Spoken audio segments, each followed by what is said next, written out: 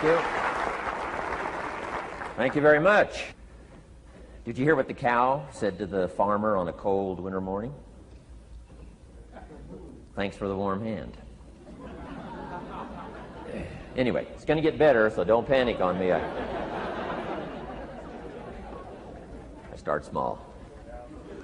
Nice to see all of you. How many of you have never seen me before? This is your first time?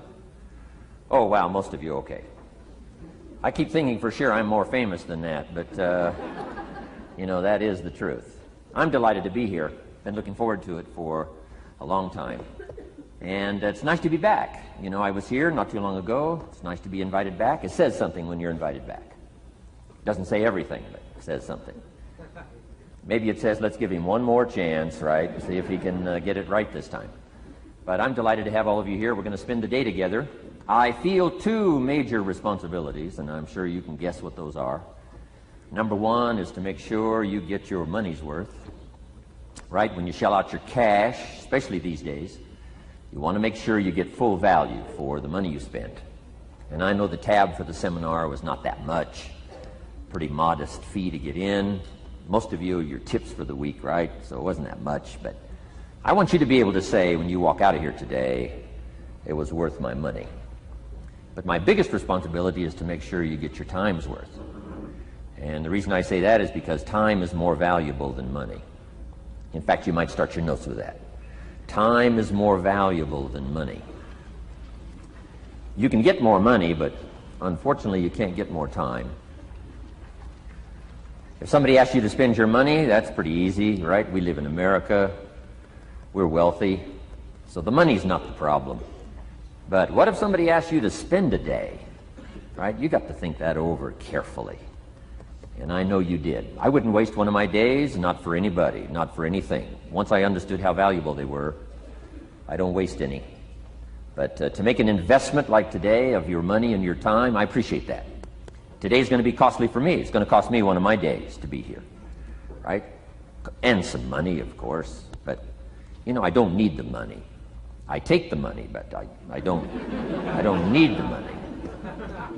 But guess what I do need? The time.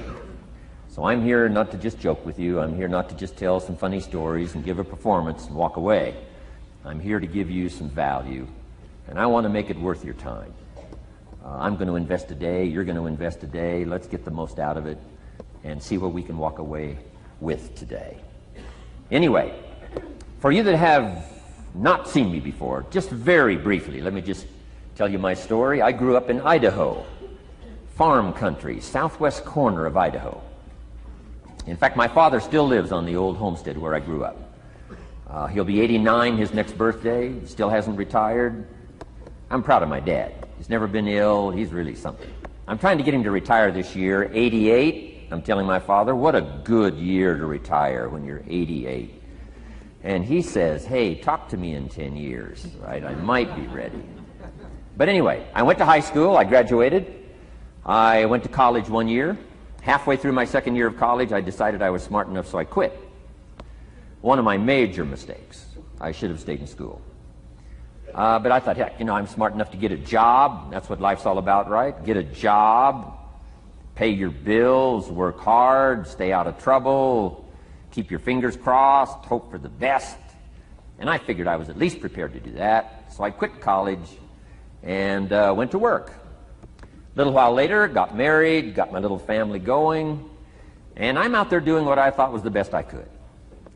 But about age 25, I'm starting to struggle. I've purchased a little more than I can conveniently pay for on time, and the creditors are starting to call saying, hey, you told us the check was in the mail. What's the deal? And I'm getting embarrassed by that. I'm also embarrassed, big mouth me, with all the fancy promises I made to get married. I'm way behind on those promises, and I'm getting discouraged, wondering what to do. And I thought, well, maybe I should go back to school, right? 1 year of college, pretty short on an application. But, you know, tough to go back to school, right? Especially when you got your family going. Time to stay is when you're there. So I discounted that. I thought, well, if I, you know, had my own business, that would be the way to go.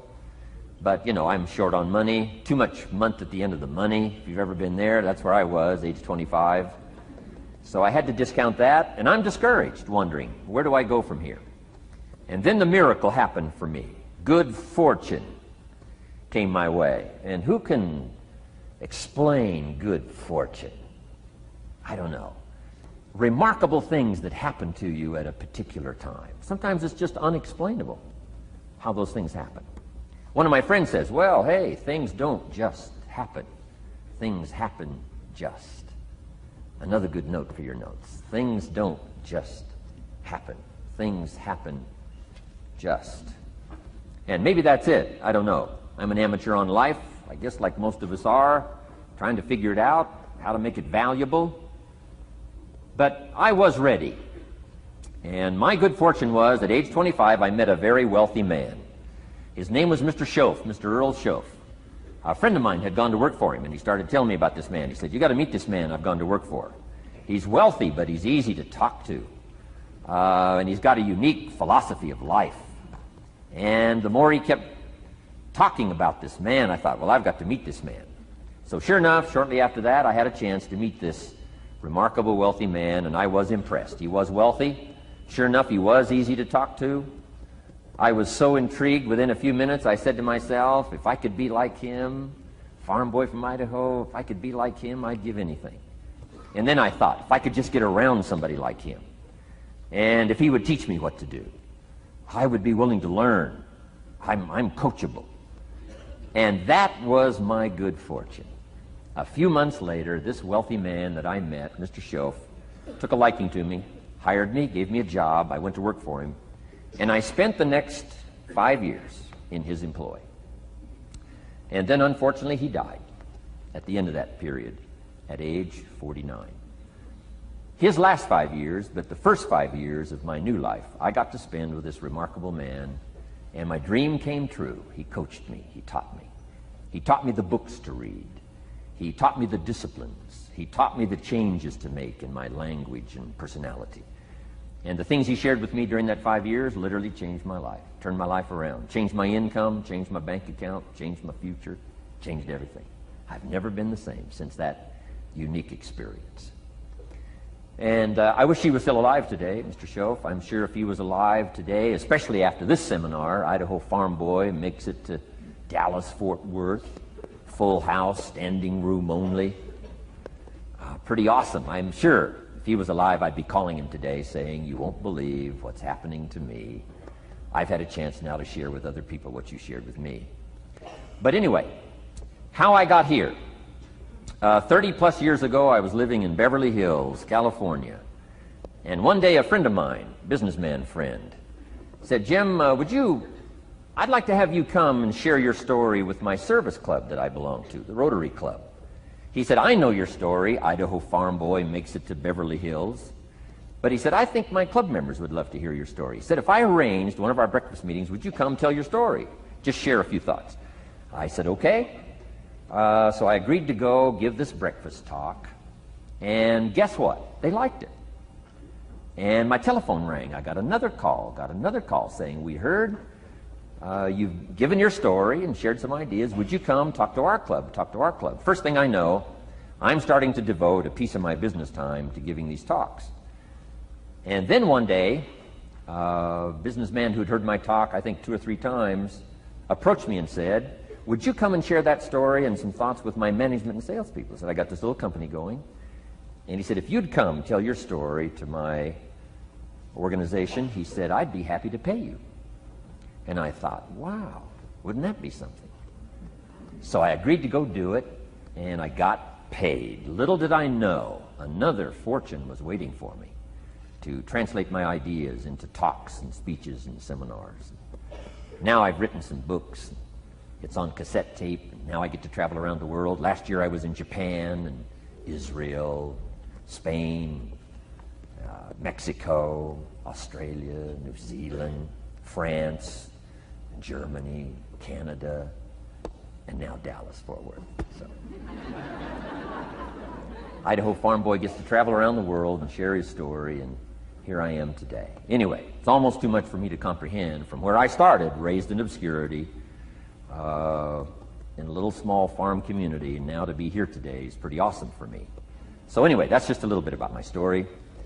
My story is probably more intriguing for me than it is for you, but I wanted to hear it again, so I thought I would just, bore you with it.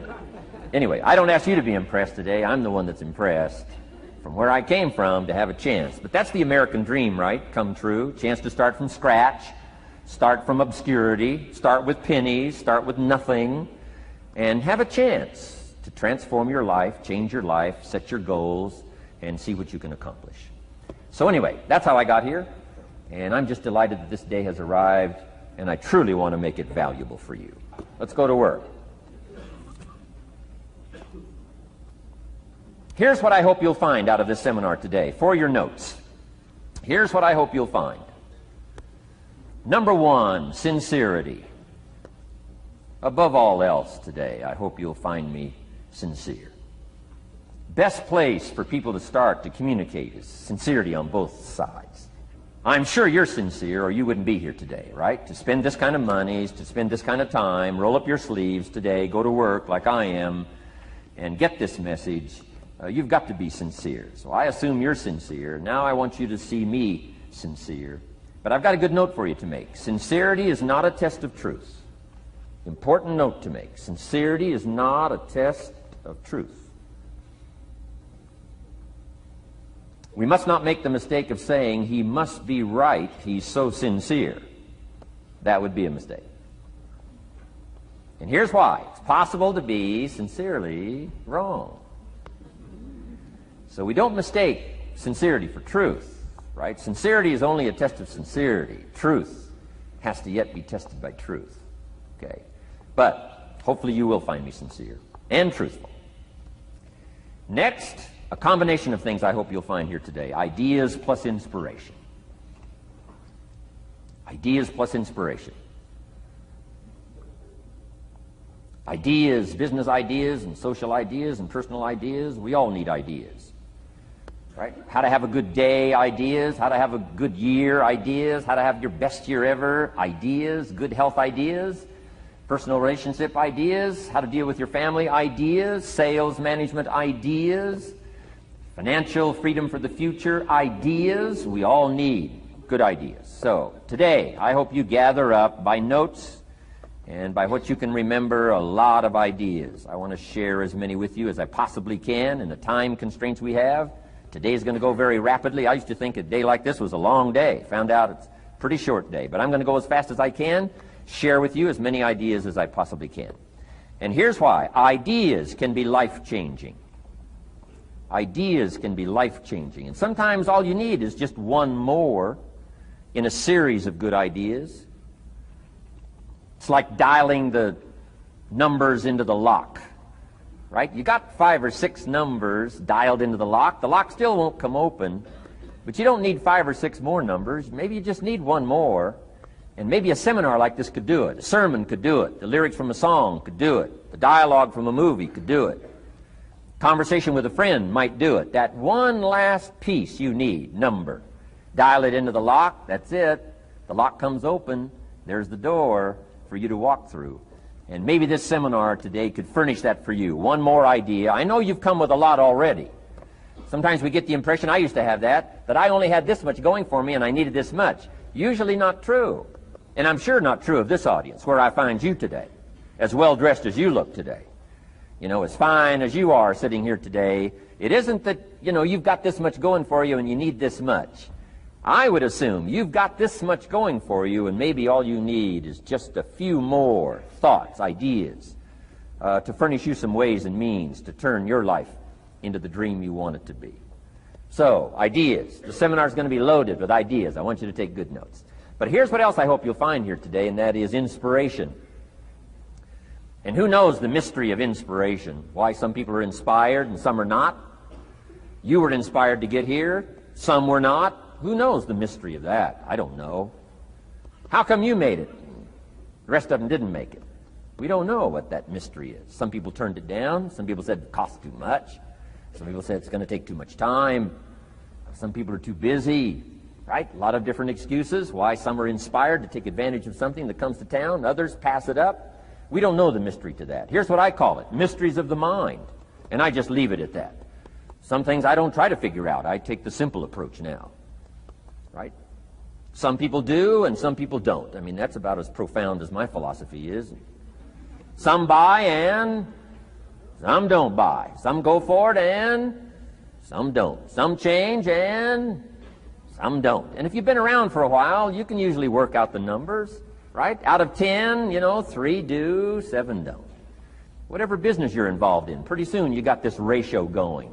The ones that do, the ones that don't. And you say, well, why don't the ones that don't, how come they don't? We don't know. I just leave it as a mystery.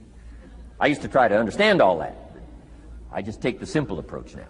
The guy says, this happens to me, this goes wrong for me, and all this stuff goes wrong for me. How come all this stuff happens to me? I say, I don't know, it beats me. The best I've been able to figure out is those kind of things always happen to people like you. I mean, right? That's the best I got. I don't know. I'm an amateur on this stuff. What do I know? So, just take the simple approach, right? That's how it is. Who knows?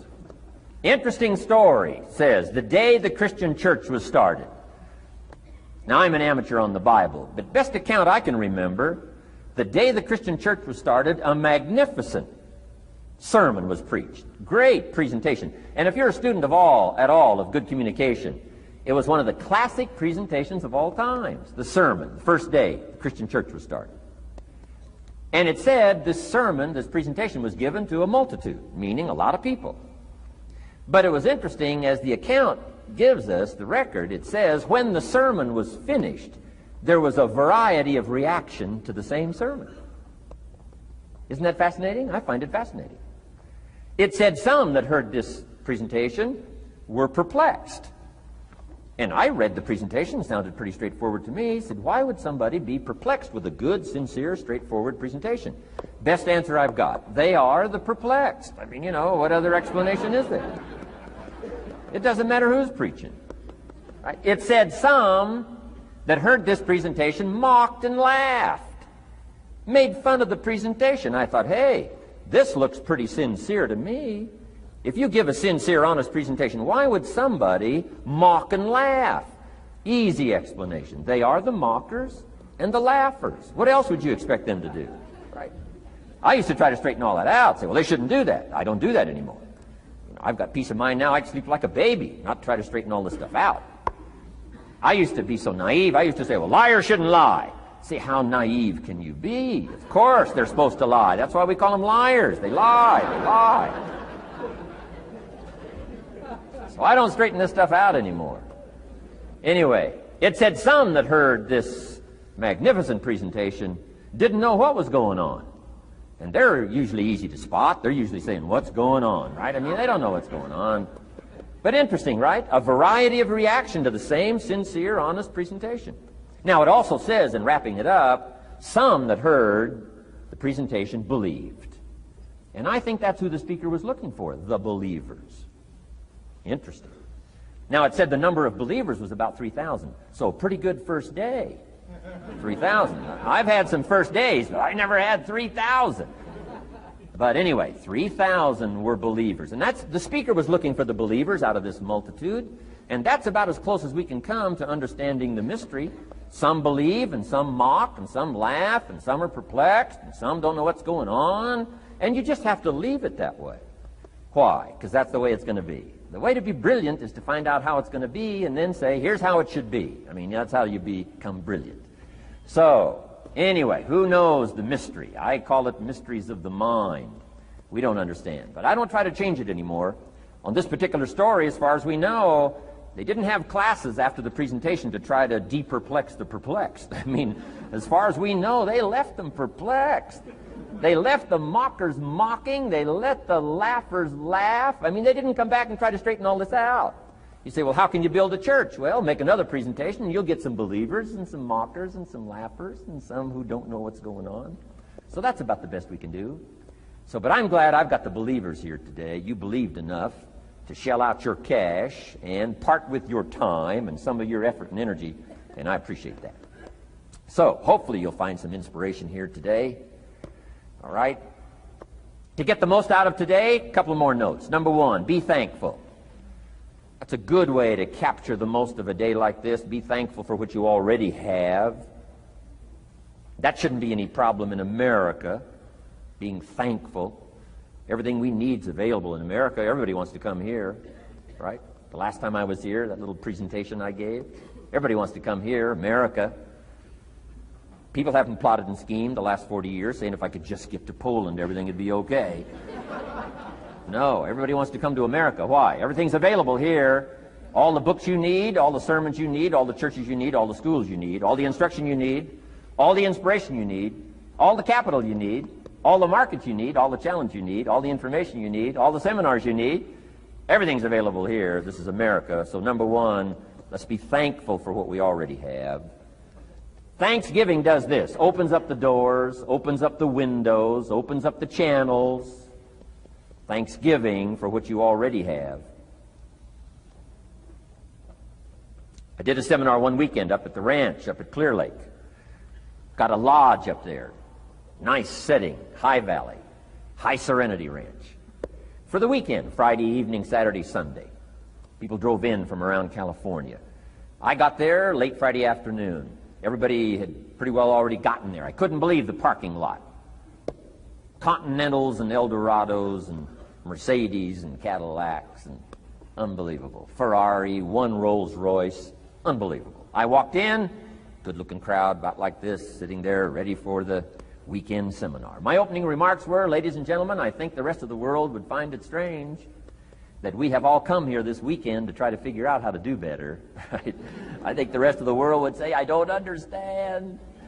Guy in his Rolls Royce, and I got to get to the seminar, find out how to get another one of these Rolls Royces. Unbelievable.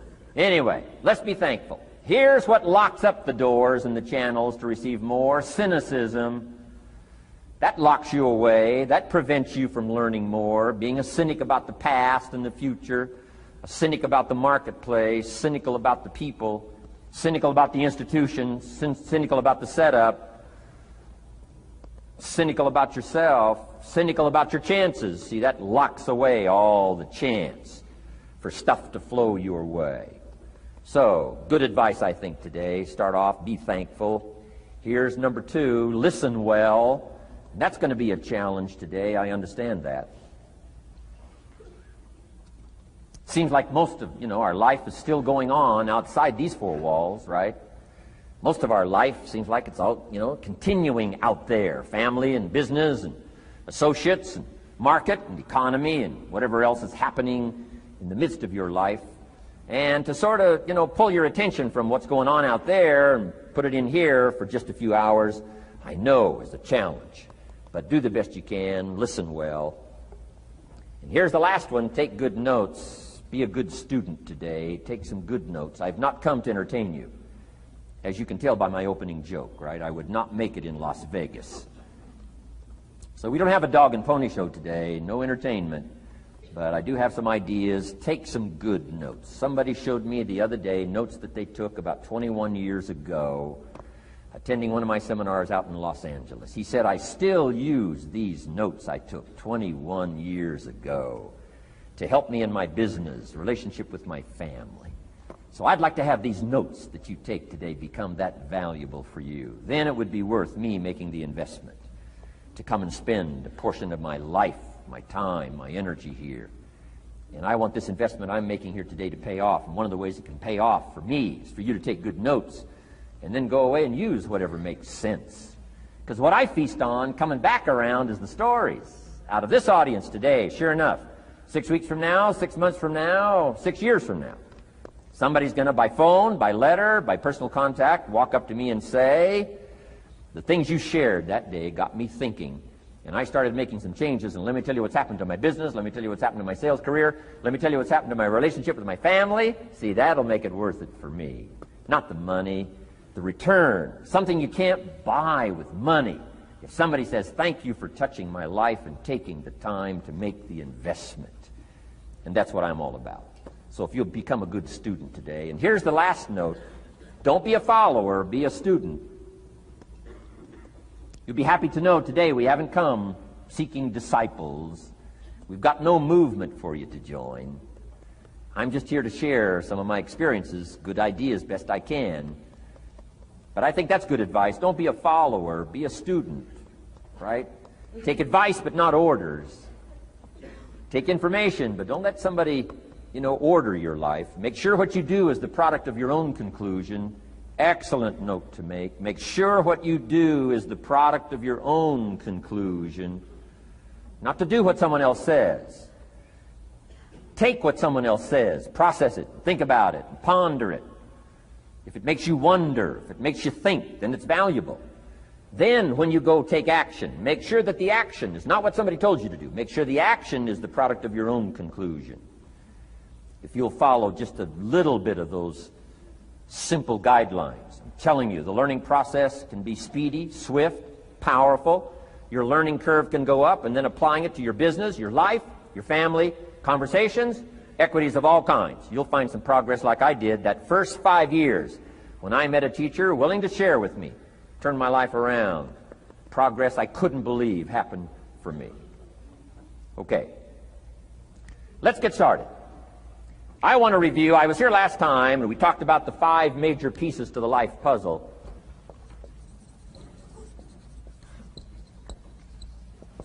And I just want to review those because it lays such a good foundation for all the rest that I want to share with you today. We got a lot of subjects to cover, so we're going to go rather swiftly, okay?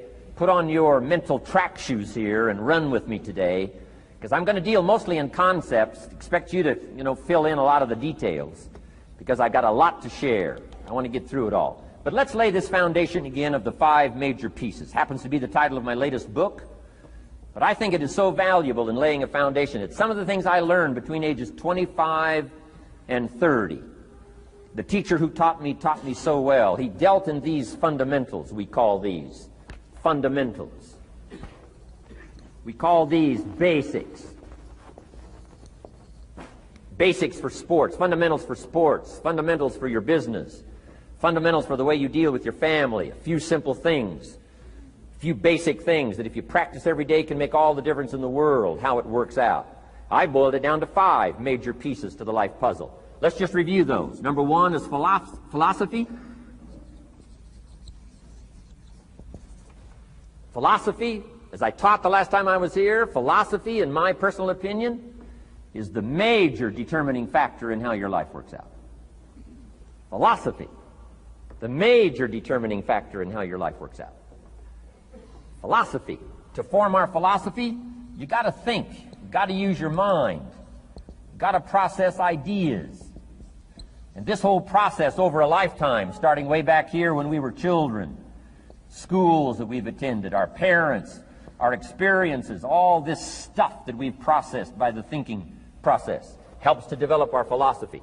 And in my opinion, each person's personal philosophy is the major factor in how your life works out. Here's what I called it in that last presentation when I was here. It's called the set of the sail. Each person's personal philosophy is like the set of the sail. Now, I used to think it was circumstances that ordered my life. If someone would have asked me at age 25, Mr. Rohn, how come you're not doing well? Pennies in your pocket, creditors calling, nothing in the bank, behind on your promises to your family, you live in America, 25 years old, got a beautiful family, every reason to do well, and things are not going that well for you. What is wrong here? It would not have occurred to me to blame my philosophy. I mean, it would not have occurred to me. Saying, well, I got this lousy philosophy, and that's how come I got pennies in my pocket and nothing in the bank, and things aren't working well. That would not have occurred to me. I found it much easier to blame the government. Much easier to blame the tax problem. I used to say taxes are too high. Top tax rate when I first started paying taxes, 91%. Back then, when your income reached a certain level, all your income over that, 91%. So I used to say that's too high. Now the top tax rate's about 33%. But people are still saying what? Taxes are too. See, but you can't use that anymore. If it's gone from 91 to 33, how could it be too high? Come on. I threw all that old excuse stuff away. Some people found it, though, and they're using it these days. My old list. I used to blame the traffic, the weather, used to blame circumstances, right? People say I'm too tall, I'm too short, I'm too old, I was raised in obscurity, raised on a farm, parents of modest means, all the stuff. If you were to ask me, how come you find yourself here, Mr. Rohn, age 25, living in America, land of abundance and opportunity, pennies, zero in the bank, not doing well, creditors calling, it would not have occurred to me to blame my philosophy. I found it easier to blame the company policy.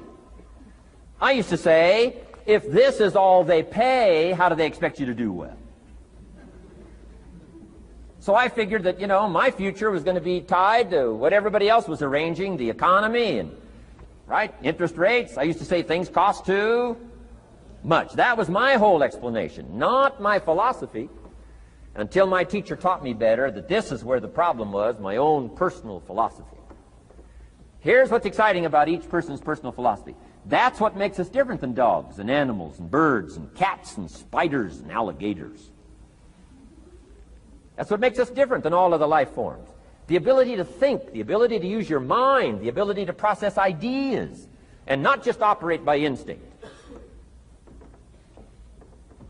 In the winter, I'm telling you, the goose can only fly south.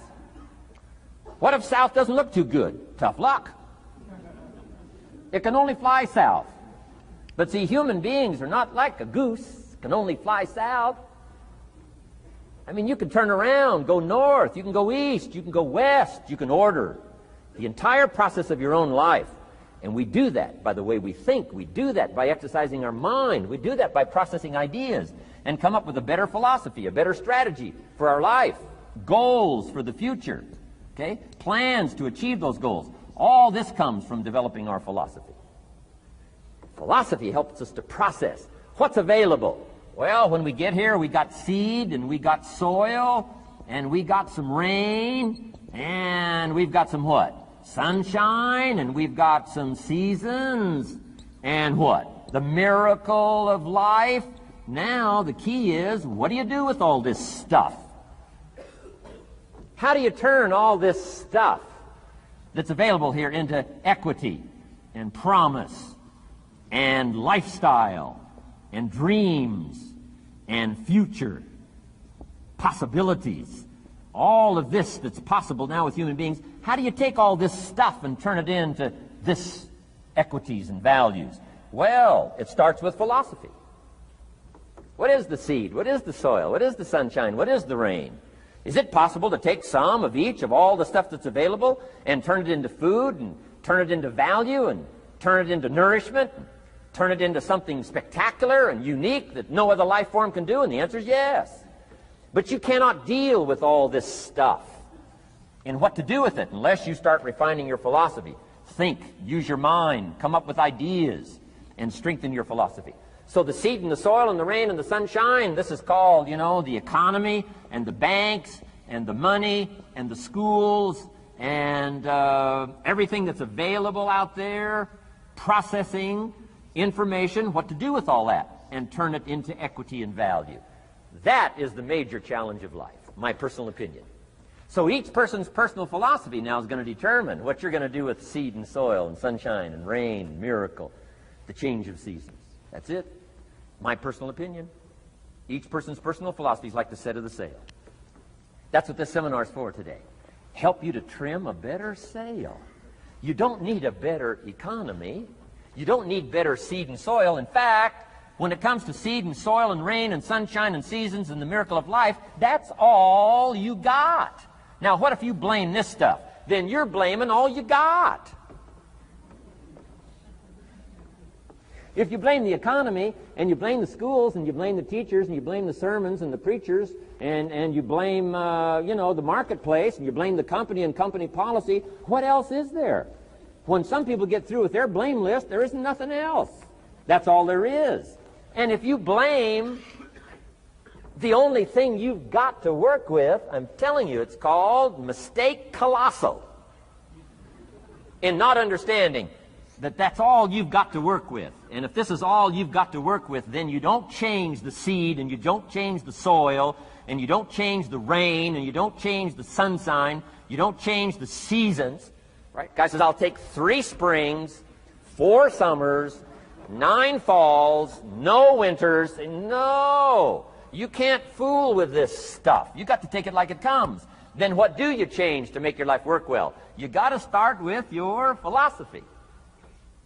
Guess what I had to do at age 25 in order to change my own future? I had to change my mind. I had to change my thinking. I had to change my philosophy. I was messed up on what was causing my problem. And once I got that straightened out, that all the stuff I blamed, the government and taxes and the marketplace and the economy and things cost too much, negative relatives, cynical neighbors, once I got rid of that and started going for where the real problem was, which was me, I'm telling you, my life exploded into change. My bank account changed immediately. My income changed immediately. My whole life took on a whole new look and color immediately. And the early results I got from making these philosophical changes tasted so good, I've never stopped the process from that day until this. And I'm telling you, with a little consideration of the refinement of your sail, by setting a better sail, refining your philosophy, your whole life can start to change from today on. You don't have to wait till tomorrow. You don't have to wait till next month. You don't have to wait till spring. You don't have to wait till 93. You can start this whole process immediately. I recommend it. Now, some people do so little thinking, they don't even have their sail up. I mean, you can imagine where they're going to wind up at the end of this week, at the end of this month, at the end of this year. Now's the chance to change, process all this information. So number one is philosophy. Okay. And we dealt with all that, where we get ideas from personal experience, from other people's experiences. I don't want to get into all those details because we covered that the last time I was here.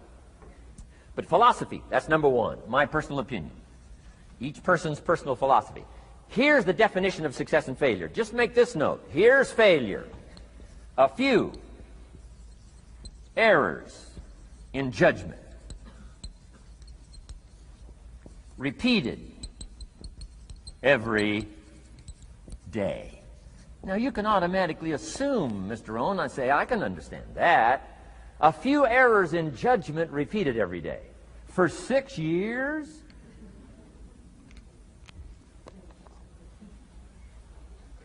I'm with my father. I think I told this story the last time I was here. My father, 88 years old, he's never been ill, still hasn't retired. Not long ago, midnight, we're getting ready to go to bed. We've drilled a new well, got some extra water, got some more acres going. He's all excited. At midnight, we're getting ready to go to bed. My father's eating what he calls his midnight snack. A little bite to eat before you go to bed. Don't have to go to bed hungry. And I'm watching him eat this midnight snack. Guess what he had? An apple, a few graham crackers, and a glass of grapefruit juice. I said, no wonder my father's so healthy. My mom taught us all those good health practices. Taught me when I'm growing up, right? I'm an only child. I've never been ill. Passed the big 5-0 some time ago. My 2 daughters, 32, 33, never been ill. My grandkids, never been ill. I'm telling you, the legacy lingers on. As I watched my father have this midnight snack, suddenly it occurred to me. I know that's part of it. An apple, what? A day. That's gotten to Dallas-Fort Worth, right? An apple. An apple a day keeps the doctor away. Good question for this intelligent audience. What if that's true? You say, well, Mr. Rohn, if that's true, that would be easy to do. Then what's the problem? It's easy not to do. It's easy not to adopt it as your own personal philosophy. Or the guy messed up the saying. Guy says a Hershey bar a day. Say, no.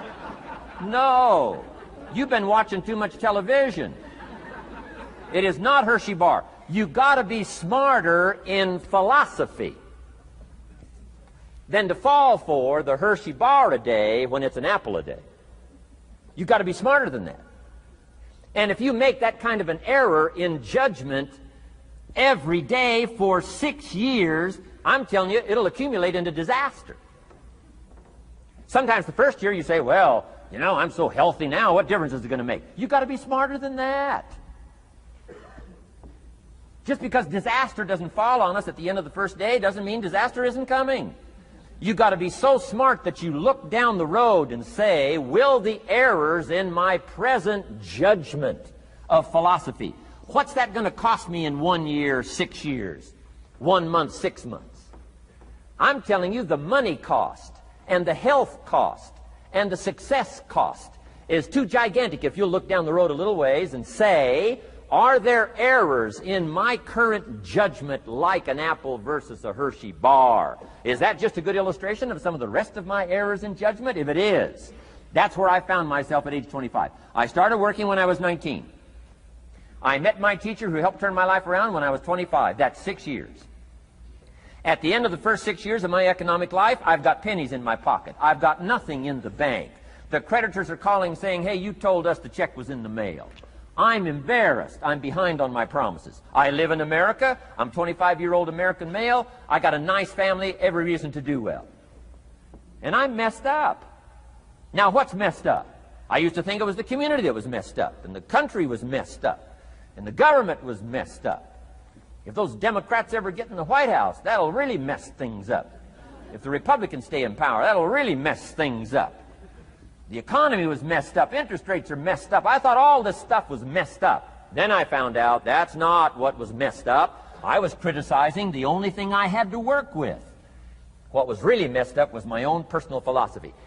My own errors in judgment in my own personal philosophy brought me in 6 years to pennies in my pocket, nothing in the bank, and trying to explain why I wasn't doing well, living in America, 25-year-old American male, got a family, every reason to do well. Now, once I understood this, here's the formula for failure: errors in judgment, being lax about developing your own personal philosophy. I'm telling you, it's called accumulated disaster. It doesn't matter whether it's your health or your bank account. Guy's got an empty bank account, probably has high cholesterol. Why? Over the last 6 years, he never paid attention to either one. And it doesn't matter whether it's a dollar, or whether it's your money, or whether it's your cholesterol count. All you got to do is commit the errors, and just because disaster doesn't fall on you at the end of the first day that you don't eat an apple. You say, well, I didn't eat an apple today, and tonight I'm not ill. Well, you got to be brighter than that. Someday you got to leave first grade. The reason we make those first grade desks so small so they won't fit at age 25. I mean, right? You don't belong here anymore. Come on. Now let me give you the secret to success. The formula for failure: a few errors in judgment repeated every day for 1 month starts the weakness, starts the disaster process. You can imagine what happens in 6 years. Now here's the formula for success: a few simple disciplines practiced every day. And you've started a whole new process called a whole new life. A few simple disciplines practiced every day. And if you decide today to go for the apple instead of the Hershey bar, I'm telling you, you have begun the process of turning your life around. And if you keep up that process, not only with your health habits, but with your money habits and with your communication habits, with your sales habits and management habits and every other habit that you've got, if you'll start that process, eliminate the errors and replace it with disciplines practiced, I'm telling you, you can start this process of life change immediately. After today, you don't ever have to be the same again. Only by choice. You don't have to walk out of here the same as you walked in today. Only by choice. You can start a whole new process. And you say, well, Mr. Rohn, is it that simple? Yes, it's that simple. Where else would you start but with an apple? You don't have to start with something staggering. What if you should be walking around the block for your good health and you don't? What'll that do in 6 years? I'm telling you, the word is disaster. You could and you should and you don't. Here's an even stronger word. You won't. I mean, don't might mean you're careless. Won't probably means you're stubborn. And either one's called disaster. Could, should, don't. I'm telling you, that's why at the end of 6 years, I found myself with pennies in my pocket, nothing in the bank, creditors calling. Could, should, won't. Could, should, don't is called disaster. Now, how do you change all that? The next 6 years, I got rich. The next 6 years, I became a millionaire. By the time I'm 31, I'm a millionaire. How about that? You say, well, Mr. Rohn, what happened? Well, strangely enough, during that second 6 years of my economic life, the government was about the same. I'm telling you, taxes were about the same. My negative relatives were the same. I'm telling you, the economy was about the same, and prices were about the same, and everything else was about the same. Circumstances were about the same. Then how come I got rich? How come I totally changed my life? I was not the same. Somebody says, well, what did you go to work on to do all that? I started with my philosophy. I started amending my errors by doing some better thinking, changing my mind, coming up with ideas that I didn't have before I met my teacher. And once that whole process started for me, I'm telling you, I changed my whole life.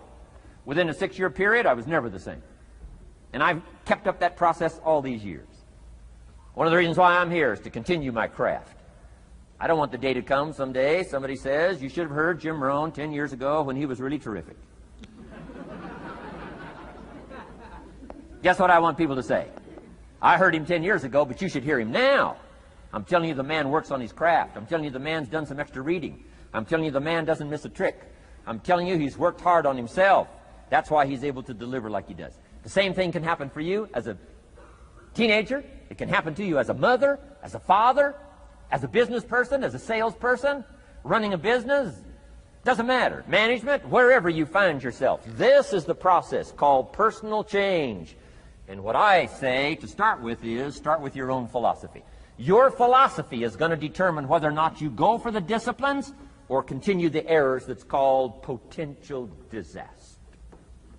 And everybody has it within their power. Well, it was so happy for me to find out at age 25, Mr. Shove said, Mr. Rohn, you don't have to change countries. But you do have to change philosophy. And if you'll change philosophy, not country, you can turn around your income, you can turn around your bank account, you can turn around your skills, you can become capable, powerful, sophisticated, healthy, influential, all the other equities that you could possibly want out of your life, using the only stuff there is and not trying to change any of this stuff. Appreciate all of this stuff with all of its ups and downs, with all of its mystery of why it works and sometimes it doesn't work. Don't challenge this. You don't have to ask for another planet. You don't have to ask for another country. Just ask for another book. Ask for another seminar. Ask for another idea. And you can start this whole process of personal life change. Now, I could spend the whole day on philosophy, because that's where it is. If I could get you intrigued with that enough to study it, enough to ponder it, to where you would pick up the commitment like I did and say, hey, as simple as an apple a day, as simple as a walk around the block, why not start right there? If you don't start there, where else are you going to start? Might as well start where it's easy, and then go to the more complicated disciplines. Because if you can't handle the simple disciplines, how can you handle the complicated ones? Okay. Key. Philosophy. Here's number 2. I got to give these now very quickly because I got too much to cover here to linger too long. Number 1, we're affected by philosophy. First major of the 5 major pieces. Number 2 is attitude. We're affected by how we feel. First, we're affected by what we know and the decisions we make. Second, we're affected by attitude. How we feel. And I gave that quick list. Let me give it to you. It's how you feel about the past. You've got to have a good attitude about the past. Use it as a school, not a club. Don't beat yourself to death with your past. Faults, failures, losses. Let the past be a school. Harsh school maybe. What else is new? Let the past be a school master to teach you. Not to threaten you, but to teach you. Okay. Next, it's how you feel about the future. Set your goals. We'll talk a little bit about that before we finish today. Goal setting. The promise of the future is an awesome force to affect your life every day. Without a future well designed, we take hesitant steps. And all you have to have is hesitant steps. For 6 years, you'll be timid, driven into a corner, not boldly willing to go and take your portion, take your share. Okay? Next, it's how you feel about everybody else. Got to have a good attitude about everybody else, because it takes everybody else to make a market. One person doesn't make a family. One person doesn't make a business. One person doesn't make a corporation. One person doesn't make a community. One person doesn't make a nation. It takes all of us to make a dynamic economy, a nation second to none. It takes all of us to make the churches and make the economy run. It takes all of us to make the possibilities. All the gifts that have flowed in here the last 200 years, unprecedented in 6,500 years of recorded history. There's been nothing like it. The ethnic streams that have flowed in here brought their gifts, brought their talent, brought their skills, brought their inventions, brought their work ethic. All of it mixed together is called America. Been nothing like it in 6,500 years. And to miss the value of it by some, warped attitude about it, I'm telling you, you've missed it all. And if you have an appreciation for it all, you'll draw from it. And if you draw from all the gifts that have been blended together here for 200 years, now for your value and benefit, think of what you can do for your days, for your business, for your conversation, for your equities. You can transform it to an incredible degree. And here's the last one. It's how you feel about yourself. Understanding self-worth is the beginning of progress. Self-worth should be easy. If one of us can do it, all of us can do it. If anybody can think it, we all can think it. I can read, you can read. I can understand, you can understand. From where I came from, the few simple things I did and tried revolutionized my life in 5 years. There isn't anybody here that can't do it. Change from pennies to fortune. Change from nothing to something. Change from broke to rich. Anybody in this room can do it. If any of us can do it, we all can do it. That's the kind of value you should place on yourself. If Jim Rohn can understand it, I can understand it. If he can read, I can read. If he can find it, I can find it. If he can change, I can change. If he can get it done, I can get it done. That's the attitude about yourself. So valuable. Okay? Now, in transforming our lives, we don't start with attitude. We don't start with the inspiration here. We start with education. Somebody says, well, I expected you to just come get motivated today. Well, that probably won't do it. Somebody says, by now we should be standing on the chairs waving a flag, singing the old gray mare. Get going here. No, that's not where you start. Life change does not start with inspiration. Life change starts with education. You've got to be educated to the point of where you might have messed up. My teacher put it in blunt, simple language. He only went to the 9th grade in school, so he put it in simple language I could understand. He said, Mr. Rohn, after 6 years living in America, healthy American male, 25 years old, been working 6 years, 1 year of college, pennies in your pocket, nothing in the bank, behind on your promises. Shoaff said, I just got one simple explanation for that. You've messed up. Now, I could understand that kind of language. Substitute a Hershey bar for an apple means you've messed up. Should walk around the block, could walk around the block, won't walk around the block. You have messed up. And all you got to go is right down through the list.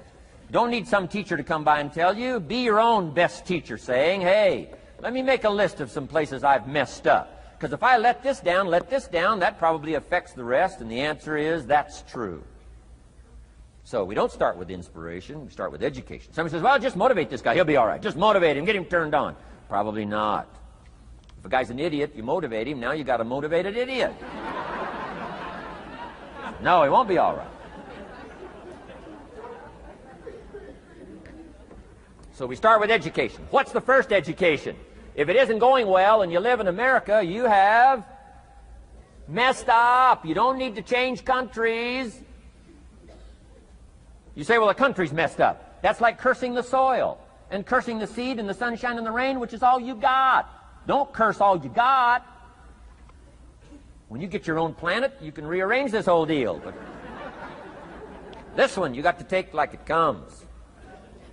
So number 2 was attitude. Here was number 3, activity. This is the work part, the labor part. Taking action. And the activity is the miracle working piece. A miracle being something we don't quite understand how it works. Doesn't mean it doesn't work. It means we just don't quite understand how it works. Miracles work.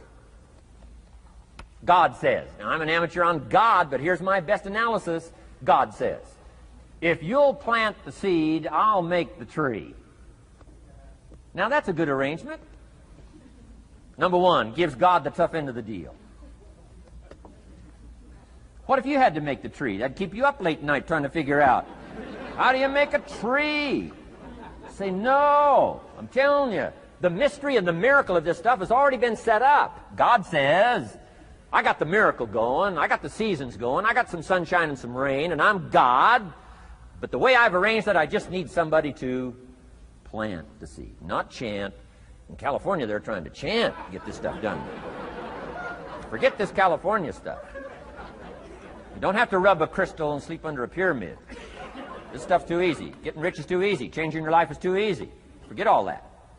Right? Massive bombard, affirmation, forget all that. My opinion. Ocean waves and seagulls? Come on, this stuff's too simple. Just simple, easy stuff. But if you neglect it, that's how it piles up year after year. But if you're willing to straighten it out, and here's one of the keys. It's called activity. It's called disciplines. Turning wisdom from your philosophy and inspiration, the strengthening of attitude and faith and courage, commitment, and all this stuff that comes from attitude. If you're willing to take these two qualities, philosophy and attitude, and invest it into activity, you can have a miracle. Anything short of that, no miracle. Wisdom doesn't perform a miracle. Attitude doesn't perform a miracle. The only thing that performs a miracle of increase called equity is called putting wisdom and attitude into discipline, into labor. And this labor now can perform a miracle. And here's the two parts to the labor. One, do what you can. Number two, do the best you can. Can't give you better advice than that. Number one, do what you can. You just got to go home and make a list after today. And here's the question to ask as you make this personal list. What am I not doing that would be easy to do? That could greatly change my health, my wealth? What am I not doing I'm neglecting that would be easy to do? Just go home and answer that question personally. You don't have to put the answers on a public bulletin board. This is just all personal stuff. From the walk around the block to the apple to what to do with your money, which we're going to cover today. What does a child do with a dollar? We're going to cover that today. Errors in judgment, disaster. A few simple disciplines, wealth beyond imagination. And if you'll pick up the activity part, the miracle working part, plant the seed part, take care of your part. The soil will take care of its part, and the seed will take care of its part. The seasons will take care of their part. The miracle will take care of its part. If you'll take care of your part, called putting it into activity, action. Works miracles. 2,000 years ago, on April 13th, one of Jesus' disciples. Now again, I'm an amateur on the Bible, but best as I can remember it, one of Jesus' disciples said to Jesus, "It's time to pay our taxes, and we don't have any money." That's how come I know it was about April 13th.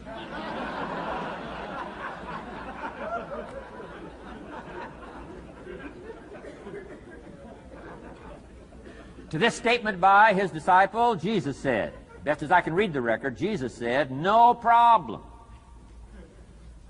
Now, why could he say no problem? Well, word has it, he was a miracle worker. Word has it, if you're a good student of history, word has it, he was a miracle worker. If you handed a problem to a miracle worker, what would he be inclined to say? No problem. You got to hang out with folks like that. I belong to a small group like that. We do business around the world. You hand these guys a problem, they say no problem. What? How many books would they read to solve it? Many as it takes. How early would they get up? Early as it takes. How much information would they get? Much as they needed. So it's what? No problem. You got to hang out with folks like that. Jesus said, this will be no problem, the tax thing. He said to his disciple, it's simple. Go fishing. Wow.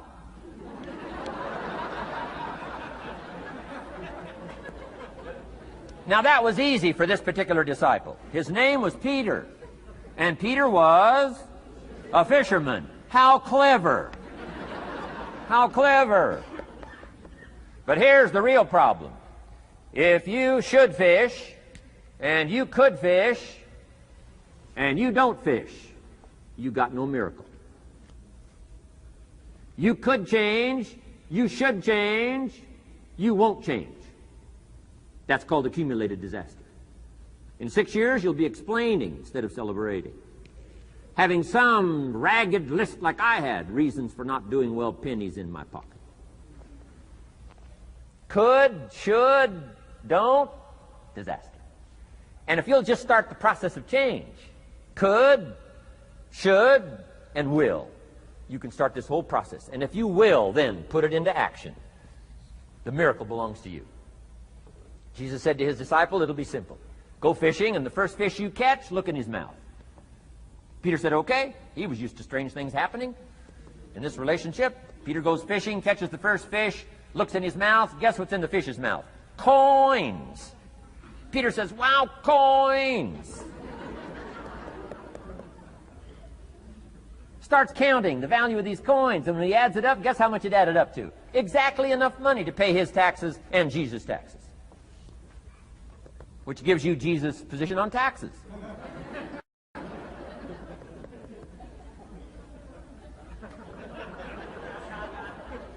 Okay. Now we call that what? A miracle, only because we don't quite understand how it works. It doesn't mean it doesn't work. It simply means we don't quite understand how it works. But here's how you get a miracle going for your life. Number one, do what you can. Get a list of the stuff you could do and you haven't done, postpone, and start cleaning that up. You can't start at a better place for personal change. That'll affect your bank account, affect your future, affect your income, affect everything. You can't start a better life change process than cleaning up what you should be doing. The man says, well, my mother lives down in Florida. Should have written her 6 months ago. I just can't seem to get that letter written. I'm asking you to get that letter written, clean that up, and don't walk like other people walk. Don't postpone like other people postpone. You say, well, is it as simple as writing a letter? And the answer is yes. Where else would you start for life change, personal change? You don't need a pink package to fall out of the sky. You don't need massive bombard, pre-conscious, subconscious. Practice channeling, find a 2,000-year-old guru. I mean, you don't need any of that stuff. Pass on all that. Kids are afraid of that stuff. Too much of it, you'll be out on a limb with Shirley. I mean, don't pass on all that stuff. This stuff's too easy. This stuff's too simple. It's called take action, number one, on neglect, on errors, in discipline. Number two, start setting up some disciplines. And if you'll do that, you'll perform a miracle. Now, here's the second part of the miracle. Number one is do what you can. Here's number two, do the best you can. If that's not your philosophy, I would ask you to amend it. Let me give you the best of ancient script. Here's what it says. Whatever your hands find to do, do it with all your might, do it with all your strength, and do it with all your power. What a good philosophy. That kind of philosophy will revolutionize your life if you haven't picked it up lately. Guy slips in late, company doesn't seem to mind, slips out early, first one in the parking lot, heading for happy hour. Stretches his break, comes early for lunch, late back from lunch, company doesn't seem to notice. Guy says, best as I can calculate, I'm putting in about a half a day's work and I'm collecting a full day's pay. And the guy says, I got it made. Little does he know the seeds of his own disaster are already being sown by the weakness of his own personal philosophy. It's not the economy that's going to determine your next 6 years. It's your philosophy about labor and about activity and about miracle and soil and seed and sunshine and rain and the economy and the banks and the money and the companies and the schools and what's going on. It's your philosophy and your attitude. And then your ability to take action. All of that we call the process of life change, miracle working. Number one, do what you can. Number two, do the best you can. Here was number 4. Results. Results. Every once in a while, you got to take a measure, see how you're doing with these 3 pieces: philosophy, attitude, activity. Now we take a measure called results. What is the results at the end of the day, the results at the end of the week? You can't let too much time go by without checking. When time goes by, 6 years I'd been out there working when I met my teacher, Mr. Schoaf. Schoaf said, well, Mr. Rohn, let's just go through a little summary here. He said, in the last 6 years, how much money have you saved and invested? Let's go through a little tab list here. How much money have you saved and invested the last 6 years? I said, what? 0. He said, you have messed up. You remember these notes. I like that. You've messed up. He said, who sold you on that plan? I thought, my gosh, the man's right. I'm a nice guy. I bought the wrong plan. What if you were 50 and broke? Right? Didn't need to change countries. Bought the wrong plan. What a sad scenario that would be. But Schoaf said these questions. Let's go through some results. He said, how many books have you read in the last 90 days? I said, what? 0. Wisdom of the world available? Change your life, change your future? Wisdom of the world available? Develop any skill you want, earn the kind of income you want, have all the treasures you want, equities you want, relationship with your family that you want, everything that you want available, and the wisdom of the world to help you get it. Haven't read any books in the last 90 days. My teacher said, Mr. Rohn, you have messed up. I'm telling you, you've got the deal. Shoaff said, Mr. Rohn, in the last 6 months, how many classes have you taken to improve your skills or to develop new skills? Go for the American dream. Become rich and powerful and sophisticated and healthy and influential. How many classes have you taken in the last 6 months? I said, how many? 0. He said, you have messed up. He said, you don't need to unmess the country. You don't need to straighten out the perplexed. You don't need to straighten out any of this stuff. All you've got to do is look within and let results teach you a great deal about your own activity, your own attitude, and your own philosophy. I went through that process. Take this phrase home. Results is the name of the game. What other game is there? Results. Here's all life asks us to do. Make measurable progress in reasonable time. Just take home that little phrase. Good phrase. We're asked in life simply to make measurable progress in reasonable time. We demand it of our children. How many years do you want your child to spend in 4th grade? Approximately. About 1. If it looks like they're not going to make it, we pour on the pressure, called legitimate pressure, lack of results. Peer pressure, family pressure, school pressure, community pressure. Every other kind of pressure we can bring to bear. Why? You can't stay more than 1 year in 4th grade. As parents, you'd have to leave the community. You say, well, what if they're nice kids? Wouldn't you give them 3 or 4 years? And the answer is no. You got to make better progress than that. So you got to check fairly often. Some things you got to check every day. Some things you got to check at least by the end of the week. Salesman joins this little sales company. He's supposed to make 10 calls first week. Wouldn't it be legitimate to call him in on Friday and say, John, what? How many calls? I mean, this stuff is simple. John says, well. Say, John, well won't fit in this little box here. Well. Now John starts with a story. You say, John, I made this little box so small so a story won't fit. I don't need a story. I need what? A number. A number. What will a number tell me? Everything. John's supposed to make 10 calls. What if he made 20? You say, wow. Wow. We got somebody. What if he only made 1 call? Whoa. Will that tell us something about John's philosophy? And the answer is yes. Will it tell us something about his attitude? Of course. Will it tell us something about his disciplines? Of course. And if he wants a lesson in life change, all he has to do is be willing to face the numbers and come up with the results that will teach you to either celebrate if you got good results or fix whatever needs to be fixed in your philosophy, attitude, activity called disciplines. You don't need to go anywhere else. I do believe in affirmations. And they are valuable as long as you affirm the truth. Because it says in ancient scripts, the truth, what? Will set you free. Free to do what? Amend your errors and pick up new disciplines. That's what the truth is for, to help us amend our errors and pick up the disciplines for life change. That's what the truth is for. So I do believe in affirming the truth. If you're broke, best thing to affirm is, I am broke. You put that up on the refrigerator where you can see it every day. I mean, that's how you do that.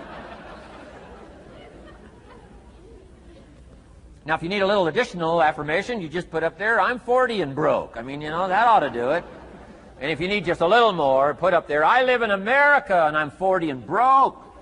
That's enough to turn your life around. It says, hey, something is wrong. Somewhere I have messed up. And I'm telling you, if you'll start with that, it's called the process of life change, and it doesn't matter how small the process is to start.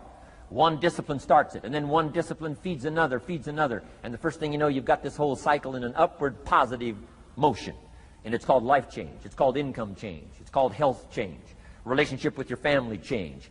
Equities unprecedented that you can have in numbers that will stagger the imagination if you do not curse what's available and start amending what's possible to get the results that you want. I don't think I can put it in any better language. That's it. Kids can do it. Teenagers can do it. Parents can do it. Managers can do it. Right? Government officials can do it. Anybody can do it. Anybody can do this stuff called personal change. Wow. Results is the name of the game. Success is a numbers game. Good note to make. Success is a numbers game. You got to go for the numbers. You got to understand what the numbers are.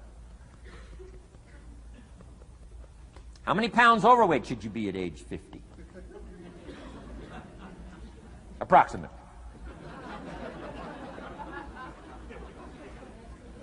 John says, I got big bones. We'll give you 10 pounds. 10 pounds for big bones. Otherwise, come on, John. 20 pounds, 25 pounds. Shouldn't we turn on the caution light at work and at home? Blinking caution light. Somebody says, what's that caution light? So John's up about 20, 25 pounds. We got the blinking light going at home, got it going here at work. To remind him what? Wrong numbers. Okay? 35, 40 pounds, red light, blinking at home. Somebody says, what's that blinking red light? Say, John's up about 40 pounds.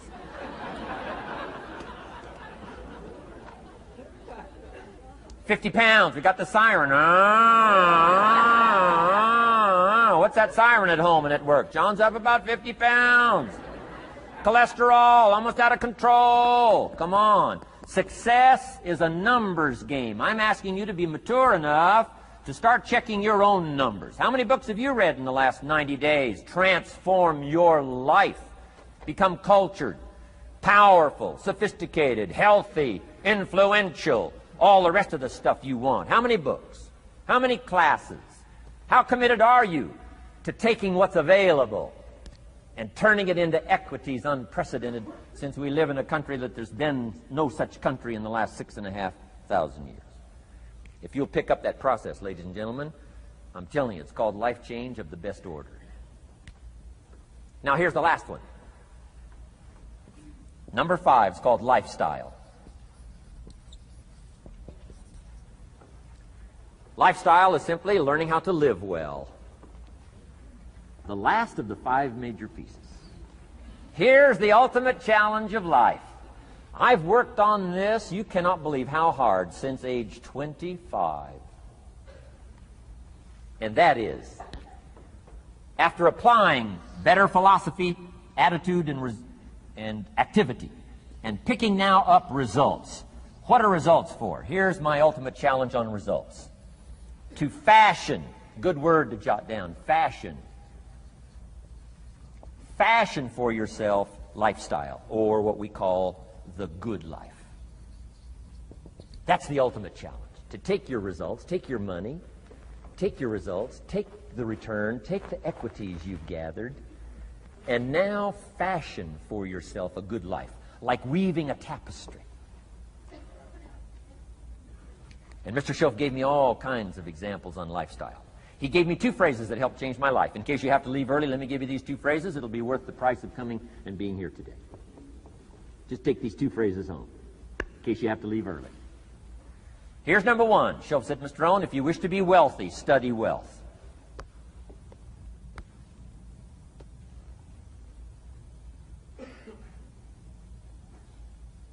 When he said that, I said, my gosh, I don't know anybody that studies wealth.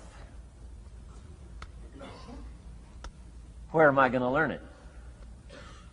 He said, never mind, Mr. Rohn, now that you've met me, if you'll be with me for a while, he said, and if you'll commit yourself, he said, I will teach you. And he taught me. He taught me the books. He taught me the stuff.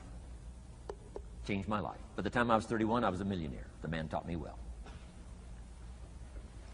If you wish to be wealthy, study wealth. If you were to show me your present economic plan, in a personal conversation between you and me, you say, Mr. Rohn, let me disclose for you my current economic financial plan for the future. Would I get so excited I'd say, hey, I'm going to go across the country and lecture on your plan?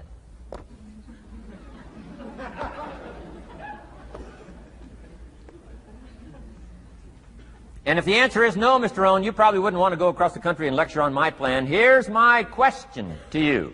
Why not? Why wouldn't you have a superior, powerful financial plan that's taking you to the places you want to go? I'm asking you, if you find yourself caught like I was at age 25, make the personal commitment today and say, I'm going to study and I'm going to change, and 5 years from now, nobody's going to be able to say, how come you don't have a superior plan living in a superior country with superior opportunity? Nobody's going to be able to say that 5 years from now of me. If you'll make that commitment, I'm telling you, this will be one of the most exciting days of your life. Not because of my seminar. It'll be one of the most exciting days of your life because of your commitment to this simple little process I've outlined for you. Here was the second phrase. Mr. Schoaf said, Mr. Rohn, if you wish to be happy, study happiness. I didn't know happiness was a study. My best hope for happiness at age 25 was to just go through the day with my fingers crossed. Hoping somehow something would make me happy. Schoaf said, no, Mr. Rohn, happiness is not something you postpone. Happiness is not something off in the future. Happiness is something you design. You've got to get the word. Happiness is something you design. Happiness is a study. Happiness is a practice. Happiness is an art. It's not an accident. It's an art. And anybody that wants to can study, practice the art of happy living. Happiness is like culture. Money doesn't make you cultured, but culture is within the grasp of all of us.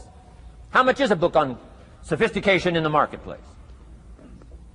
$4,000? No, $40. I'm telling you, in America, everything's available. Everything's within reach. All you have to be is committed to it and make it a study. Culture is a study. Sophistication is a study. It's not an amount. It's not an account. It's a study. Money doesn't make you sophisticated and cultured. I know a guy that's rich. He's a clod. The guy's a clod. Eats with his elbow in his soup. I mean, he's just a clod. Nothing much more pitiful than a rich clod. I mean, you know, it's a sad thing to see. Money doesn't make you sophisticated. Only study and practice makes you sophisticated. Only study and practice makes you cultured. And only study and practice makes you happy. Study and practice makes you rich. Key phrase, don't be lazy in learning. 1, how to do well. Next, how to live well. Don't be lazy in learning and practicing the art of economics, practicing the art of productivity, and practicing the art of lifestyle. Schoaf taught me in such simple terms. Schoaf said, Mr. Rohn, if you're getting your shoes shined, Shoe Shine Boy's done an exceptional job. You look down, you got one of the world's all-time great shines. And you pay him. Now, you got a little change in your hand. Question pops in your mind. Should I give him 1 quarter or 2 quarters as a tip from a neat shine? Here's what Schoaf said. If 2 amounts pop in your mind, always go for the higher amount and become the higher thinking person. That helped change my life. Here's what he said. Become a 2-quarter person. Now, you can tell that was a long time ago, when a quarter was a good tip. Now it takes dollars. But just substitute 1992, dollars for quarters. Schoaf said, hey, if you are thinking 1 quarter or 2 quarters, and you say, well, no, I'll just give him 1 quarter. He said, that'll affect you the rest of the day. The rest of the day, you'll look down, see this great shine, you'll say, I got to be really cheap. 1 lousy quarter, tip from a shine. But he said, if you'll go for the 2 quarters, Schoaf said, you can't believe the extra happiness you can buy for just an extra quarter. That's called studying and practicing the art of lifestyle, which means living well. Money doesn't make you happy. Father wads up a $20 bill, throws it at his son, and says, if you need the darn stuff that bad, take it, just get out of my face. How sad, a father with money and no joy. He studied economics, but he never studied joy. I'm asking you to turn that around. Turn that all around. I did a seminar one time, St. Louis, Missouri.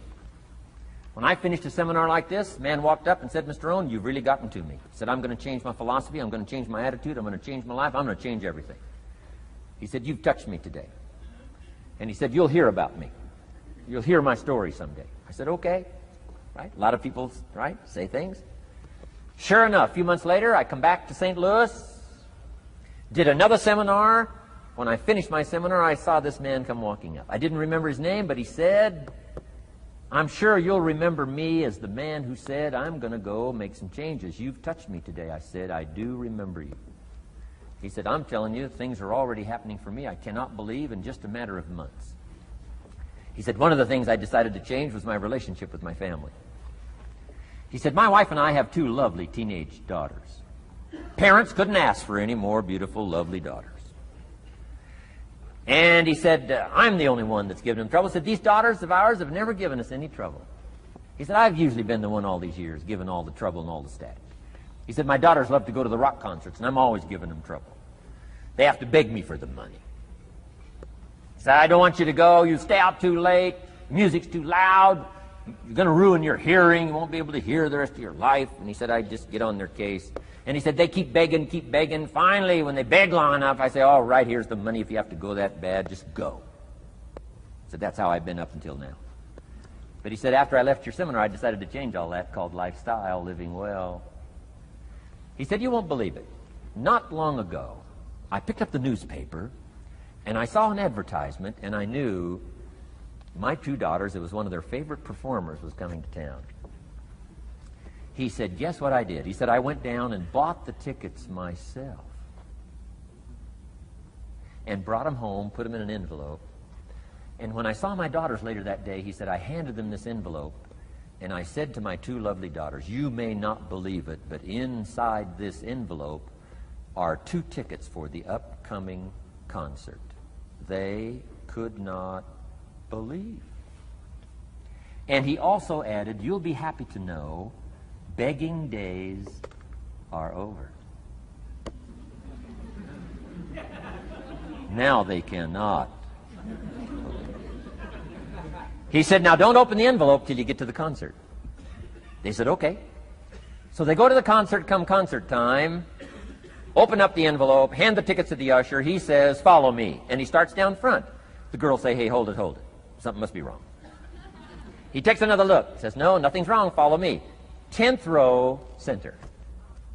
Now they cannot leave. 10th row, center. The only tickets they were able ever to beg for was, right, 3rd balcony, can't see. He said, I stayed up a little late that night. Sure enough, a little after midnight, my 2 daughters come bursting through the front door. One of them lands in my lap. The other one's got her arms around my neck. They're both saying, you got to be one of the all-time world's great fathers. He said, Mr. Rohn, you're right. I can't believe. Same money, different father. He said, I've started making the changes, and I decided to start with my teenagers, my girls. He said, what a difference it's making in my life. And I'm telling you, you can do that with your lifestyle. You can do it with your sales career. You can do it with your management career. You can do it with any part of your life. If you're looking for equities, unmatched. Do not curse the only thing you have. Don't complain about the only thing you have, which is seed and soil, sunshine, rain, miracle, and seasons. But start changing and processing and evaluating things like we're covering today, and this process of change will take off for you. You will not believe what can happen in such a short period.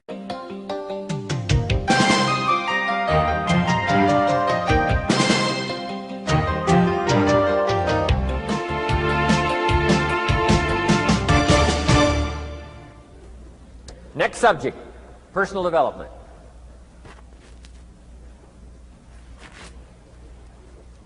Some of the things Mr. Schoaf taught me starting at age 25, some things came quickly, some things came easily. Setting goals, that was easy. We're going to talk about that later on. But this one I had to struggle with, personal development. It was hard for me to give up my old blame list.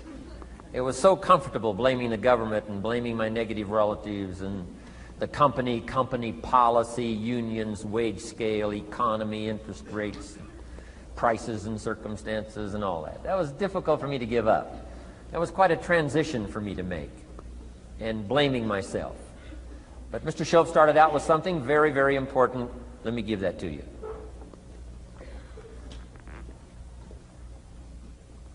He said, it's not what happens that determines the major part of your future. It's not what happens. What happens, happens to us all. He said the key is what you do about it. It's not what happens, it's what you do about it. And he said if you will start that process of change, do something different the next 90 days than you did the last 90 days, like picking up the books to read.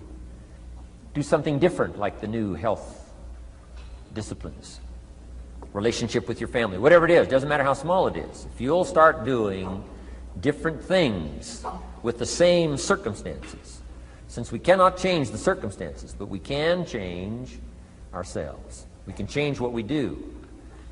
And then he gave me another secret to success when he said, what you have at the moment, Mr. Rohn, you've attracted by the person you've become.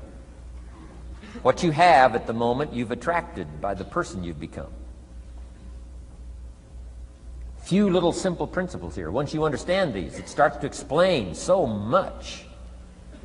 Now, sometimes it's a little tough to take, blaming yourself instead of the marketplace, taking responsibility instead of putting it off on someone else. That transition sometimes is a challenging mission. And this one was a little tough for me. He said, Mr. Rohn, you've got pennies in your pocket, you've got nothing in the bank, the creditors are calling, you're behind on your promises. And he says, here's how that occurs.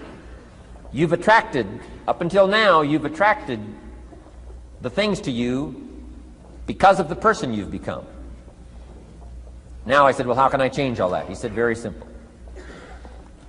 If you will change, everything will change for you. You don't have to change what's outside. All you've got to change is what's inside. To have more, you simply have to become more. And then he said, don't wish it was easier. Wish you were better. Don't wish for less problems. Wish for more skills. Start working on yourself, making these personal changes. And he said, it'll all change for you. So let's talk a little bit about personal development. That extraordinary adventure I undertook starting at age 25. And I've never ceased that adventure. I'm still going for it in the 90s. I want to get better and better. I want my craft to get better, my business operations to get better, the things I do to get better. Because once I picked up this simple formula, I'm telling you, it's easy to figure out where the problem is if you go to work on it. Now, let's talk about personal development. And in helping kids understand personal development, I always start with money.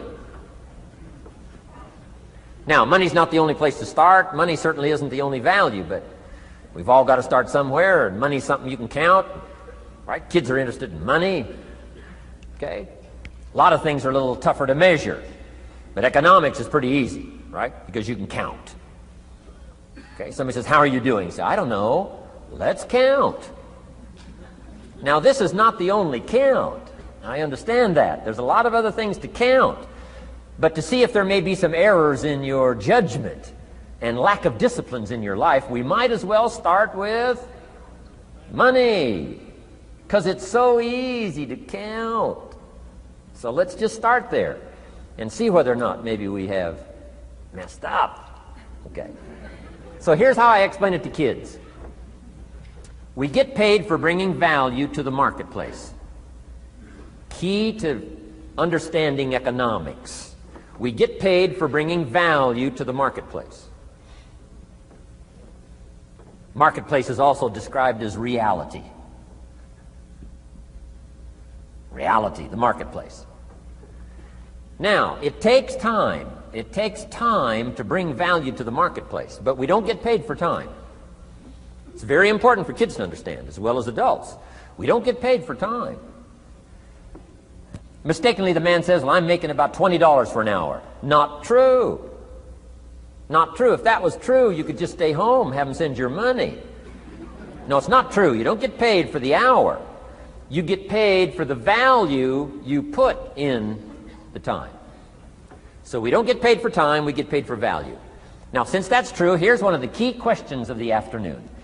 Is it possible to become twice as valuable and make twice as much money in the same time? Is it possible to become 3 times as valuable as you now are and make 3 times as much money in the same time? Is that possible? Of course. If you want to really emphasize something, that's a good phrase, Stuart. Of course. Of course. Okay. Now, all you have to do to earn more money in the same time is simply become more valuable. America's unique. It's a ladder to climb. Starts down here, what, about $4 an hour? Big argument last year in Congress about the starting place. Should be 5, should be 5, should be 5. Well, no, it doesn't need to be 5. Why not start with 4? It's a ladder. Right? This is not a bed. This is a ladder. This is a ladder to climb. Starts at $4. Now somebody said, well, should be 5, should be 5. Well, maybe. If you're going to stay at the bottom for the rest of your life, it probably should be 5. But that's kind of a pitiful way to live. Start and not grow. Start and not change. Start and not become more valuable. Hey, the whole scenario of life is to start, number 1, and what? Become more valuable, number 2. So America's a ladder to climb. Starts at $4 an hour, and the more valuable you become, you just keep moving up the ladder. Top income last year, what, 52 million? Guy that runs Disney? Would a company pay somebody for 1 year's work $52 million? And the answer is, of course. This is one of those of course places. Of course. If you help a company make $1 billion, would they pay you $52 million? The answer is, of course. It's chicken feed. I mean, it's not much money. Now, why that much money? Because he has become so valuable. Now, why would we pay somebody only $4 an hour? They're not very valuable to the marketplace. Now, we got to make that distinction, to the marketplace. Might be a valuable brother, a valuable member of the community, valuable member of the church, valuable member in the sight of God, to the human family, of course, those kind of values. But to the marketplace, which is called what? Reality. Reality is, if you're not very valuable, you don't get much money. Those are called the facts. I mean, that's how that is. Well, then how do you get more money? Simple answer. Somebody says, well, I'll go on strike for more. Well, here's a major problem with that. Here's a major problem with that. You can't get rich by demand.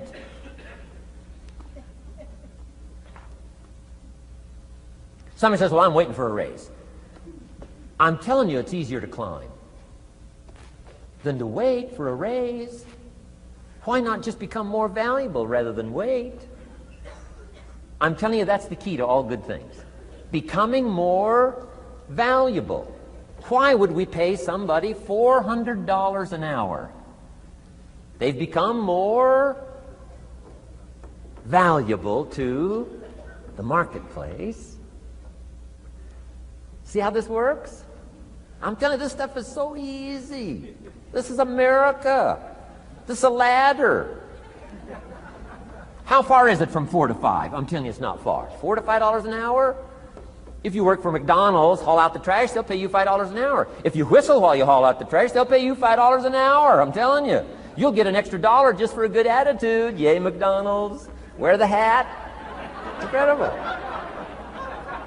$5. And then you just keep becoming more valuable, more valuable, more valuable. I got a telephone call 5 years ago. The company said, we're ready to expand internationally. We need some help. I was sort of semi-retired.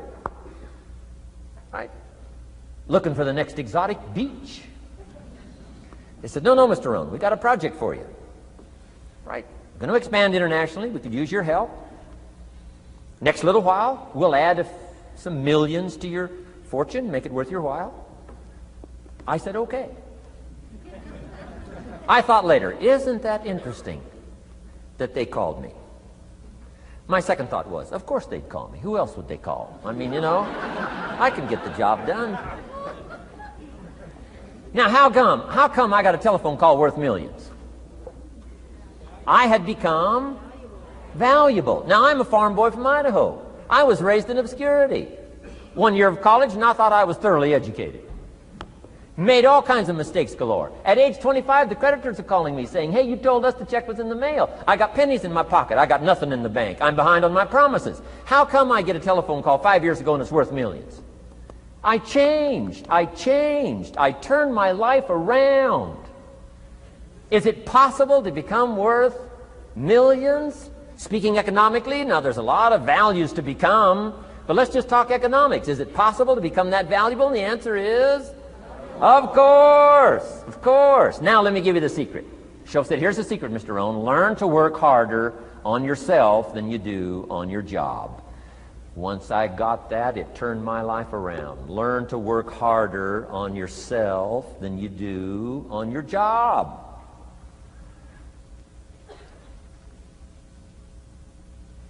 He said, if you work hard on your job, you'll make a living. If you work hard on yourself, you can make a fortune. Wow. If you would have known me at age 25, you would have said, Jim Rohn's a hard worker. If you'd have known me, you'd have said that. I'm the guy, I don't mind coming a little bit early, staying a little bit late. I don't mind that. You'd have said, well, Jim Rohn's a hard worker.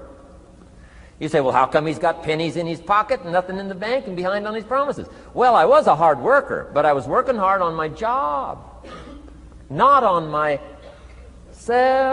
I'm telling you, if you'll learn that simple little principle and start the process today, latest tomorrow, I'll give you tonight to think it over.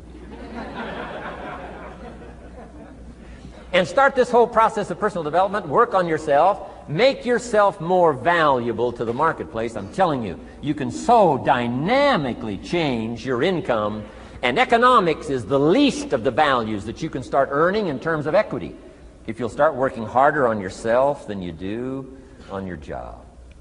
Work hard on yourself and develop the skills. Work hard on yourself and develop the graces.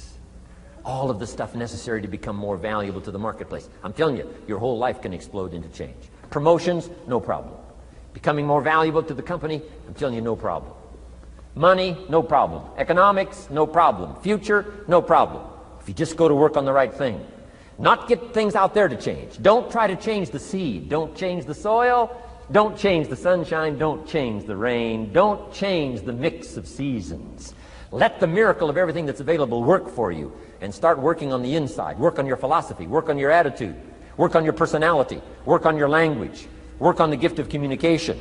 Work on all of your abilities. And if you'll start making those personal changes, I'm telling you, everything will change for you. Now, let me give you another scenario on personal development. It's called the 4 major lessons in life to learn. Before we get to the 4 major lessons in life to learn, let me give you a key phrase for your notes. Here it is. Life and business is like the seasons. Life and business is like the seasons. Frank Sinatra sings, life is like the seasons. Now, here's one of the key phrases that changed my life. Starting at age 25, you can see this whole scenario. Personal development for me began. I've never been the same since. Here's the next key phrase. You cannot change the seasons, but you can change yourself. You can't change the seasons, but you can change yourself. My best hope, right? When I'm 25 years old, my best hope was to go through the day with my fingers crossed saying, I sure hope things will change. I sure hope things will change. It seemed to be my only way for my life to get better if things would change. Here's what I discovered. It isn't going to change. It isn't going to change. I did a seminar one time for Standard Oil executives and management in Honolulu, now known as Chevron. And we're talking economics one day around the conference table. And one of them said to me, Mr. Rohn, you know some fairly important people around the world. You have a chance to travel internationally. Can you tell us what you think the 80s are going to be like? Now you can tell how far back this goes. He said, what do you think the 80s are going to be like? And I thought for a moment, and I said, gentlemen, I do know the right people. And I do have some experience, I think I can tell you. So they all leaned in a little closer, and I said, gentlemen, based on the people I know and based on the best of my own experience, I think in the 80s it's going to be about like it's always been. Aren't you glad you came today? I mean, that's inside stuff. I don't just spread that around everywhere. It's going to be about like it's always been. It isn't going to change. To hope that it'll change is called whistling in the wind. Being so naive, hoping for something that isn't going to occur. I can give you the shortest history lesson that you can imagine in one sentence. What describes human history on the spinning planet the last 6,500 years? Let me describe it for you in one sentence. Here's human history in one sentence. Opportunity mixed with difficulty. That's about as simple as you can put it. And opportunity mixed with difficulty isn't going to change. The man says, well, if it isn't going to change for the future, if it isn't going to change in the 90s, how will my life ever change? Answer, when you change. And if you will change, everything will change for you. Your bank account will change, your income will change, your future will change, the ability to acquire your dreams will change, it'll all change if you will change. And now let's go through the scenario of the seasons. Life and business is like the seasons. Let's cover them. Here's number one, major lesson in life to learn. Learn how to handle the winters. You say, well, Mr. Rohn, a lot of this stuff is fairly obvious. That's true. Just need somebody like me just to come along and remind us. This is what this is called today, a reminding session. I got no new truth for you to discover. This is all old stuff. We just need to hear it again.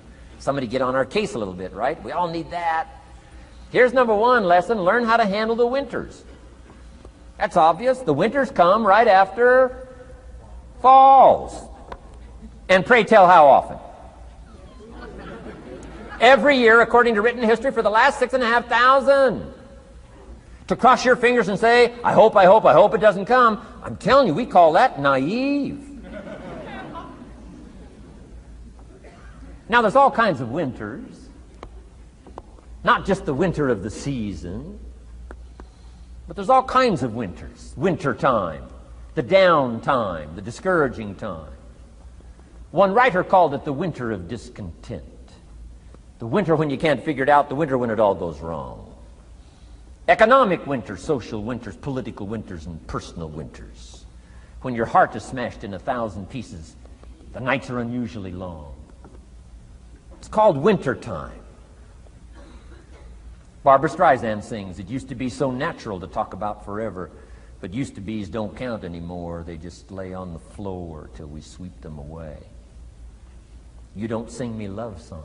You don't say you need me, and you don't bring me flowers anymore. A song of winter. But hey, we're acquainted with all those winter scenarios. We've been through them all. Now the question is, what do you do about the winters? Well, you can't get rid of January by tearing it off the calendar. But here's what you can do with the upcoming winters of your life. The long ones, the short ones, the easy ones, the more difficult ones. Here's what you can do. Get wiser and stronger and better. Just make a list of that trio of good words. Wiser, stronger, and better. To challenge for yourself the upcoming winters of your life, don't you think you could read more? Pick up the scenario, pick up the books, pick up the cassettes. So I would put some stuff on cassettes so you can listen to it, put it in books so you can read it. Now putting it on video so you can see it. I'm telling you, anybody that wants to can get wiser. Next is stronger. Anybody can get stronger. If you're willing to do the push-ups, you can get stronger. If you're willing to put yourself through the paces, you can get stronger. Can you develop stronger skills? And the answer is yes. Start practicing, practicing, practicing. And you can get stronger. Can you get stronger in handling life situations? Of course. But you got to go to work on yourself. You can't blame out there wishing it was easier. Wish you were stronger. And here's the last one, get better. Anybody can get better. Language, we can all get better. I've been lecturing now for 33 years, and I'm telling you, today versus 33 years ago, I'm better. First time I gave a talk, I stood up, my mind sat back down. I mean, I've been through that whole deal. Opened my mouth, nothing came out for a while. My knees are banging together, the sweat's pouring off my face, I'm shaking like a leaf. It's called terror, in case you haven't tried it. Those first attempts. But I'm telling you, I got through it, and I did it again, and I got through it, and I did it again, and I got through it. And now, of course, I can lecture for a few hours in one day. Anybody can get better, develop the skills, okay? Handle the upcoming winters. Don't wish away the winters. That's called naive. Wish for the skills. Wish for the strength. Wish for the wisdom. Here's the second major lesson in life to learn. Learn how to take advantage of the spring. Uniquely enough, spring follows winter. And pray tell, how often? 6,500 times. I mean, those are good odds. I'd gamble on it one more time. I mean, those are good odds. Every time. You can't beat those odds. Spring is called opportunity. Another day is called opportunity. Days follow nights. How about that? And how often? Every day. But now here's what we must learn to do with opportunity. Underline two strategic words in that sentence. Take advantage.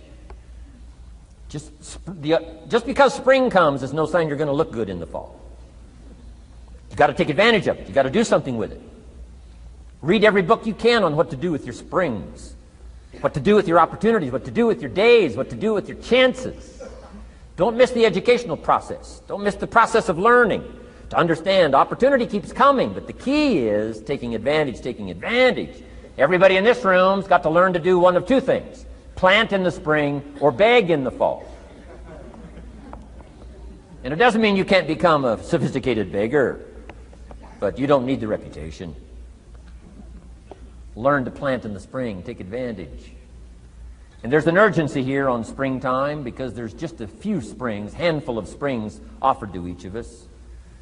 So take advantage swiftly and quickly. Don't just let the time pass. The Beatles wrote, "Life is very short."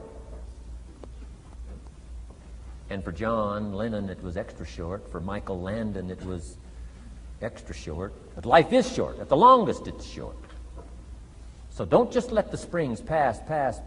Take advantage. Seize the day. Seize the moment. Seize the opportunity. That's the key.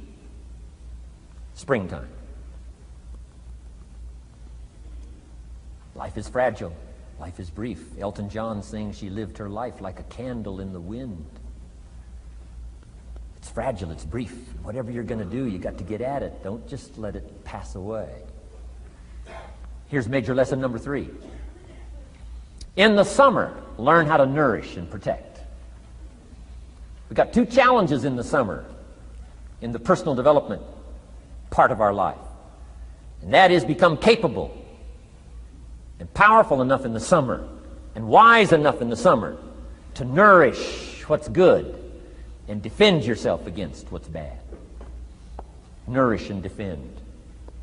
The summertime is an interesting time.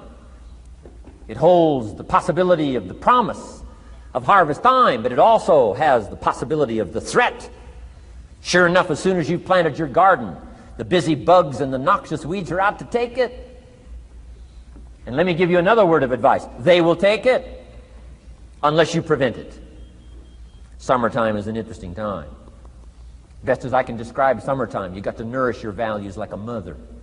Nourish like a mother. Go after the threat to the values you've got like a father. Deal with the weeds. Kill the weeds. Nourish the garden and kill the weeds. That's called summertime. What a challenging time. Give life like a mother. Take life like a father. Summertime. You got to deal with the negative as well as the positive. Summertime is a unique, complex mix of positive and negative. Opportunity and threat. What a scenario of life itself. Opportunity and threat to the opportunity. And you got to deal with both. You got to think positive and you got to think negative. You got to handle what's ever out to threaten you. You got to learn to threaten it back. Summertime, interesting time. Nourish like a mother. Defend like a father. You got to be like your bloodstream in the summer. Red corpuscles to what? Nourish. White corpuscles to what? Fight. You got to both nourish and fight. You got to nourish and be vigilant. Okay. White corpuscles think negative. You can't just think positive. We call you naive. Somebody says, well, I've been taught to be all positive. You'll be some kind of freak. You can't be all positive. Thank God for white corpuscles that think negative all day. Guess what white corpuscles are looking for all day? Problems, infection. White corpuscles say, just show me some infection, I'll kill it. Why? It's out to kill the body. It's out to kill our chances. It's out to kill our future. Whatever threatens us, we threaten. I'm asking you to take sword to your enemies. Whatever's out to threaten you, threaten your health, you got to threaten it back. Like white corpuscles. Kill what's evil. Nourish what's good. Love like a mother. Hate like a father. Father says to whatever threatens his family, take 2 or 3 more steps toward this family and threaten my family, you'll cease to exist. I'm father, I kill.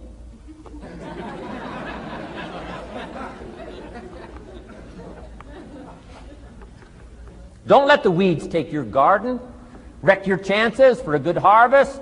Deal with your enemies in the summer. Called good and evil. The great struggle in life is called good and evil. Tyranny and liberty. Sickness and health. It's the way life is. Tyranny threatens liberty. Takes over Kuwait. Can't have that.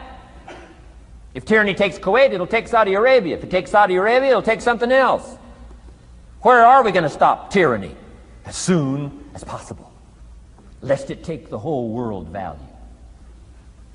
So George Bush draws a line in the sand, consults with its allies, sends 500,000 troops to Saudi Arabia. Finally, Desert Sword, Desert Storm, takes on Saddam Hussein, drives him out of Kuwait. Why? Because it has to be done. The great struggle between liberty and tyranny, the great struggle between evil and good. And you've got to treat your own life the same. Says Saddam Hussein, you can't have Kuwait, can't have Saudi Arabia. Furthermore, we're going to kick you out. Hires Chief White Corpuscle, General Schwarzkopf.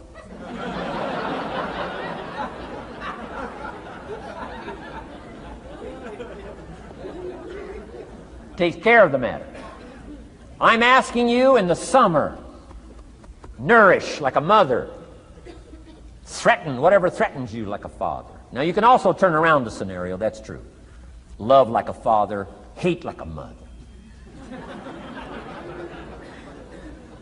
Give life like a father, take life like a mother. You can turn the scenario around. The key is both love and hate.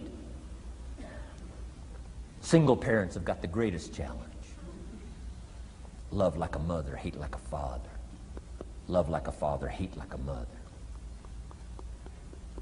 Nothing more dangerous than an angry mother.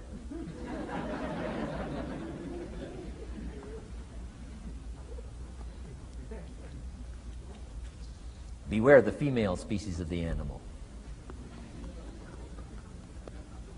They call her Black Widow spider. Why? Because when she finishes, there is no male spider.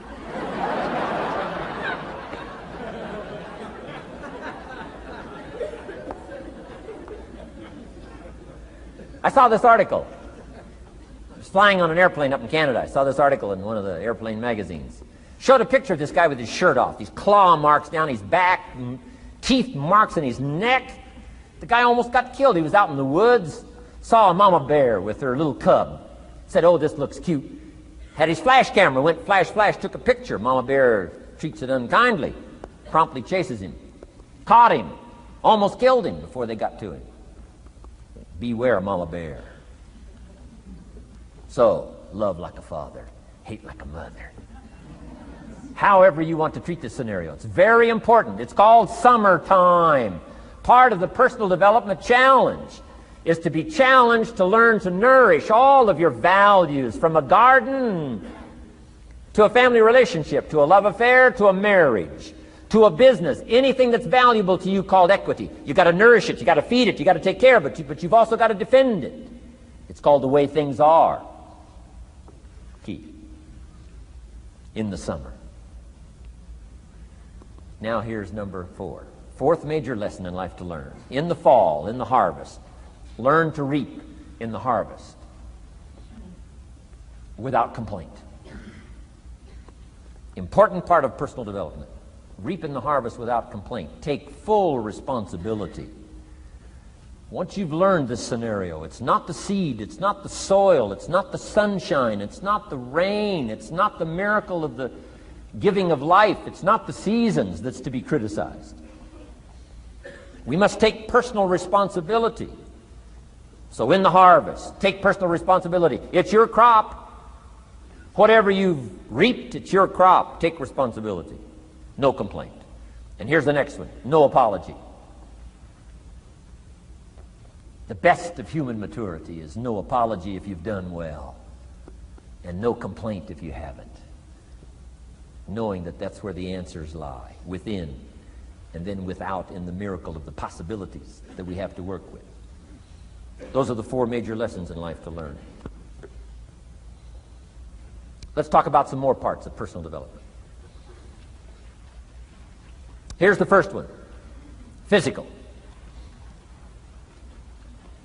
The physical side. Got to take care of yourself. Do not neglect to take care of yourself.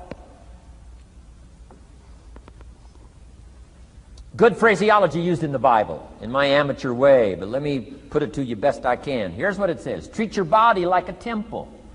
That's a good phrase, good suggestion. A temple meaning something you take extremely good care of. A temple, that's a good phrase. Treat your body like a temple, not a woodshed. A temple, a temple. Take good care. It's the only place you've got to live currently. The temple. Nutrition. My mother studied nutrition, passed it along to me, passed it along to my father, my children, my grandchildren. What a legacy that was. Learning to just take care of yourself. Key phrase. Some people don't do well because they don't feel well. They've got the gifts, they've got the skills. Maybe they just haven't taken care of themselves. They don't have the vitality. Key phrase. Vitality is a major part of success. Vitality. So take care of yourself. I know a guy that raises racehorses. I'm telling you, the guy feeds his horses better than he feeds himself. He's so careful how he feeds his horses. He's so careful what they eat. He's so careful that they get everything. And because of that extreme care, I mean, these are magnificent animals. They can run like the wind. But you ought to see this guy. 10 steps up a flight of stairs, and I mean, he's all out of breath.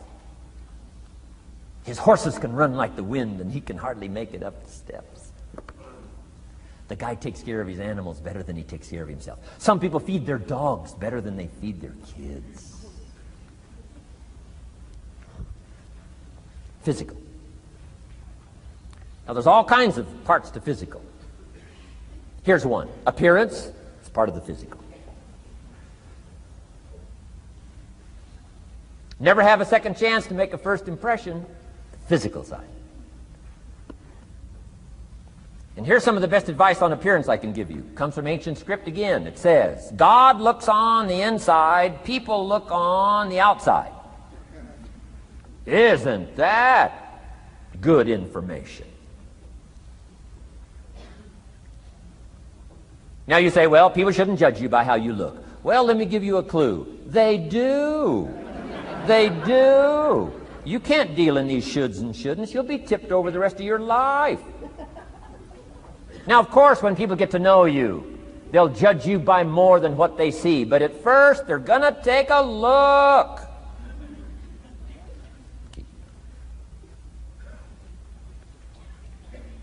So, here's the best advice I can give you. Make sure the outside is a major reflection of what's going on inside. The physical side. A few minutes a day, stay healthy. A little bit of nourish, a little bit of study on nutrition, stay healthy. Key. Now here's the next part of personal development, the spiritual part. Now, I'm an amateur on the spiritual side. I do happen to believe that human beings are more than just an advanced life form,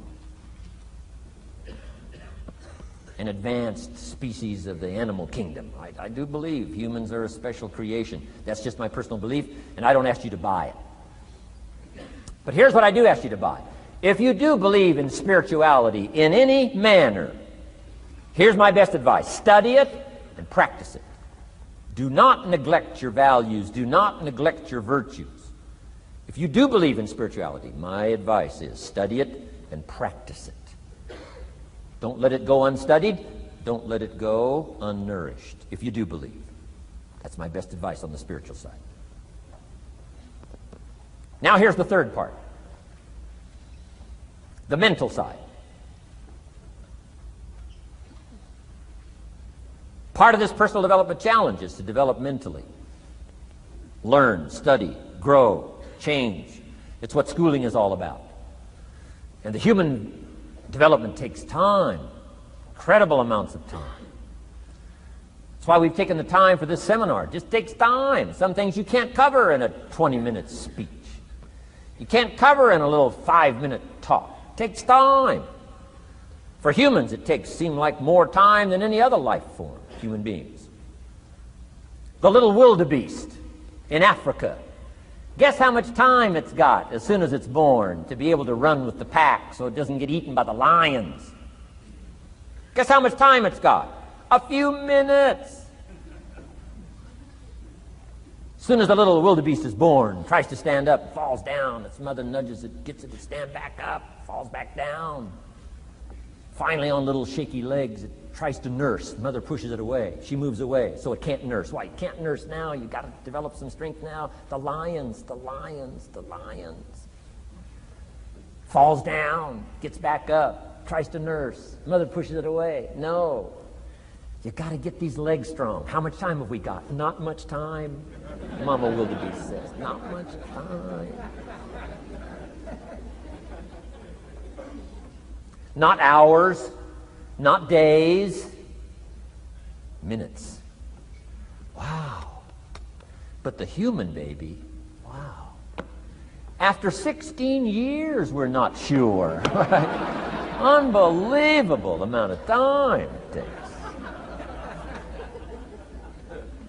So it does take time for personal development. It does take time for spiritual development, physical development.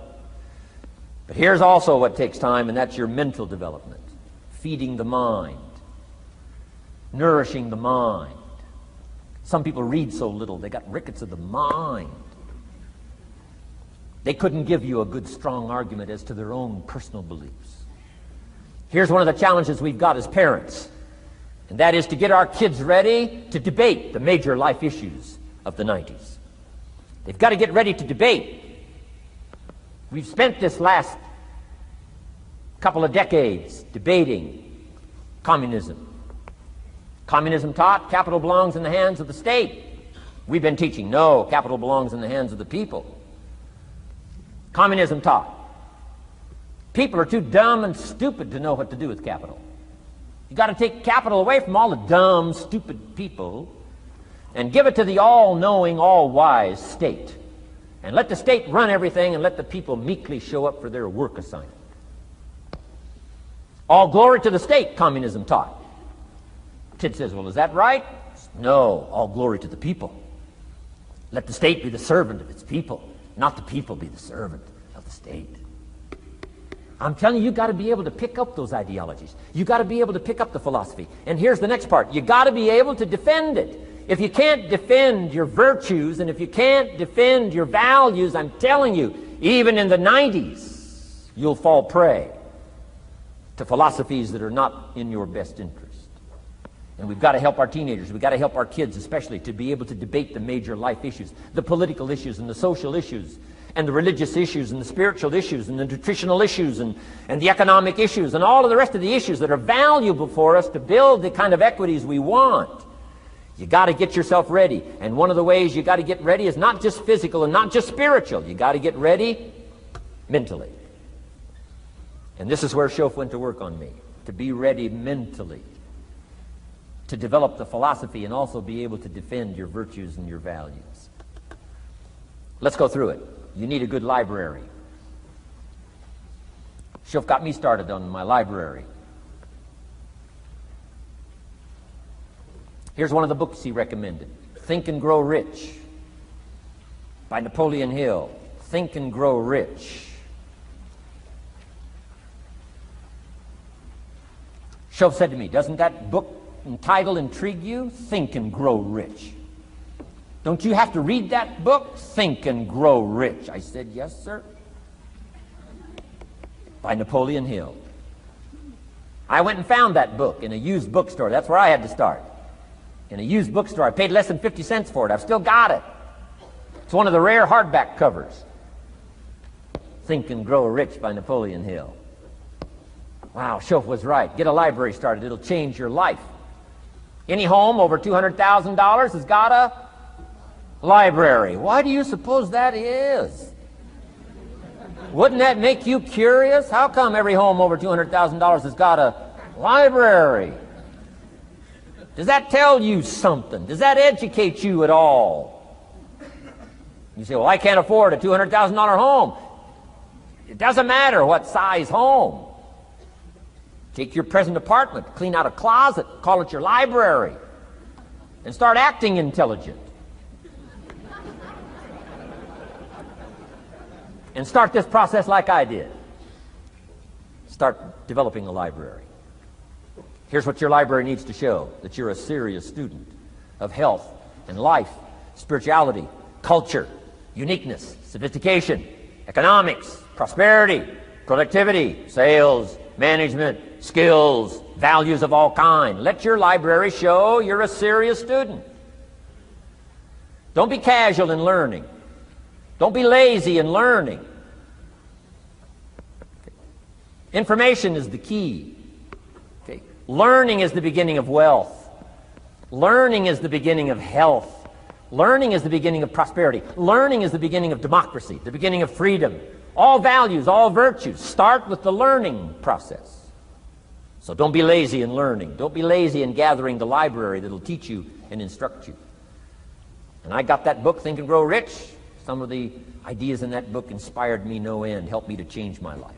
Now, it's got some weird stuff in it. You know, it's got some weird stuff. Napoleon was weird, so you gotta separate out a little of this weird stuff. But you can do that. You can separate out the weird stuff, okay? Unless you're weird, just do the weird stuff. Anyway, remember, don't be a follower, be a student. That's the key to all books. Don't be a follower, be a student. Okay. Another book he recommended. Help Me Become Financially Independent. We're going to cover that before we finish this afternoon. The book was entitled The Richest Man in Babylon. The Richest Man in Babylon by George Clason, C-L-A-S-O-N. This little book, The Richest Man in Babylon, I use it as a textbook teaching teenagers how to be rich by 40, living in America. 35 if you're extra bright. Much sooner if you find a unique opportunity. I got rich by the time I was 31, didn't wait till 35. If you find a unique opportunity. So we'll get into that after we come back from our next break. Richest Man in Babylon. Get your library started. Here are some key sections to put in your library called mental food. In fact, we call it food for thought. It's so important to nourish the mind, not just the body, but nourish the mind. Key phrase. Now it needs to be well balanced. You can't live on mental candy. Somebody says, well, I just read this positive stuff. That's too second grade. You've got to get out of second grade. You can't just be inspired. You've got to be taught. You can't just be inspired. You've got to be educated. Key. Here's a good book. It's called How to Read a Book. Good title. How to Read a Book by Mortimer Adler. In this book, How to Read a Book, Mortimer, you know, is the chief editor of the new Encyclopedia Britannica. A good set of books, right, to have in your library. The Encyclopedia Britannica, chief editor, Mortimer Adler. He's in his 80s. He's still active, still writing books. I've got several of his books. The 6 Great Ideas, a lot of books. Mortimer Adler. But he wrote this book, How to Read a Book. Now, in this book, How to Read a Book, not only does he give you some good suggestions on how to get the most out of a book. It's one thing to read it, it's another thing to get the best out of it. He'll give you some techniques on how to get the best out of a book. It's very good. But here's what's also in his book, How to Read a Book, a list of what he calls the best writings ever written. The best writings ever written. I've used it as a centerpiece for my library. So I'm just asking you, take a look. If it suits you, fine. If it doesn't suit you, hey, keep looking till you find something to suit you. But well balanced. Let me give you some of that balance. Number 1, history. We've all got to have a sense of history. American history, national history, international history, family history, political history. We all need a sense of history. Shortest history lesson. Opportunity mixed with difficulty. No matter how far back you go, 1,000 years ago, 2,000 years ago, 3,000, 4,000 years ago, I'm telling you, it all reads the same. Once you understand the thread that it isn't going to change, then what's going to change for my life? Answer, looks like I'm going to have to change. History helps us to understand how it is, what there is to work with, seed, soil, sunshine, rain, and what human beings have done with it in the past. And how many of them have, like I did by age 25, they have messed up. That's what history's for. Be a good student of history. Here's a good book, Lessons of History by Durant. Lessons of History by Durant. This little book is only 100 pages, but I'm telling you, it's so well written, you'll be intrigued, as I was. This little book, Lessons of History by Durant.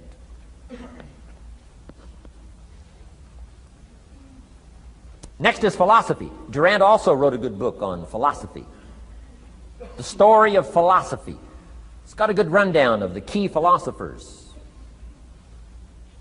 of the last several hundred years, what they taught and some of the lives they lived. You might find it a little difficult, but hey, you can't just read the easy stuff. Key phrase to add here in parentheses, don't just read the easy stuff. You won't grow. You won't change. You won't develop. Tackle the more difficult stuff.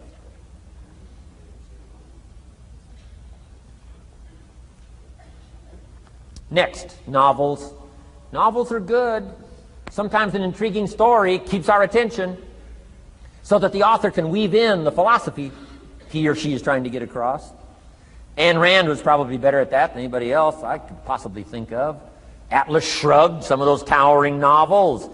The novel kept us intrigued, but guess what she was doing all the time? Feeding us her philosophy, feeding us her philosophy. Now, whether you agreed with her philosophy or not, you had to admit she was really good at getting it out there, weaving it through the story, in the dialogue and in the speeches and in the text. Fabulous. Novels. Novels are good. Now, here's a little personal advice. Skip the trash. I mean, you know. Someone says, well, sometimes you can find something valuable in a trashy novel. I wouldn't go through it to find it. You can find a crust of bread in a garbage can, but I wouldn't go through it. Number 1, you don't need the reputation. So, not enough time to read the brilliant stuff, the good stuff. Skip the trash, really. My personal advice on personal development, becoming more valuable than you are. Key. Next is biographies and autobiographies, the stories of successful people, unsuccessful people. There's some dramatic stuff, right? Over the last 100 years, it's been written, biographies and autobiographies. Here's one of the best, the Bible. The Bible is a unique book because it's got a list of human stories on one side of the ledger, another list of human stories on the other side of the ledger. One's called examples, and the other's called warnings. And here's what we've got to have on biographies and autobiographies, both warnings and examples. In the Bible, the examples. The Bible says, look at these people's lives, follow them. Follow their philosophy, follow their advice. Then we got the warnings, right? Don't do what these people did. They messed up their life and threw their life away. Vitally important, both sides of the scenario. Now, if your life story ever gets in one of those books, make sure they use it as an example, not a warning.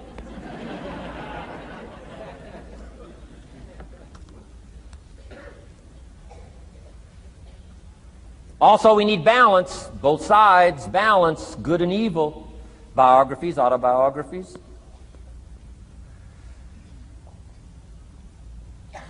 You need a book on Gandhi. You need a book on Hitler. One to illustrate how high a human being can go, and the other one to illustrate what? How low and despicable a human being can become. We need both sides of the scenario. Next, accounting. Got to have a little, at least primary view of accounting. Kids have got to start learning the difference between a debit and a credit.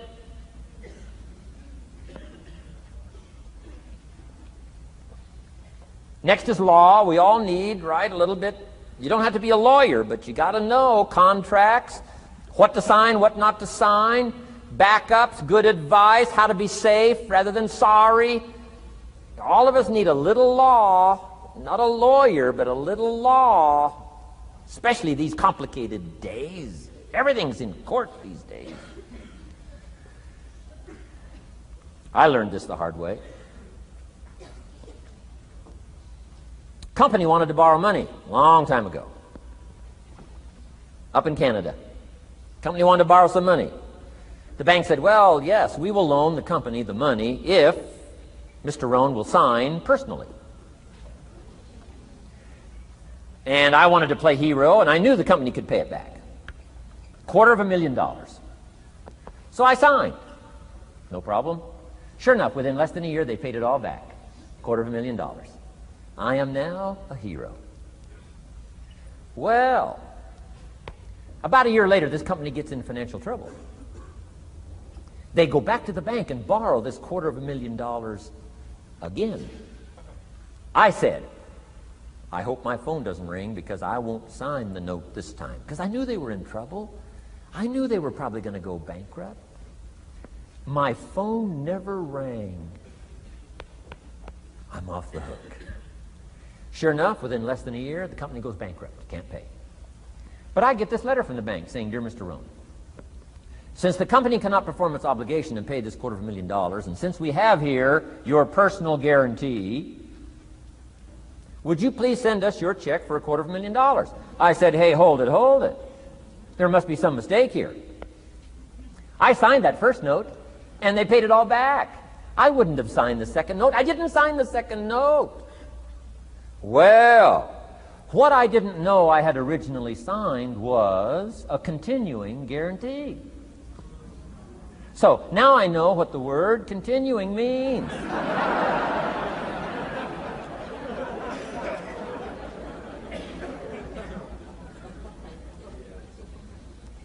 I'm asking you to study a little law, know what to sign, know how to defend yourself, right? Say, hey, we'll get back. Don't sign too quickly. I mean, there's all kinds of things here. Be a student. Don't be lazy in learning. How to defend as well as nourish. How to grow as well as take care of your enemies. You got to learn. Let your library indicate that you're a serious student about personal relationships with your family, gifts and skills, economics, and all the rest. Here's the next one.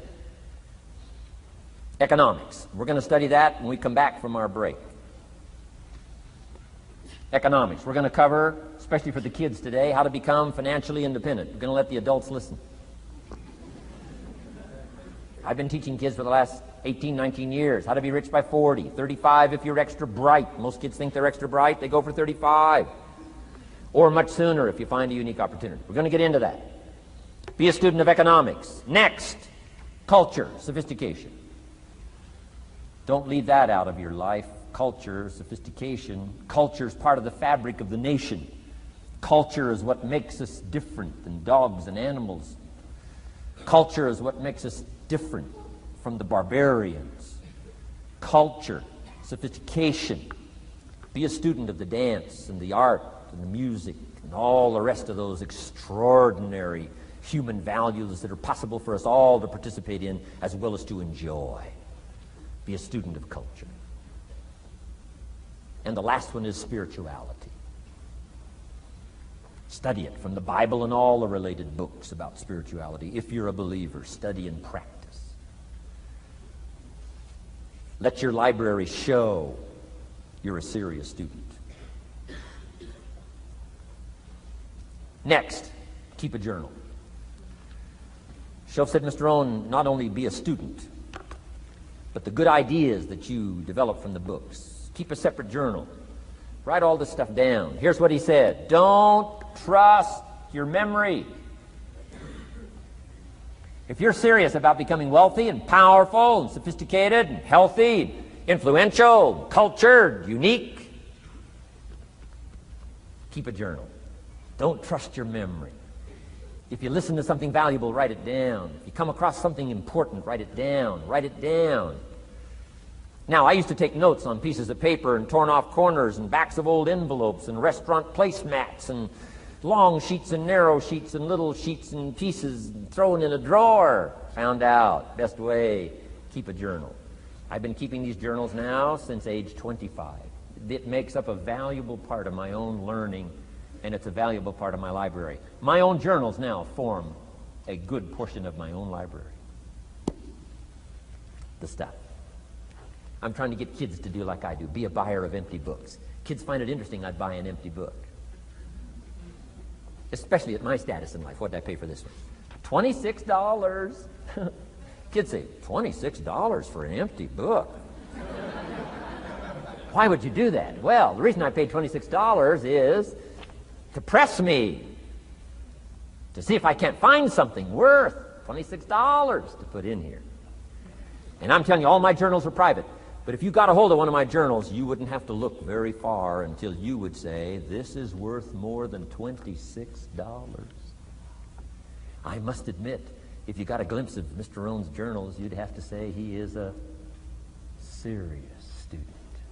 Not just committed to his craft, but committed to life, committed to skills, committed to learning, to see what I can do with seed and soil and sunshine and rain and miracle and possibilities and turn it into equities of life and treasure, family relationships, enterprise, sales, management, gifts galore, everything you want, all available, especially in America. I'm asking you, keep a journal. I call it one of the three treasures to leave behind. Let me give you that. One of the three treasures to leave behind. Number one is your pictures. Take a lot of pictures. Did you ever look back, right? 2 or 3 generations, just a handful of photographs way back there. Wouldn't it be something if there was album after album, thousands of pictures to help tell the story? A picture's worth 1,000 words. Don't be lazy in capturing the event. How long does it take to capture the event? A fraction of a second. How long does it take to miss the event? A fraction of a second. Errors in judgment or disciplines. Take lots of pictures. Help tell the story. Click, click, got it. Click, click, got it. Keep. I go to Taiwan to lecture. Taipei, Taiwan. Grand Hotel. Neat place to do a weekend seminar. I got 1,000 students. Guess how many cameras? 1,000 cameras. They all bring their cameras. They wouldn't miss the event, take pictures. Takes me more time to take pictures than it does to do the lectures. Here's my new American friend. Here's my new American friend. Click, click, save it. Got it. 1,000 words, each one. What a scenario. Don't miss the pictures. When you're gone, one of the things to leave behind, the treasure in picture as well as in words. Keep. Next, your library. The library that you gathered, that taught you, that instructed you, that helped you to defend your ideals, that helped you to develop a philosophy, that helped you to become wealthy and powerful and healthy and sophisticated and unique. The library that helped you conquer some disease. The library that helped you to conquer poverty. The library that caused you to walk away from the ghetto. The library, the books that instructed you, fed your mind and fed your soul. Leave your library behind. One of the greatest gifts you can leave behind is your library. Stepping stones out of the darkness into the light. Your library. So leave your books behind. Your books will be more valuable than your couch. Your books, your books, your books.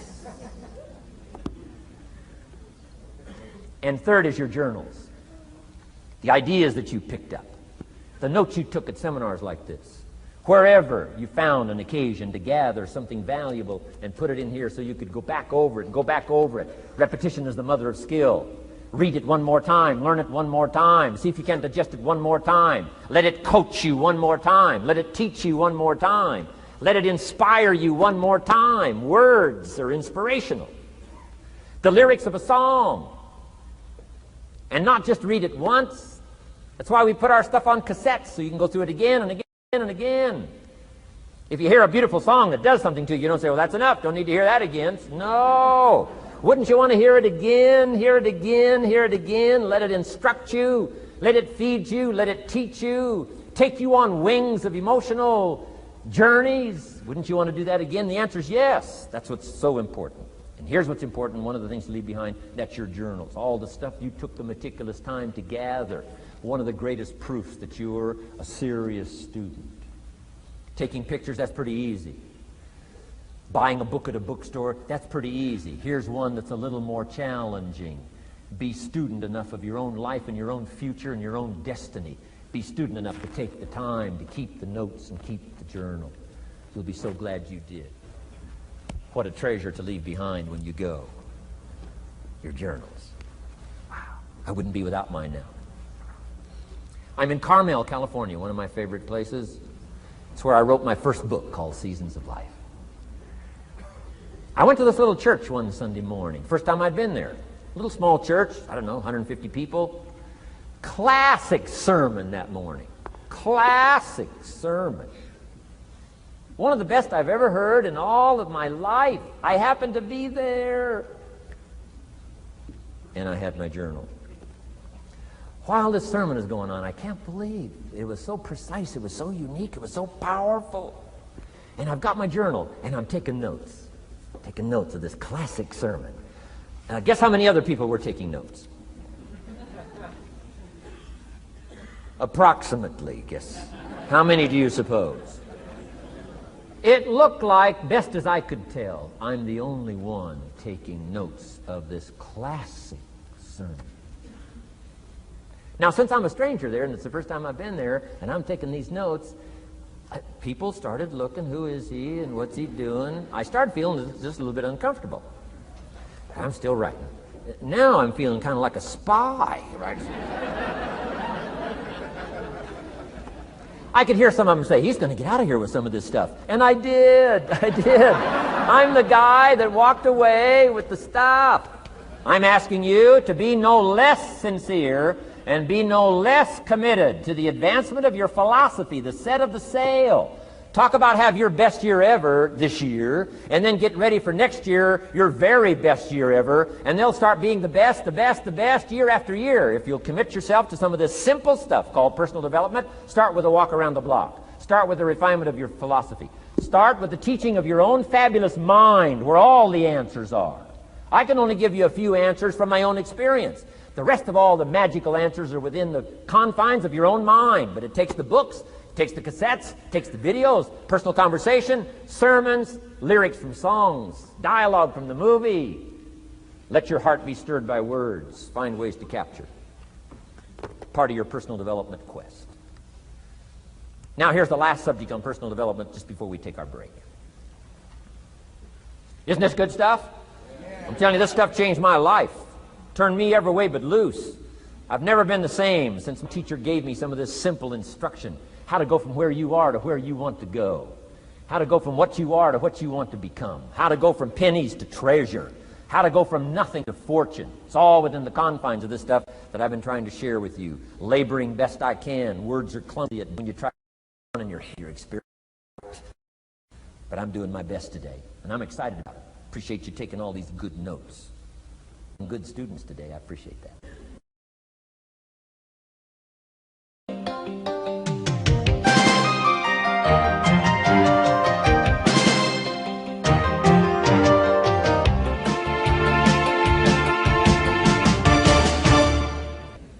Develop these 5 abilities as part of your personal development quest. I call them the 5 abilities. Here's the first one. Develop the ability to absorb. The ability to soak it up like you're doing today. Be like a sponge. Don't miss anything. And not just the words. It's true, don't miss the words, but don't miss the atmosphere. Don't miss the color. Don't miss the scenario. Don't miss what's going on. Most people are just trying to get through the day. Here's what I want you to be committed to do. Learn to get from the day. Don't just get through it, get from it. Learn from it. Let the day teach you. Join the University of Life. What a difference that'll make in your future. Commit yourself to learning. Commit yourself to absorbing. Be like a sponge. Get it.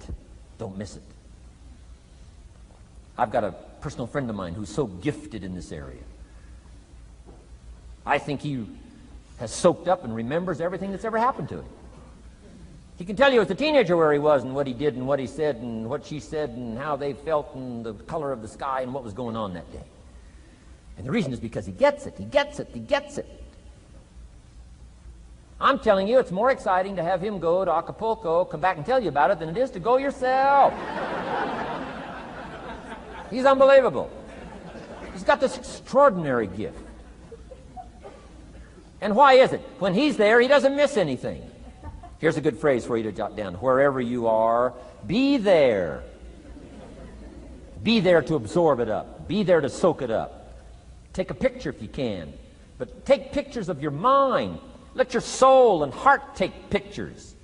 Get it. Capture it. Absorb it. That's such an important ability to develop. The ability to get it. Don't miss it. Don't be casual in getting it. Key phrase. Casualness leads to casualties.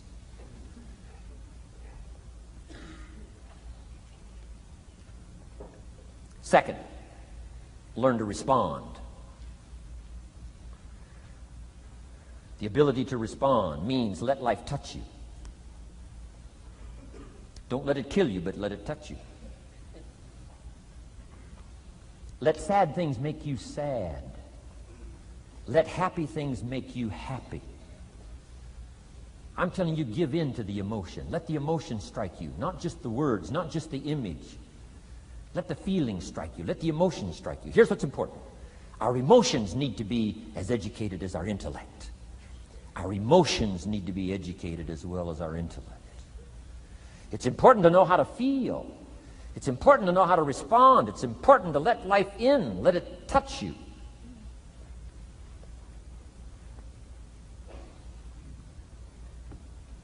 I'm the greatest guy in the world to take to the movies. I get into a good movie. I want a good movie. Make me laugh, make me cry, scare me to death, teach me something, take me high, take me low. Just don't leave me as I was when I came in. Touch me. Do something to me. Wow. I picked up the newspaper in Australia. The advertisement says, see Dr. Zhivago on the big screen. I said, my gosh, I got to go see it on the big screen. I'd seen it, 2 or 3 times before, but the big screen, I love the old theaters, right? The balconies and the chandeliers and the draperies and all the stuff, the big screen. So I go one more time, see Dr. Zhivago, and sure enough, I'm swept away one more time. Story of the Russian Revolution, Dr. Zhivago, and that whole scenario. I had always missed the importance of the ending of that movie until this time. The other times I missed it. I'm telling you, this time, I got it. Comrade General said, Tanya, how did you come to be lost? After he'd found her, right? Said, how did you come to be lost? And she said, well, I was just lost. He said, no, how did you come to be lost? She said, well, the city was on fire when we were running to escape, and I was lost. He said, no, how did you come to be lost? And that's what she didn't want to say. He finally pressed her again, how did you come to be lost? And she said, well, while we were running through the city and it was on fire, my father let go of my hand, and I was lost. That's what she didn't want to say. Comrade General said, Tanya, that's what I've been trying to tell you. Komorowski was not your real father. He was not.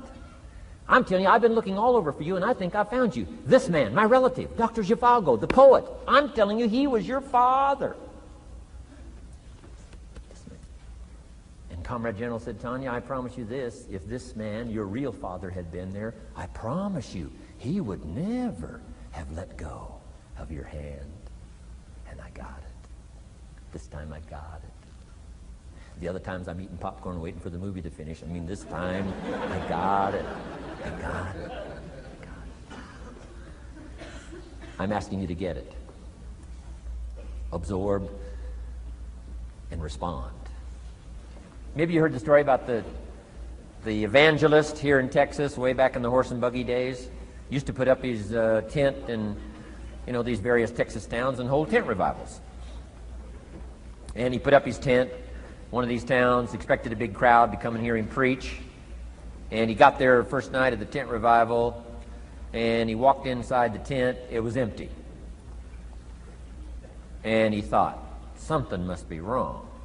He waited till 8 o'clock. Nobody showed up. He waited till 8:15. Not a soul. Finally, 8:30. One lone cowboy wandered up on his horse, tied his horse up outside, came in, sat down on the front bench, big empty tent. So the preacher thought, well, at least I better go down and talk to the cowboy. So he goes down and talks to the cowboy, and he says, Cowboy, I don't know what to tell you. He said, I'm the preacher, and this tent was supposed to be full of people. And he said, something's gone wrong. I really don't know what to do. I'm embarrassed. And he said, I don't know what to do. And the cowboy said, well, I'm not a preacher. I'm just a cowboy, so I can't tell you what to do. But he said, I know this, if I went out to feed my cattle and only one showed up, I'd at least feed it. So the preacher said, hey, the cowboy is right. If you've got a message to share, if there's one person or 1,000, don't let your ego get in the way. You should do the best you can. So he got kind of inspired by this conversation with the cowboy, jumped up on the platform, started preaching as if the tent was full of people. And he was so inspired, he just kept going, went for an hour and 15 minutes, hour and a half. Finally, wound down and quit. Come down off the platform, talked to the cowboy again, said, well, cowboy, what did you think of my sermon? The cowboy said, well, I'm not a preacher, so I can't really tell. I'm just a cowboy. But he said, I know this. If I went out to feed my cattle and only one showed up, I'd feed it, but I wouldn't dump the whole load on it.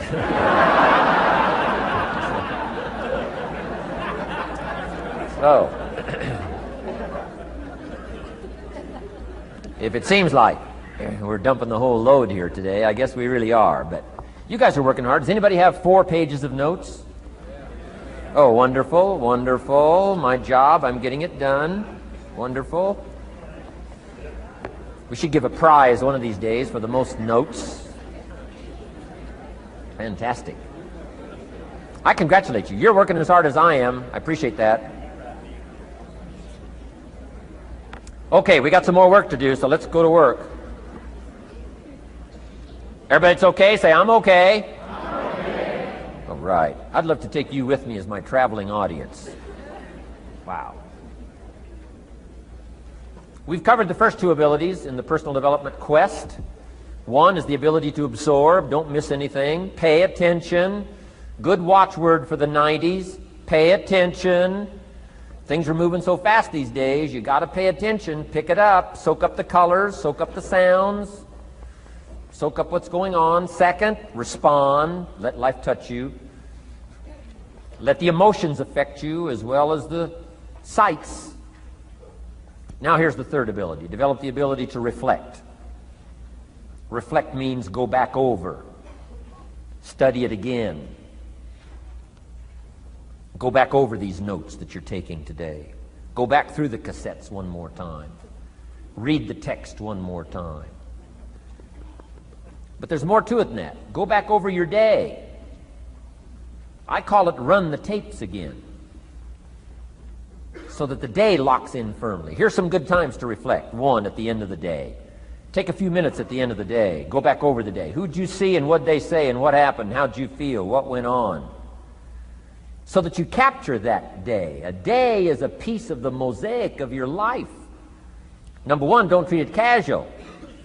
Number two, get from the day. And then number three, go back over the day so that it locks in that experience, the knowledge, the sights, the sounds, the panorama, the color motion picture of the day. Just lock it in so that it will serve you for the future, having that day, not missing it. Next, take a few hours at the end of the week, called time to reflect. Go back over your day timer. Go back over your calendar. Go back over your appointment book. Where did you go and who did you see and how did it feel and what went on? Capture that week. A week is a pretty good chunk of time. Next, take half a day at the end of the month, called time to reflect. And do the same thing again. Go back over what you read. Go back over what you heard. Go back over what you saw. Go back over the feelings to capture it so that it serves you. Next, take a weekend at the end of the year to establish this year now firmly in your consciousness, firmly in your experience bank, so that you've got it, so that it never disappears. Good ability to acquire, the ability to reflect. Go back over. Remember. Remember. Remember. It's so valuable to be able to remember the thought, remember the idea, remember the experience, remember the occasion, remember the day, remember the weather, remember the emotion, remember the complexity, remember the highs, remember the lows. So valuable at the end of the day. Lock that day in. Lock the month in. Lock the week in. Lock the year in. Old Testament says a unique scenario unfolded according to the law, and that was they worked 9 years, and the 10th year was a sabbatical. The 10th year, work 9, take the 10th year, and not just to relax, not just to replenish, not maybe just to get physically in shape. Change of pace, we call it in the modern society, but not just for that. I'm sure that in ancient days that sabbatical was to go over the last 9 years, what went right and what went wrong, and what worked well and what didn't work well. And how did you grow, and how did you learn, and how did you change, and what have you got now after 9 years that you didn't have at the beginning of the 9 years? See, that's so valuable, a sabbatical, some time. There's also something to be said for solitude when you reflect. Sometimes you can reflect with somebody. Husband and wife reflect on the past year, right? Parents reflect with their children on the past year. How did we do it, and how didn't we do it, and how could we improve? Colleagues can reflect with each other. But now here's one of the most important. You've got to learn to reflect with yourself. There's something to be said for solitude. There's something to be said for taking those occasions to shut out the world and shut out everything else for a while. I've got a motorhome. That's how I do it. With my motorcycle on the back. And I head for the mountains and ride the Jeep trails, where there's very few human beings on the Jeep trails, or out in the desert somewhere. It's called my time to get away. When you live a very public life, you treasure solitude. A chance to reflect, go back over my life, go back over my skills, go back over my experiences. Alone. There are some things you need to do alone. Ponder, think, wonder, read, study, absorb, Soak in. See if you can't become better this year than you were last year, better the next 9 than you were the first 9. Solitude. There's even a more modern advice that says, go to the closet for time of meditation, time of prayer. Go to the closet. Closet meaning what? Away. And there's even a graphic description of the away. It said, enter into your closet and what? Got some students here, I'm sure. What? Close the door. For what? Just to shut out everything. Life is experience, experience, experience, and touching and seeing and looking and doing and acting and disciplines and all the stuff. But sometimes, this is where this reflecting is so important, to shut the door. To shut the door and wonder. Prayer, contemplation, thinking, and let things move in to your consciousness and awareness that no other way can it be done. Right? Flying down the freeway, I'm telling you, it's difficult to get through. So many things to do, it's difficult to get through. But times of solitude, times to reflect. So this is so valuable, learn to reflect. Now here's why it's important to reflect. To make the past more valuable to serve you for the future. Here's what's really powerful, learning to gather up the past and invest it in the future. Gather up today and invest it in tomorrow. Gather up this week and invest it in the next week. Gather up this year and invest it in the next year. See, that's so powerful, rather than just hanging on one more year, hanging in there, seeing what's going to happen.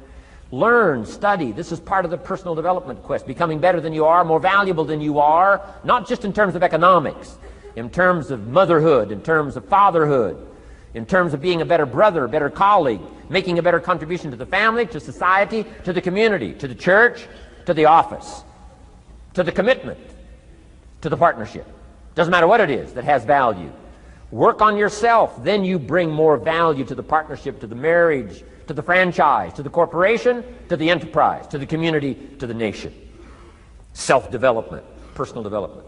The best contribution you can make to someone else is self-development, not self-sacrifice. Self-sacrifice only earns contempt. Self-development earns respect. Pity the mother who says, I'm just going to give up my life for my children. Self-sacrifice is not noble. Self-investment is noble from self-development. If I work on myself and become more valuable, think of what that'll do for our friendship. I used to use the old expression, you take care of me and I'll take care of you. I found out how shallow and short-ended that was.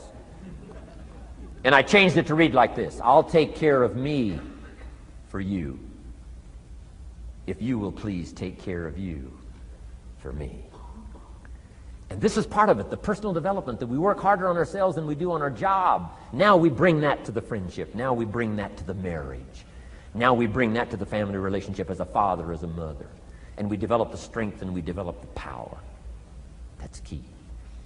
And it takes, I think, this scenario of disciplines, these abilities, to acquire those gifts and those skills, that value, so that we bring more. Now, we bring more to the next week. We bring more to the next month. We bring more to the next year. If you follow this absorb, respond, and reflect. I said to my father, when he was about to turn 76, his 76th birthday, I said, dear father of mine, can you imagine what it's going to be like to gather up the last 75 years of your life and invest them in your 76th year? What a difference of philosophy, rather than just hanging on one more year. Gather up 75 and invest them in the next one. Gather up the last 6 years and invest it in the next year. See, that's so powerful in communication, which we're going to study soon. So powerful. So consider this. 1, the ability to absorb. 2, the ability to respond. 3, the ability to reflect. Here's number 4, develop the ability to act. Take action. Not hasty if it isn't required, but don't lose much time. Here's the time to act. When the idea is hot and the emotion is strong. That's the time to act. You say, Mr. Rohn, I'd like to have a library like yours. See, if you feel strong about that, what you got to do is get the first book and then get the second book. before the feeling passes and before the idea gets dim, action pronto, action immediate, action as soon as possible. Because if you don't, here's what happens. We call it the law of diminishing intent. We intend to when the idea strikes us. We intend to when the emotion is high. But now if you don't translate that into action fairly soon, now the intent starts to diminish. And a month from now it's cold. A year from now, can't be found. So act. Set up a discipline when the emotions are high and the idea is strong and clear and powerful. That's the time to set up the discipline. Somebody talks about good health and you're stirred. Says, right, I need to get a book on nutrition. Get the book before the idea passes and before the emotion gets cold. Go for the book. Start the library. Start the process. Fall on the floor. Do some push-ups. Action. Got to take action. Otherwise, the wisdom is wasted. Otherwise, the emotion soon passes. Unless you put it into a disciplined activity. Capture it. Disciplines is called how to capture the emotion and how to capture the wisdom and translate it into equity. Disciplines. Now, here's what's important about disciplines. All disciplines affect each other. In fact, here's a good philosophical phrase. Everything affects everything else. Nothing stands alone. Don't be naive in saying, well, this doesn't matter. I'm telling you, everything matters. There are some things that matter more than others, but there isn't anything that doesn't matter. Okay. We all pity the man who says, well, this is the only place I let down. Not true. Key to take home. Every letdown affects the rest of your performance. Every letdown affects the rest. This is part of the educational process on personal development. If you don't take the walk around the block, you probably won't do the apple a day. If you don't do the apple a day, you probably won't start building your library. If you don't build your library, you probably won't keep a journal, and you won't take pictures, and then you won't do this, you won't do wise things with your money, won't do wise things with your time, won't do wise things with your possibilities and relationships, and the first thing you know, 6 years of that accumulated, and we say you have messed up. So the whole key to reversing that process now is to start picking up these disciplines. Now here's the positive side. Every new discipline affects the rest of your disciplines. Every new one affects the rest. That's why action is so important. The least action, the smallest action. Take it. Because when you start accomplishing and the value starts to return from that one action, it'll inspire you to do the next one and the next one and the next one. You start walking around the block, it'll inspire you to get an apple. Get an apple, it'll inspire you to get a book. Get a book, it'll inspire you to get a journal. Get a journal, it'll inspire you to grow, develop some skills. All disciplines affect each other. Every lack affects the rest. Every new affects the rest. The key is to diminish the lack and set up the new. And you've started a whole new life process. Key. Also, one more thought on discipline. Here's the greatest value of discipline. Self-worth. Self-esteem. People are teaching self-esteem these days, but they don't connect it to disciplines. The least lack of discipline, and it starts to erode our psyche. One of the greatest temptations is to just ease up a little bit. Right? The slightest lack of doing your best starts to erode the psyche. Instead of doing your best, doing just a little less than your best. Sure enough. You say, well, it's just going to affect my sales. No, it's going to affect your consciousness. It's going to affect your philosophy. Now you've begun in the slightest way to affect your own philosophy. Here's the problem with the least neglect. Neglect starts as an infection. And if you don't take care of it, it becomes a disease. And one neglect leads to another. And the worst of all, when neglect starts, it diminishes our self-worth, our self-confidence, our self-value. You say, well, how can I get back my self-respect? I'm telling you, you don't have to go to 29 classes. All you have to do is start the smallest discipline that now corresponds to your own philosophy, like I should, and I could, and I will. No longer will I let neglect stack up on me so that I will have the sorry scenario 6 years from now, giving some excuse instead of celebrating my progress. That's the key to discipline. Okay? Let's get kids involved in the least of disciplines. One more, and then one more, and then another one, and then another one, and then some more. And the first thing you know, you're starting to weave the tapestry of a disciplined life into which you can pour more wisdom and more attitude and more strong feeling, more faith and more courage. Now you've got something, a vessel in which to put it. And now the equities start to flow.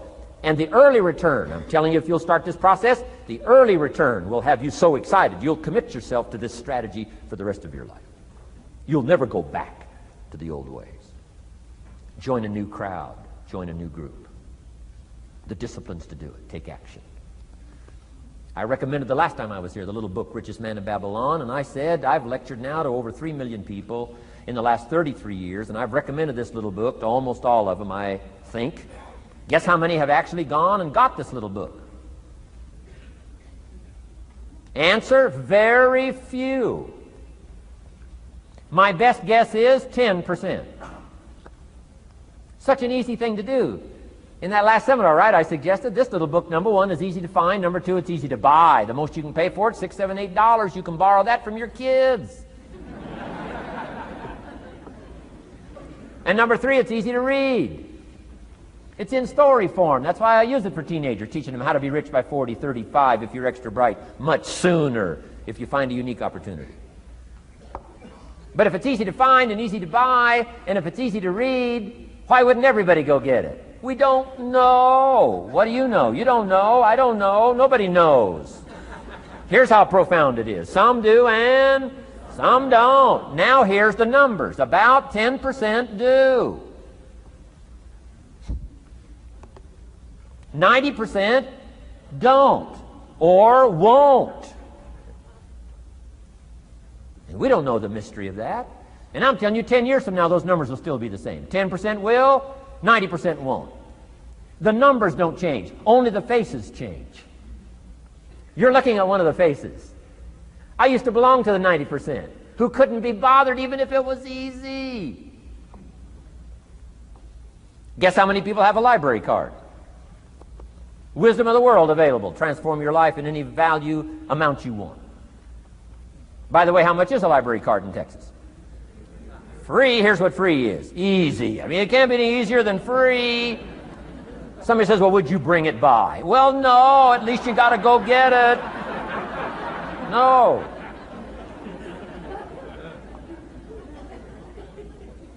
Wisdom of the world available. Transform your life spiritually, socially, personally, economically, and every other way. Teach you how to be rich and powerful and sophisticated and healthy, influential. How many people have a library card? Answer, 3%. 95, 97% couldn't be bothered. Guy specializes in happy hour, but he doesn't have a card. And now readily and quickly blames the government and blames his company and blames policy and blames the pay scale. When if he only knew, if he joined the 3%, here's my advice to you today. Walk away from the 97%. Don't talk like they talk. Don't act like they act. Don't go where they go. Don't specialize in what they specialize in. Throw away the blame lists they cling to. Start you a new life. You say, well, is it as simple as getting a library card and join the 3%? And the answer is, of course. Of course. That's how easy this stuff is. This is so easy. It's so simple. It's not complex. You don't need a 2,000-year-old guru.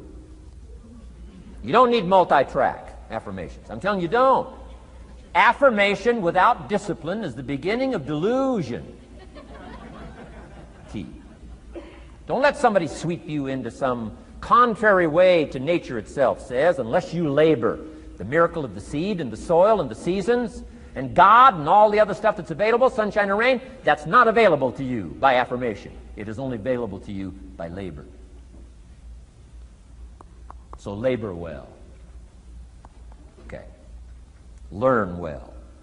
Discipline yourself well. And you can have all the treasures you want. This stuff's easy and simple. It's not ocean waves and seagulls. You don't have to move to Sedona where all the force fields come together in Arizona.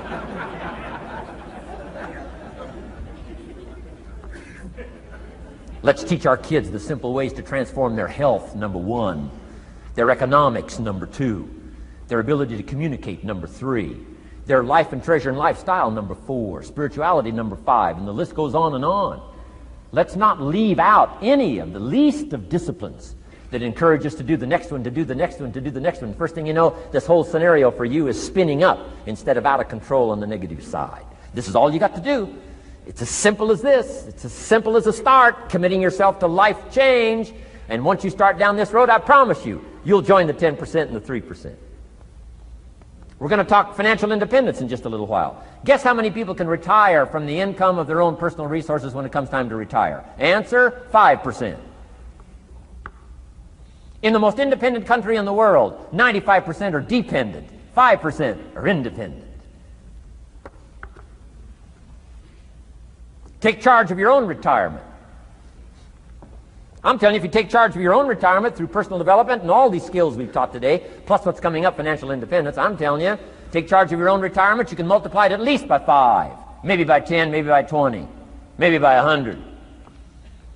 Let the government take care of it, some company take care of it, you got to divide by 5. Take charge of your own life, take charge of your own day, take charge of your own conversation, take charge of your own family, take charge of your own possibilities. And learn these skills, develop this kind of strategy, and I'm telling you, life will open up for you. Join the 3%. Join the 10%. Join the 5%. Walk away from the 95%. In our Leadership Weekend we teach, find out what poor people read and don't read it.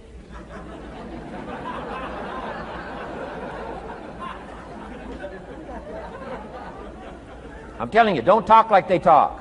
Lend a helping hand, but don't fall into their poor philosophical scenario. Don't blame what they blame. Don't use the excuses they use. It's called the language of the poor. Switch gears, switch language, switch ideas, switch strategy. Start with the simplest of disciplines. And don't bemean any of these disciplines. The smallest of disciplines starts the process of life change. And if you'll invest in this thing called discipline, you can have whatever you wish. It's called the beginning of a miracle. Now here's the last clue on discipline. Do the best you can. We covered earlier, but here's a good scenario for the do the best you can. I've got a good question for you. Is the best you can do all you can do? And the answer is no. Strangely enough. If we all fell on the floor right now and did as many push-ups as we possibly could, and let's say for some reason you haven't been into push-ups lately, I can't imagine why, but let's say the best you can do is 5. And you look up at the rest of us and say, hey, 5 is the best I can do. We can tell by the look on your face that's probably true. 5 is the best you can do. Now, is 5 all you can do? The answer is no. If you rest a little, you can do 5 more. Wow. And if you rest a little, you can do 5 more. And if you rest a little, you can do 15 more. How did we get from 5 to 15? It's a miracle.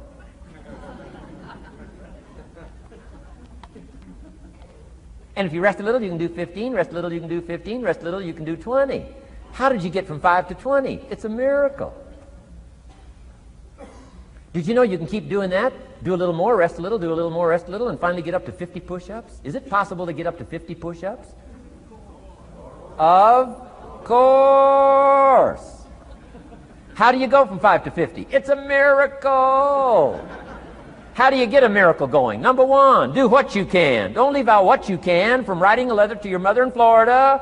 Start cleaning it all up. 2, doing the push-ups. Go from 5 to 50.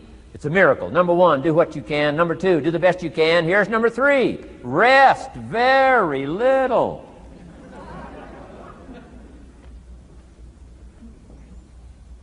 Don't rest too long. Why? The weeds take the garden.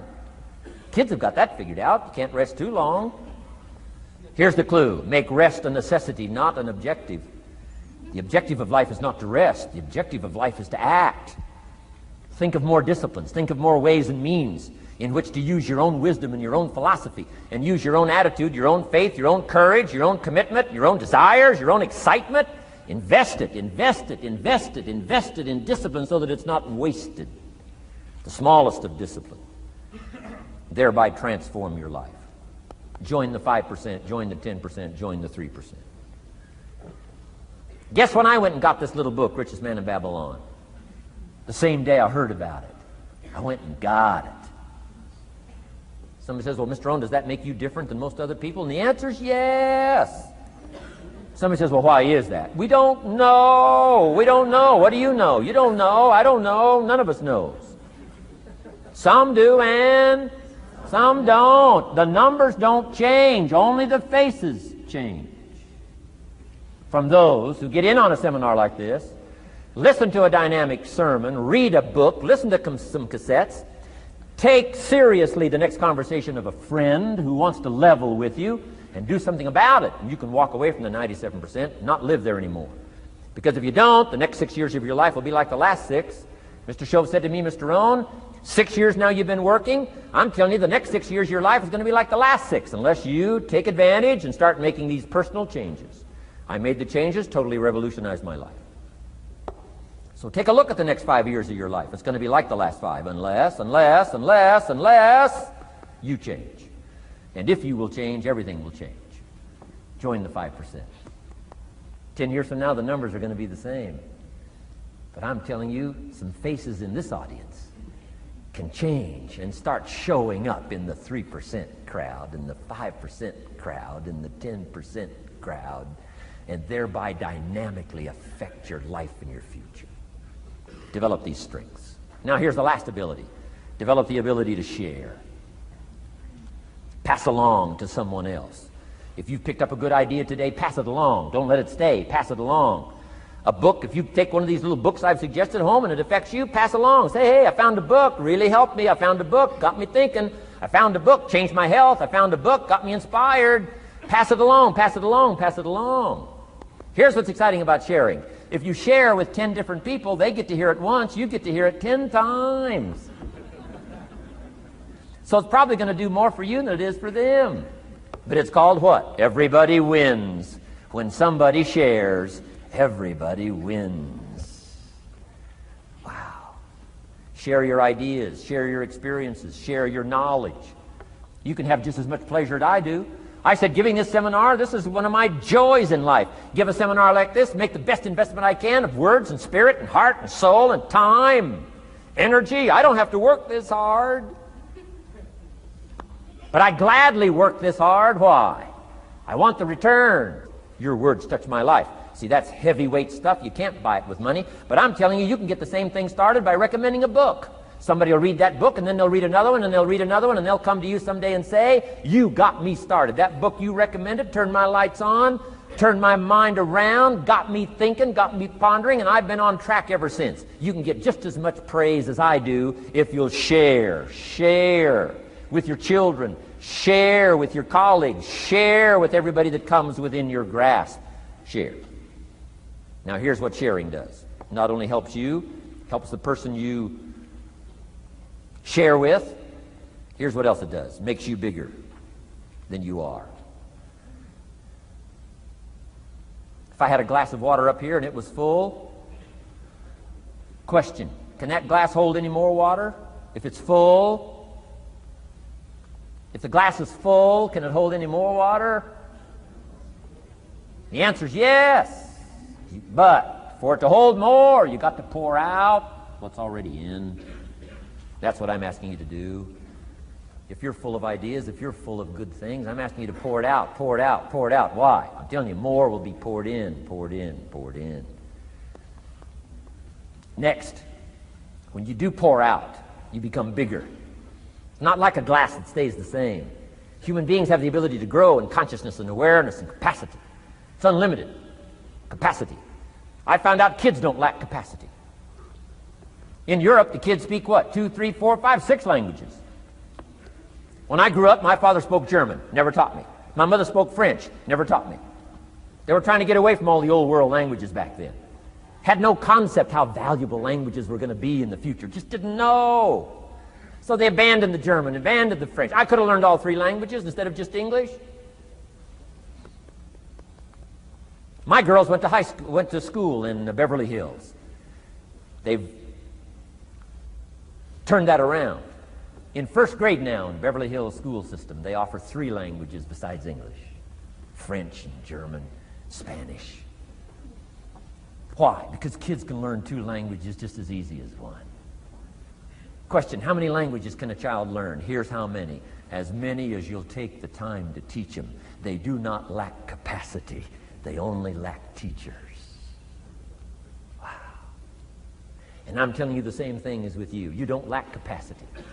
But here's how you expand your capacity. And that is to share what you've got. Now you get bigger. Share some more, and now you get bigger. I'm here for a very self-interest reason. If I share with you, my consciousness grows. If I share with you, I get to hear this again.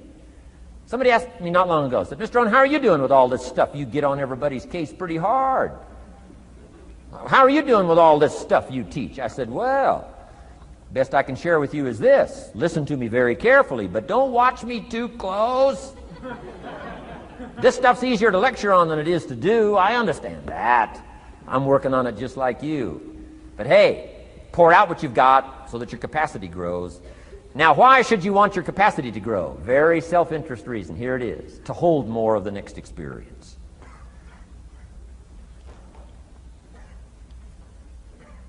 You mean to tell me that sitting in this audience, some people will get more out of it than others? And the answer is yes. If you haven't been into expanding your own capacity lately, you might not get much from this seminar. But if you've been into expanding your capacity, and you've been sharing, and you've been doing all this stuff, I'm telling you, no telling what all this could mean to you today, this chance to grow, change, develop, absorb, take in. I'm asking you to expand and grow so you can hold more of the next experience. Some people can't be very happy. You could pour happiness out on the whole world. Some people can't be very happy. Why? They're not big enough. If you're small, you don't get much. Small in comprehension, small in the ability to think and wonder, small in appreciation, no matter how much is poured out. Prosperity can be poured out on the whole country. Some people don't get much. Why? They're too small in their thinking, too small in their ability to share, have not expanded to their full capacity. Don't be like that. Now, some people aren't going to get much because they've got their cup turned upside down. You couldn't put anything in. Learn to share. It's a glorious, glorious experience. Okay, enough on personal development. Let's cover now setting goals. Let me show you something that turned me every way but loose. I've never been the same since I found out about it. Learning how to set goals.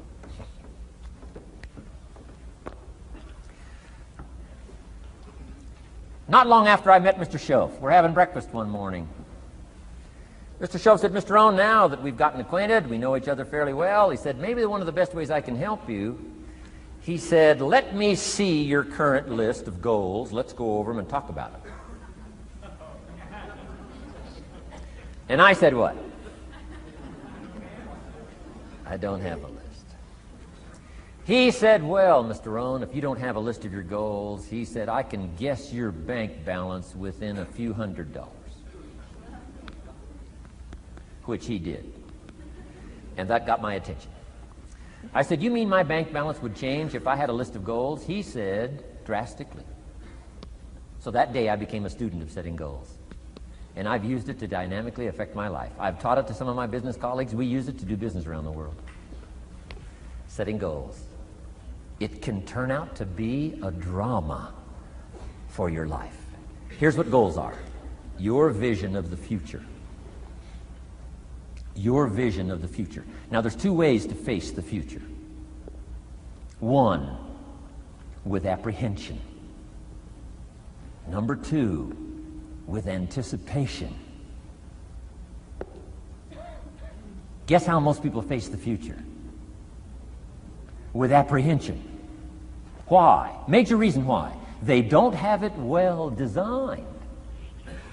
They've left the design of their future to somebody else. And if you don't make plans of your own, guess what? You'll probably fall into someone else's plans. Guess what someone else may have planned for you? Not much. You got to make a list of this not much stuff. I'm telling you, people all their lives count on this not much list. If all of your negative relatives all turn positive, what'll that do for your future? Not much.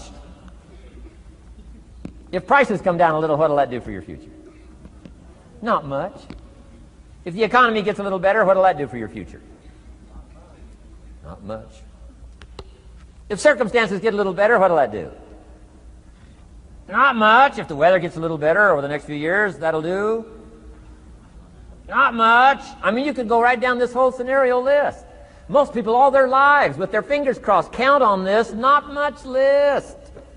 That's why 10 years from now, they'll be driving what they don't want to drive, living where they don't want to live, wearing what they don't want to wear, doing what they don't want to do, having what they don't want to have, maybe become what they didn't want to become. And it all starts by counting on something that's not going to count much. You say, well, then how can my life dramatically change? You got to count on yourself. And here's one of the things you got to count on: your ability to design the future. It's called the promise.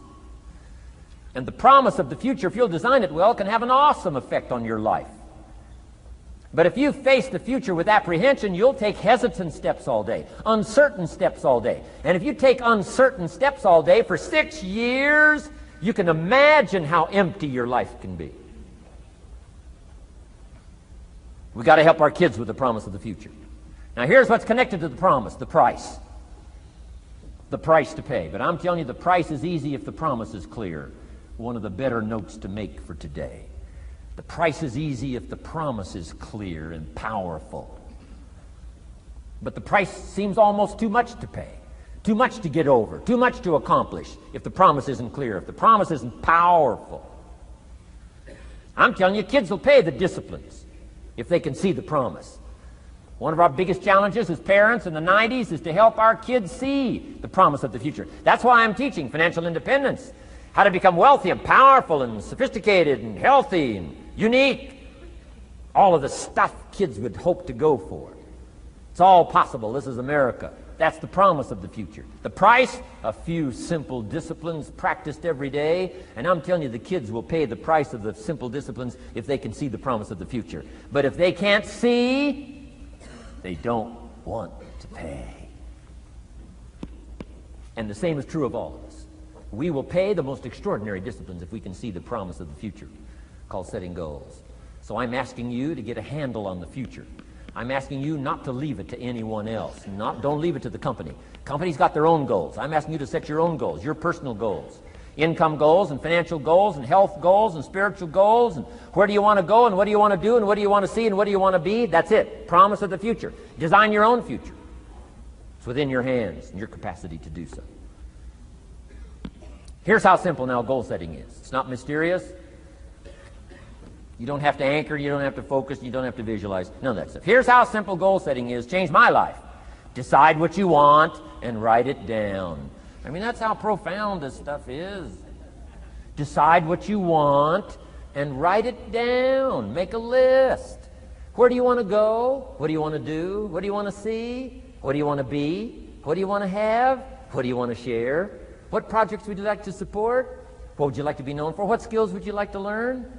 Some extraordinary things you'd like to do, ordinary things you'd like to do, right? Silly little things you'd like to do, very important things you'd like to do. Decide on all that stuff and write it down, write it down, write it down. That's how simple this stuff is. And it's your own private list. If it's really private, on your list, put some stuff in code where nobody can understand it if this list fell into unfriendly hands. And simple things, whatever. Foolish things, doesn't matter. It's your list. I had a little revenge on my first list. Budget finance, who used to harass me. I got 2 or 3 payments behind. This one guy called incessantly. Said, we're going to come get your car, drag it rear end up down the street in front of your neighbors. Put me down something fierce. When I met Shof, got my life straightened out, one of the first things on one of my lists was budget finance.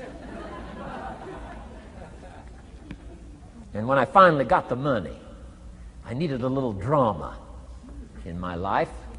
Finally got the money to pay him off. I put it in small bills in a big briefcase. Walked into the budget finance office on Wilshire Boulevard in Los Angeles. The guy who harassed me so often, his desk was about 3 back. I opened the door, walked in, right up to his desk, stood right in front of him, never said a word. He said, well, what are you doing here? Didn't say a word. I opened up this briefcase, dumped this pile of money all over his desk. I said, count it. It's all there. I'll never be back. Turned around, walked out, slammed the door. Now that might not be noble, but you got to try it at least one time. Pay off with a little drama.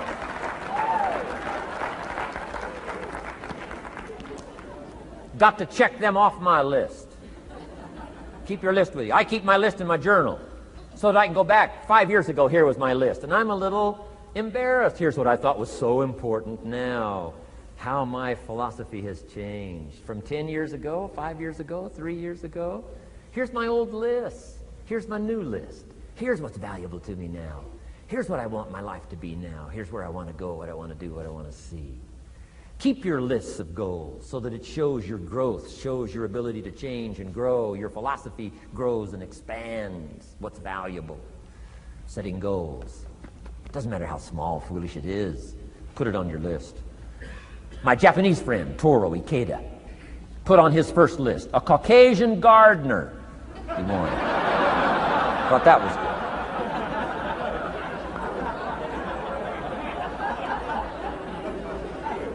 I like that. Have you got this profound thing now on setting goals? Here's how profound it is. Decide what you want and write it down. Get together with your wife, decide. Get together with your kids, decide. Get together with your business colleagues, decide. Write it down. Make a list.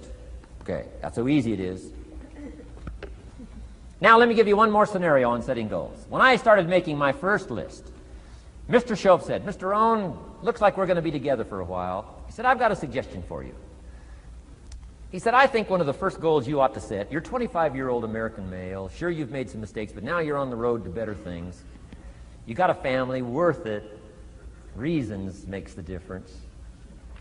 And he said, you've got every reason to do this. He said, why don't you, among all the goals you're going to set, he said, why don't you set a goal to become a millionaire? A millionaire. This is America. All the possibilities are available. Why don't you set a goal to become a millionaire? He said, it's got a nice ring to it. Millionaire. Enough zeros to impress your accountant? Millionaire. And he said, here's why. Now I thought, the man doesn't need to teach me why. I'm thinking, wouldn't it be great to have $1 million? He said, no, that's not it. Here's why. And I had one of the greatest lessons I ever learned, and I'm about to share it with you. This will be worth the price of being here today if you can capture what I'm about to share with you. Babysitter fees, whatever else you paid. Some of you missed some sales today to be here, so this is a costly day for you. But what I'm about to share with you changed my whole life. Here's what Mr. Shoaff said. Set a goal to become a millionaire. And he said, here's why. For what it will make of you to achieve it. And I got one of the greatest classes in one sentence I've ever received in my life. Set a goal that'll make you stretch that far. For what it will make of you to achieve it. What a brand new reason for setting goals. What an all-encompassing challenge to have a better vision of the future. What for? To see what it will make of you to achieve it. And here's why. The greatest value in life is not what you get. The greatest value in life is what you become. Major question to ask on the job is not, what am I getting here? That's not the major question. The major question to ask is, what am I becoming here? It's not what you get that makes you valuable. It's what you become that makes you valuable. So Shoaff said, set a goal to become a millionaire. For what it will make of you to achieve it. Then he said, when you finally have become a millionaire, now, he said, what's important is not the money. I thought, wow, I've got some more to learn. He said, no, Mr. Rohn, I'm telling you honestly, you could just give the money away. Now, I did better than that, right? I told you. I lost it all. I'm rich by the time I'm 31. I'm a millionaire. I'm broke by the time I'm 33. So I didn't have to give it all away. I lost it all. Foolish mistakes I made. I'm a farm boy from Idaho. That early money drove me bonkers. I used to say, how many colors does it come in? I'll buy them all. I went crazy over that first money. I just went crazy. And then I made that one foolish mistake, right? Continuing guarantee. I mean, I'm so naive off the farm. I don't know what continuing means. And a few other mistakes. And by the time I'm 33, I'm broke. Now I've made and lost millions since then. But what an experience that was. And I'm telling you, the man was right. When I finally was broke at age 33, guess what I discovered? My money did not mean that much. It represented only a fraction of all my assets. Shoaff said, once you become a millionaire, Mr. Rohn, you could give all the money away. Because he says, what's important is not the money. What's important is the person you've become. Now, let me give you the key phrase on setting goals. Set the kind of goals that will make something of you to achieve them. Set the kind of goals that will make something of you to achieve them.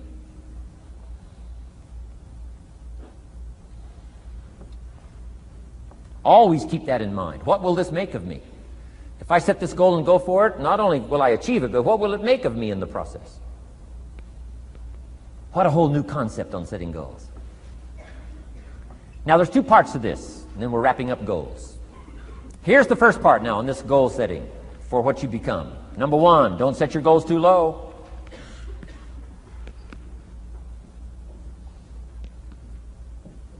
Interesting, we teach in leadership. You'll find it on the cassettes. Don't join an easy crowd.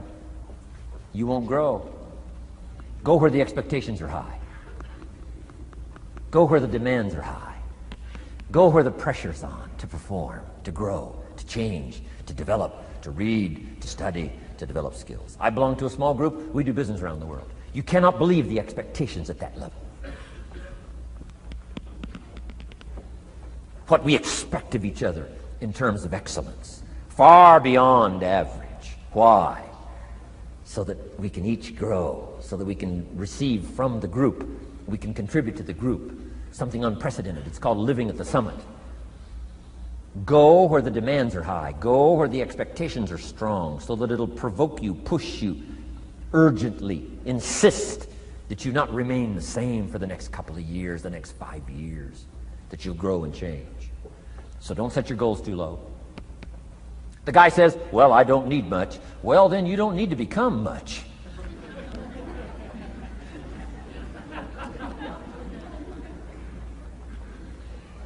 Now, here's the last part on setting goals. Don't compromise. Don't sell out. There were some things I went for back in those early years that I paid too big a price for. If I'd have known how much it was going to cost me, I never would have paid, but I didn't know. So don't sell out. Ancient phrase says, count the cost, count the cost, count the cost. An ancient story says, Judas got the money. You say, well, that's a success story. No. It's true, 30 pieces of silver in those days was a sizable fortune. You say, well, if a guy's got a fortune, right, that's a success story. No, you don't understand. His name was Judas. Doesn't that ring a bell? Judas. You say, oh, yes, Judas, the traitor. That's right, the traitor got the money. Doesn't that change the story? And the answer is, of course, it changes the story. Interestingly enough, after Judas gets the money from becoming a traitor, he's got the money in his hot little hand, and now he's unhappy. Somebody says, well, if you had a fortune, how could you be unhappy? Well, he wasn't unhappy with the money. He was unhappy with himself. Key phrase, the greatest source of unhappiness is self-unhappiness. The greatest source of unhappiness doesn't come from outside. The greatest source of unhappiness comes from inside. And here's where the erosion starts, doing a little less than you could. That's where the beginning little infection of unhappiness starts, doing a little less than you can, not feeling that good about yourself. So don't let that happen. Judas is unhappy. He says, what'll I do? He says, oh, I'll just take the money back. Walked in where he got the money and said, here, take this money, I'm unhappy. They said, heck with you, Judas. We got what we wanted, you got what you wanted, out. They threw him out with his money. Judas says, well, what'll I do now? He says, oh, clever. Should have thought of this first. I'll just throw the money away. And he proceeded to throw his fortune away. Why would he throw his fortune away? He was so unhappy with himself. And that's not even the end of the scenario. After he threw his fortune away, he couldn't change what he became, a trader. And now, in total abject frustration, he goes out and hangs his worthless self, which all traders should do, save the state the money.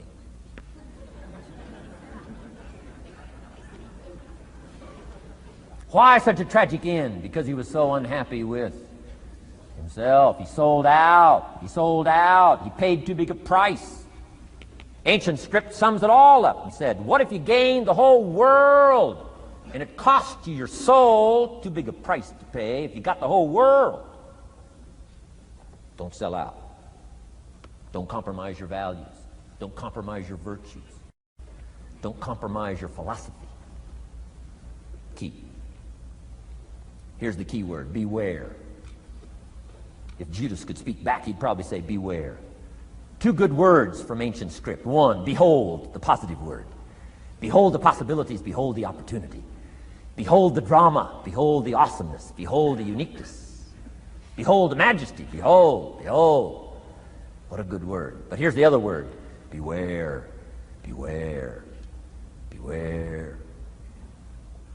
Don't sell out. Mark well what you become in pursuit of what you want. But I'm inspiring you, hopefully, to set the kind of goals that will transform your life, make you far better than you are, far stronger than you are. Okay. Isn't this good advice? This is such good stuff. I should have paid to get in, right? Fabulous.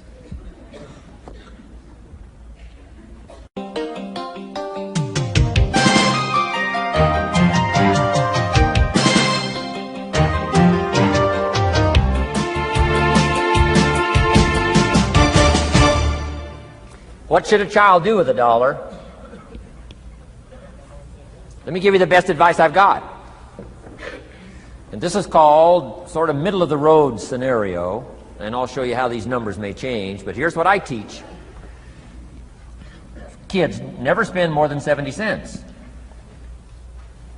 Okay, now you got to pick some number. When I met Mr. Schoaf, I was at about 110%. But remember this, if your outgo exceeds your income, your upkeep becomes your downfall. Good little scenario. So here's the number that I found works best in developing a good financial plan. Never spend more than 70 cents out of every dollar from now on. Now kids ask me what? What do you do with the other 30 cents? Here's my best advice. 10 cents, charity. 10% charity. Supporting worthy projects, helping people who cannot help themselves. Some churches teach tithe, peace, portion, turning back part of what you take out. Excellent, excellent philosophy. That's what that 10% is. And nothing teaches children responsibility and character better than generosity. No school, no class, no teacher can teach character better than the simple act of generosity. 10 cents out of every dollar. Now you can pick your own number. I'm just giving you my best scenario. Now the time to start this is when the amounts are small. Easy to give a dime out of $1. I'm telling you, kids will give you 10 cents out of every dollar if it's part of their philosophy, if you sell them on it. And that's the time to start, when it's easy, 10 cents out of $1. A little harder to give 100,000 out of 1,000,000. Someone says, oh, if I had $1 million, I'd give 100,000. I'm not that sure. We better start you early when the amounts are small, so it'll all be set in when the big amounts start to come. Okay? So 10 cents for charity.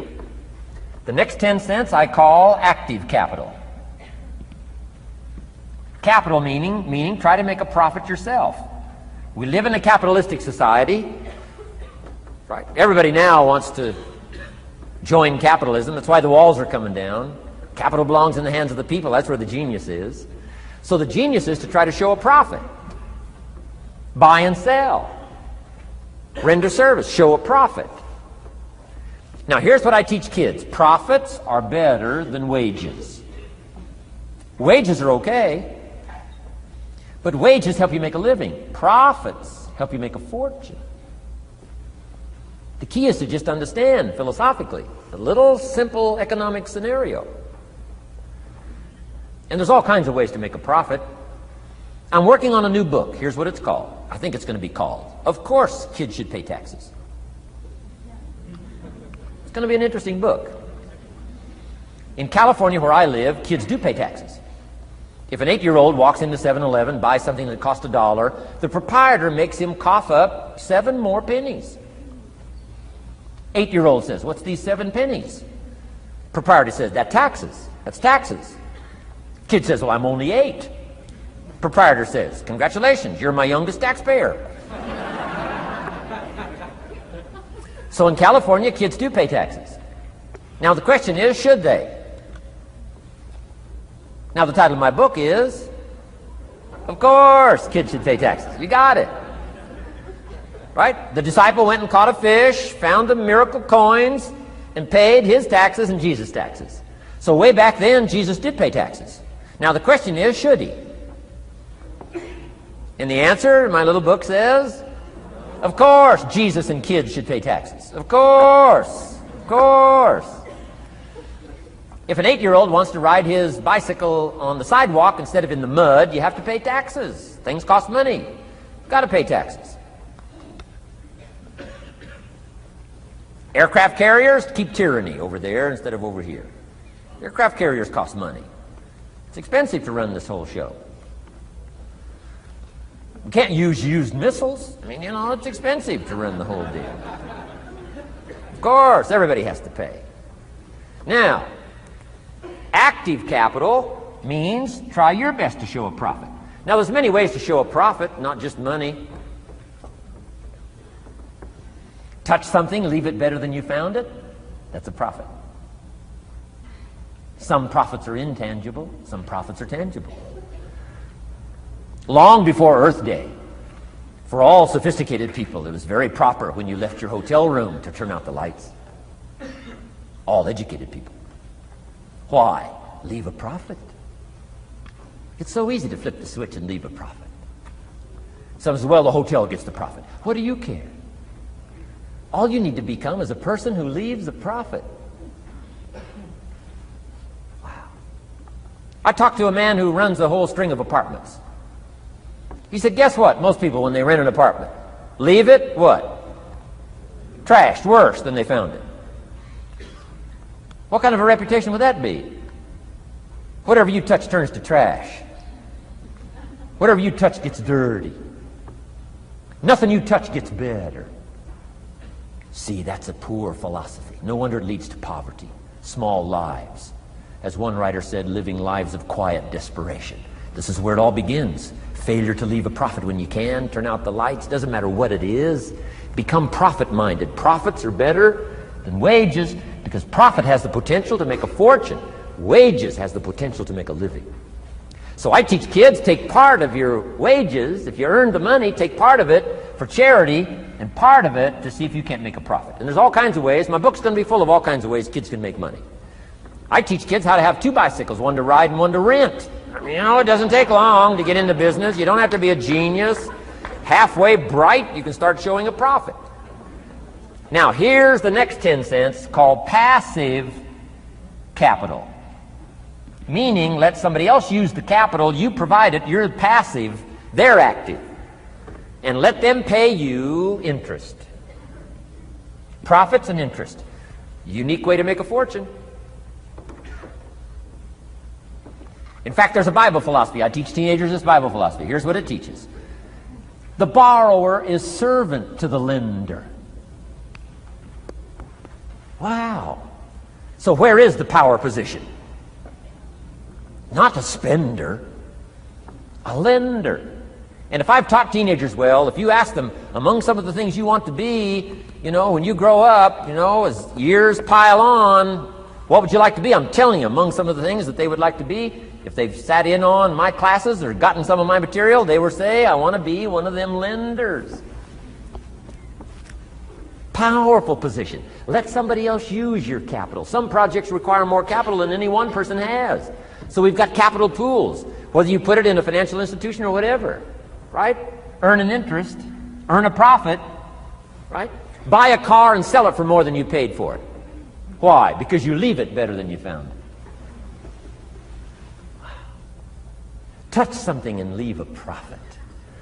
Okay? It's not just wrapped up in money and economics. This helps to teach all other scenarios of life on profit and capital and expenditures, what to do with your time and what to do with your life, and as well as what to do with your money. Okay? Now this little scenario I call the ideal. Now here's what's important: to set up the ideal and work toward it. Because at first you may not be able to do these numbers. Some people are in such desperate situation currently, they got to go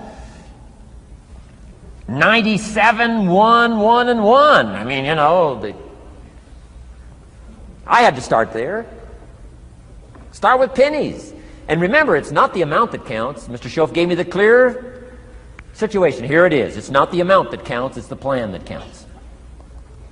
When I met Mr. Schoaf, I'm 25 years old. I said to him, if I had more money, I'd have a better plan. He said, no, Mr. Rohn, if you had a better plan, you'd have more money. 6 years? 6 years? In America, 6 years?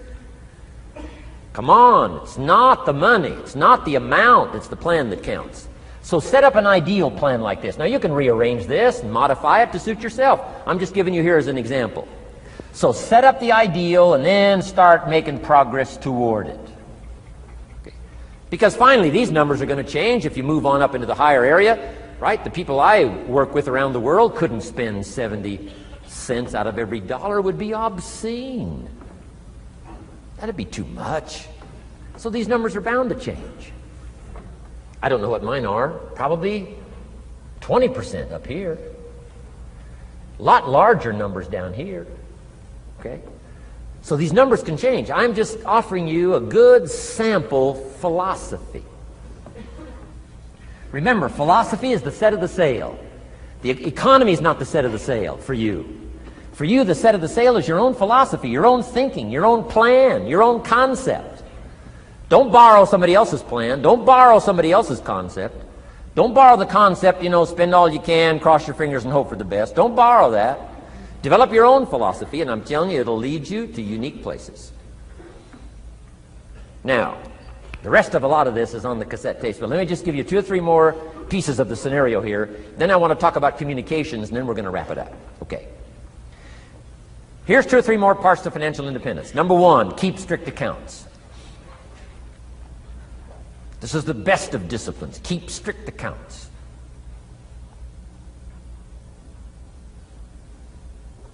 Did you ever hear this expression?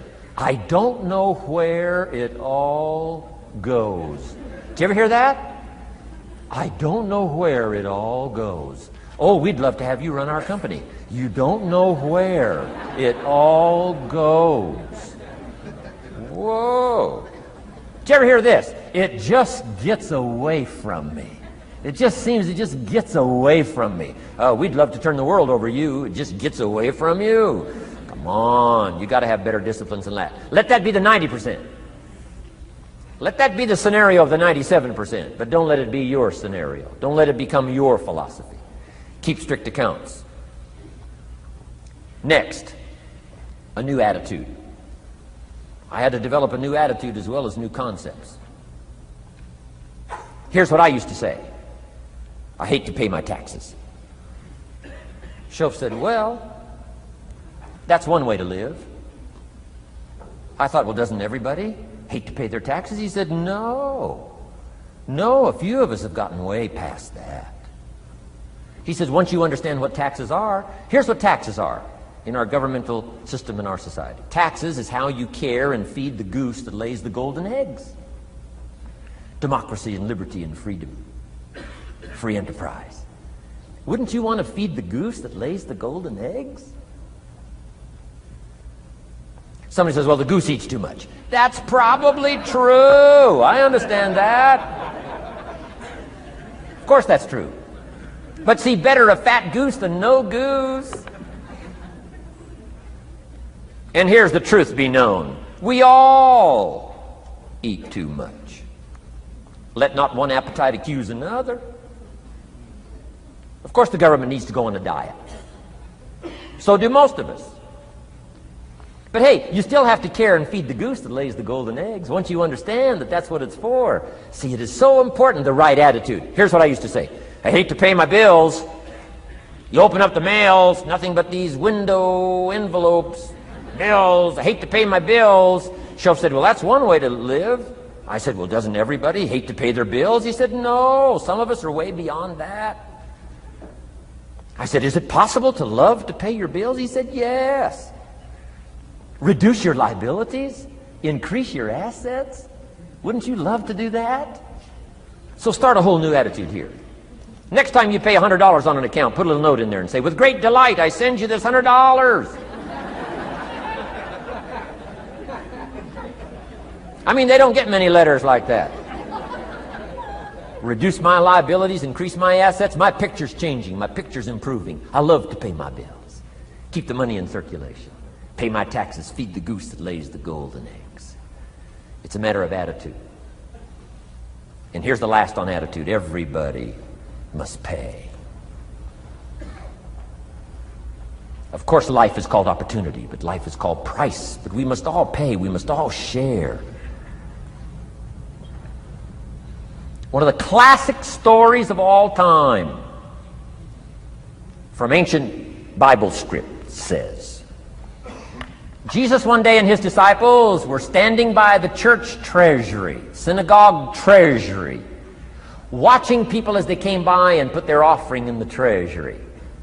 That wouldn't be a bad idea. Jesus and his disciples standing by the treasury while everybody walks by. Jesus says, how much was that? How much was that? Interesting. And the story said some people came by, put in big amounts. Some people came by, put in modest amounts, average amounts. And the story says, then a little lady comes by and puts in 2 pennies in the treasury. Jesus says to his disciples, look at that. Look at that. His disciples said, 2 pennies, 2 pennies. What's 2 pennies? Jesus said, no, you don't understand. She gave more than everybody else. They said, 2 pennies is more than everybody else? He said, yes. Because I'm certain that her 2 pennies represented most of what she had. And if you give most of what you have, then you've given the most. Wow. What a lesson to learn. It's not the amount. It's what it represents of your life that counts. Now let me give you the wisdom of the scenario that did not occur. And this is the greatest of wisdom. And in my own particular, peculiar brilliance, I have the ability to record for you what was not recorded in the scenario of the story. Here's what did not occur, which may teach us one of the greatest of the wise things that was taught in this scenario. Here's what did not occur in the scenario. Jesus did not reach into the treasury and get this little lady's 2 pennies and run after her and say, here, little lady, my disciples and I have decided that you're so pitiful and you're so poor that we've decided to give you back your 2 pennies. I'm telling you, that did not occur. If it would have occurred, she would have been what? Insulted. She would have rightfully said, I know my 2 pennies aren't much, but it represented most of what I had. And would you insult me by not letting me contribute what I wanted to contribute, even if it's only 2 pennies? I'm telling you that did not occur. Here's part of the wisdom of the story that was not recorded. Jesus left her pennies in the treasury, meaning everybody has to pay, even if it's only pennies. That's the key. And whether you start with pennies or whether you start with dollars or whether you start with nothing, remember, part of the scenario is to spend, of course. Part of the scenario is to invest, and part of the scenario is to show a profit, and part of the scenario is to help take care of people who can't take care of themselves. If you'll set up your own philosophy, I'm not asking you to buy my philosophy. I'm not asking you to adopt my numbers. I'm only wanting to provoke you to think, for you to come up with a splendid economic philosophy that's got you up early and got you up late, has got you thinking and pondering ways to use your resources and turn it into the dreams you want for the future. And that's my little story on financial independence. Okay. Here's the next to the last subject, communication. How to affect other people with words. I've got just a little 4-point program here for you to consider. The whole expanded version now, 3 days, right? 3 days of all this is in that package that you're taking home. So this is called an abbreviated version of all the rest, this 1 day, video day. 4 steps to good communication. Here's number 1, first of all, words can work miracles. That's why communication is so important. Words can work miracles. Words are powerful. Words are almost godlike. In fact, ancient script says the Word was God. God was the Word. Wow, words and God. I said to my Israeli audience last year, in the beginning, the story of creation is unique. It says, in the beginning, Jehovah God spoke and said what? Got some students here, I'm sure. In the beginning, Jehovah God spoke and said what? Let there be light. And what? There was light. Wow! Wow! It looks like words create light. Is that possible? I'm telling you it's possible. Humans can get pretty close. What if somebody can't possibly see how they could do well, how they could become successful, how they could transform their lives and their health, their future, and their finances, spiritually, and every other way? They can't see, and you come along and share your story, and maybe borrow some other stories. And by the time you get through with a good presentation to this person, they say, now I can see. Before you got here, I was blind. I was in the dark. And while you were talking, some things dawned on me. Is it possible to create light with human intelligence, with words? And the answer is, of course, of course. Here's part of the spectacular opportunity as a human being. One person talking to another. It's got so much power, so much potential. A mother talking to a daughter, a father talking to a son, salesperson talking to a client. Nothing more magical and powerful, awe-inspiring than words have the ability to dramatically affect people's lives and futures. So become a good communicator. Let me give you some good keys to good communication. Here's number 1, have something good to say. Communication starts with preparation. Getting ready to speak this year, getting ready to speak next year. Attend the classes, read the books. Have something good to say. Here's 4 good words to help you to have something good to say. 1 is interest. Develop a new interest in people and life and what's going on, economics and politics, religion, social structure, possibilities, opportunities. Develop a new interest. Here's the next word, fascination. Goes that step beyond interest. That's why kids learn so much that first 6 years. Fascination. Adults are walking on ants. Kids are saying, don't walk on these ants. I'm studying these ants. I'm looking at these ants. Kids are so fascinated. How come an ant can carry something bigger than he is? Wow. That's how come they learn so much. They're fascinated. And here's another little clue I've learned. Turn frustration into fascination if you can. You'll learn more. I've worked on this. I'm pretty good at it. Out in Los Angeles, I'm on the freeway. My airplane leaves in 45 minutes. The traffic is moving not 1 inch. I am now fascinated. I'm telling you. Now, it doesn't work every time. That's true, but every time it does work, I'm telling you, you'll come away with more. Learn to be fascinated instead of frustrated if you possibly can. Turn that little scenario on for yourself. Next is sensitivity. You got to understand, we use the phrase where people are coming from, where they've been, what's going on. Sensitivity training is so important. People not like you, people that have got challenges and problems and difficulties, you got to do your best to be sensitive to other people, where they find themselves, the pit they might be in currently, what's going on. Be sensitive to that. Here's 2 of the greatest things said about Jesus. 1, it said he was touched. He was touched by where he found some people. He was touched by the misery he found some people in. He was touched. He was touched. And here's the other word. He was moved, it said. He was moved, touched and moved. If you really want to communicate well, you got to be touched and moved.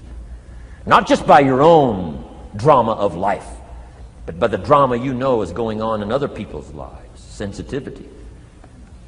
How does an adult 40 talk to a child who's 12? You got to be sensitive. Not just to your current situation. One of the best ways to identify with a child who's 12 and you're 40 is remember when you were 12. Go back, remember the scenario and let it hit you again, let it touch you again. I don't have any problems with 12-year-olds. I remember almost every day of being 12. 12's a unique year. One, you're not 13. I mean, you know.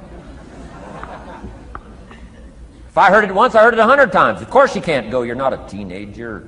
Wow, I can't wait for this year to be finished.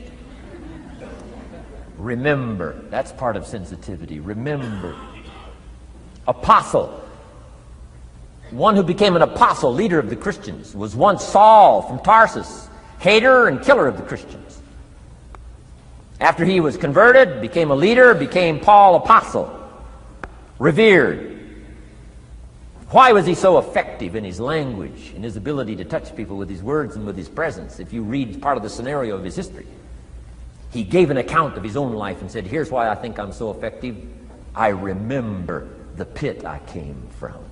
Sure, they call me apostle, but I used to kill these Christians, and I never forget that. If I want to get in touch with other people's difficulty, I got to remember my own difficulty. Let it hurt again. That's what makes a good performance. A good actor, a good actress.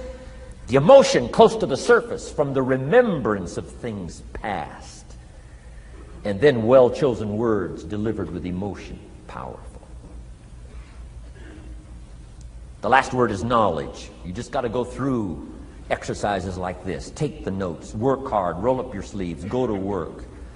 Gather the knowledge in journals. Gather the knowledge in notebooks. Gather the knowledge in a library and cassettes and videos and every other means. Gather knowledge. Don't be lazy in learning. A major part of communication is preparation. Now here's the next part of good communication. Say it well. One is having something good to say. Number two is saying it well.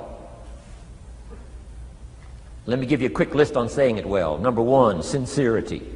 Best place to start if you want to communicate well is let your sincerity show. Next is repetition, the mother of skill. I've been at this 33 years. Somebody says, well, you give a pretty good seminar. I should. 33 years? 33 years. Repetition. Next, brevity. Sometimes you don't need many words if you're totally sincere, I'm telling you. Jesus' presentation in gathering up his team called disciples was fairly short. He just walked around the countryside, took a look at somebody and said, you follow me. That's brief. I mean, you know, that's short. Now, why could he get by with such few words? And this takes care of a lot that I've tried to share with you today called personal development. Here's why I think Jesus could get by with such few words. For all that he was, that he didn't have to say.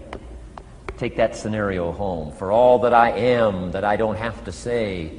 Just a few words could be dynamic in affecting someone else's life. A child, a business colleague, a sales client.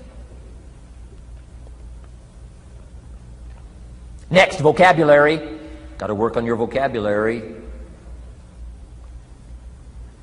Some of my friends took a survey among prisoners working on some rehabilitation program. They weren't particularly looking for this, but here's what they found. There's definitely a relationship between vocabulary and behavior. And here's what they found out. The more limited the vocabulary, the more tendency to poor behavior. And when you think about it for a while, it makes sense. Words are a way of seeing. And if you don't have a good vocabulary, you can't see very well. Can you imagine the mistakes in judgment when you can't see very well? Next, words are a way of expressing what's going on in your head, what's going on in your heart. What if you can't see well and you can't express well? You can imagine the tragic scenario of 5 years of that, 10 years of that, 20 years of that showing no improvement. Behavior now becomes a major problem. And that person's world gets smaller and smaller and smaller. Why? They can't see and they can't express. And finally, they don't need much bigger place than a 10 by 12 cell. Their world is so small anyway, don't need much bigger place. I'm asking you to stretch your vocabulary. I used to put words up on a 3 by 5 card. I drove a lot back in those days, but at the end of the day, I'd mastered 2 or 3 words. My oldest daughter, Linda, with my grandkids, starts the day with what's called the word for the day. She writes it on a chalkboard, the word for the day. And the kids memorize that word and the meaning of the word. And every once in a while during the day, she'll say, "What's the word for the day?" The last day I was there, the word was superficial. Natalie's 4, Nathaniel's 5. And several times during that day, Linda, my daughter, would say, "What's the word for the day?" Natalie would say, "Superficial."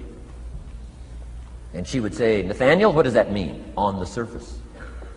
Several times during the day. "What's the word for the day?" Superficial. "What does it mean?" "On the surface." If you were to ask my grandkids, "The last time Grandpa was here, what was the word for the day?" I'll bet you they'd probably know. Superficial. On the surface. Word for the day. Why not learn a word a day? Why not add to your vocabulary so you can see more, see better, and express better? Put out in words what's in your heart, what's in your soul, what's in your mind. It's important. So say it well. Here's number 3. Number 1 was have something good to say. Number 2, say it well. Here's number 3. Read your audience. These are just simple concepts now. You've got to add some of the details, but that's what I'm mainly good for, is concepts. Read your audience. If you're talking to a child, you've got to study the face of the child. You've got to study a little body language. You've got to study what's going on. So you'll know whether to shift gears, come on a little stronger, ease off a little, might be too strong, search for another illustration, soft, strong. A lot of that is dictated by reading your audience. When I first started lecturing, I had some challenges here. I was so absorbed in my notes, lecturing like this. I'm telling you, in those early days, the audience could have left and I'd kept right on going. I didn't know what was going on down here. I didn't know what was going on over here. I didn't have any idea what was happening over here, whether I should come on a little stronger, ease back. I didn't know. I couldn't read my audience. So, read your audience. A prospect, read. Now let me give you some ways to read. Number 1, by what you see. Body language tells us some things. How to shift gears, whether to go on, whether to stop. If you're talking to somebody and they're leaning toward the door, that means you gotta hurry, right? They're not gonna be here long.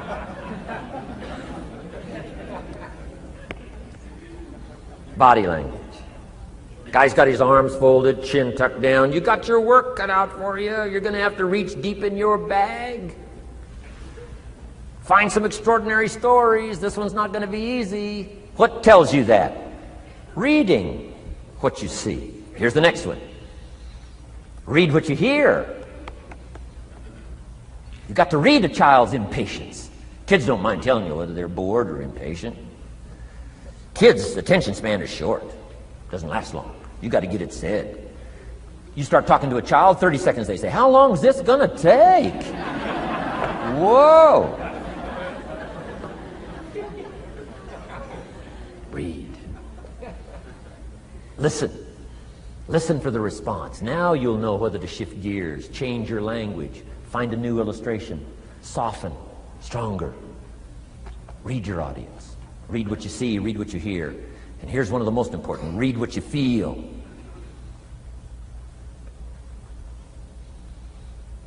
Now, women are probably better at this than men when it comes to picking up emotional signals. Men, they can see, and men, they can hear, but it takes a little training for a man to pick up those emotional signals that are so important so you don't say the wrong stuff. Because it's so easy to make a mistake in language. What if you meant to say to someone you care about? What if you meant to say, "What's troubling you?" And instead you said, "What's wrong with you?"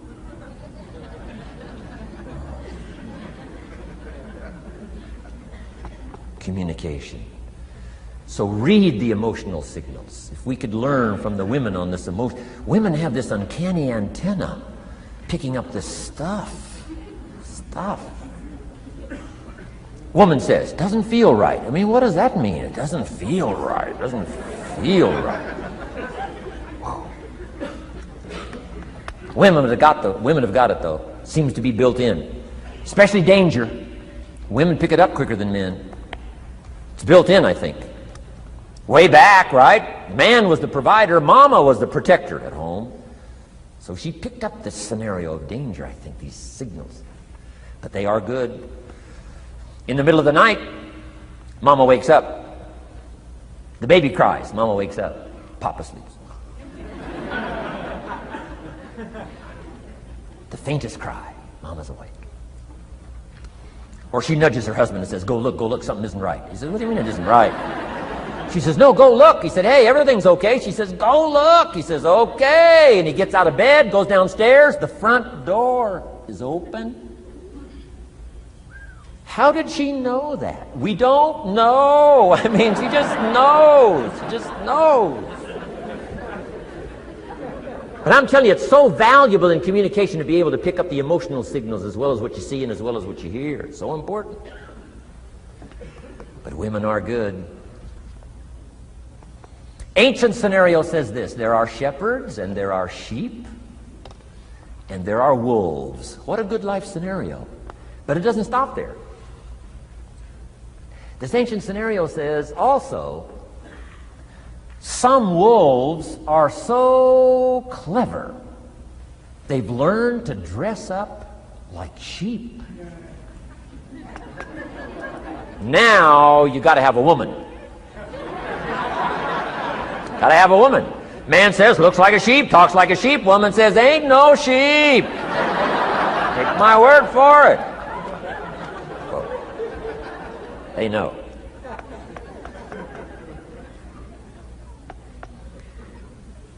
Read.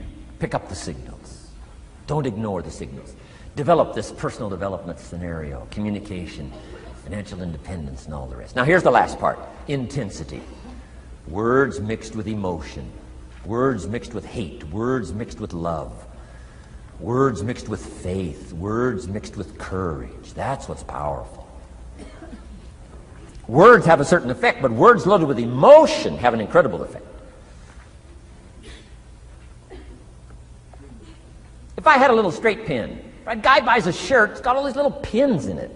I take out all these pins. If I took one of those little straight pins and I threw it at you, and let's say it reached you and hit you in the face or hit you in the hand, you'd feel it. This little straight pin, you'd feel it. That means I got you with my words. But what if I took that little straight pin and wired it to the end of an iron bar, about that long? See, I could drive that pin through your heart. The pin is the words, the iron bar is the emotions. The emotions. Here's the best I could share with you. Put more of you into what you say. Don't be casual in language. Don't be casual in words. Casualness leads to casualties on the freeway and in communication. Don't be lazy in learning good communication. And put more of you. Now here's the last thought. The emotions must be measured. It can't be too much for the occasion if it's not called for. In leadership we teach, don't shoot a cannon at a rabbit. It's effective, but you got no more rabbit.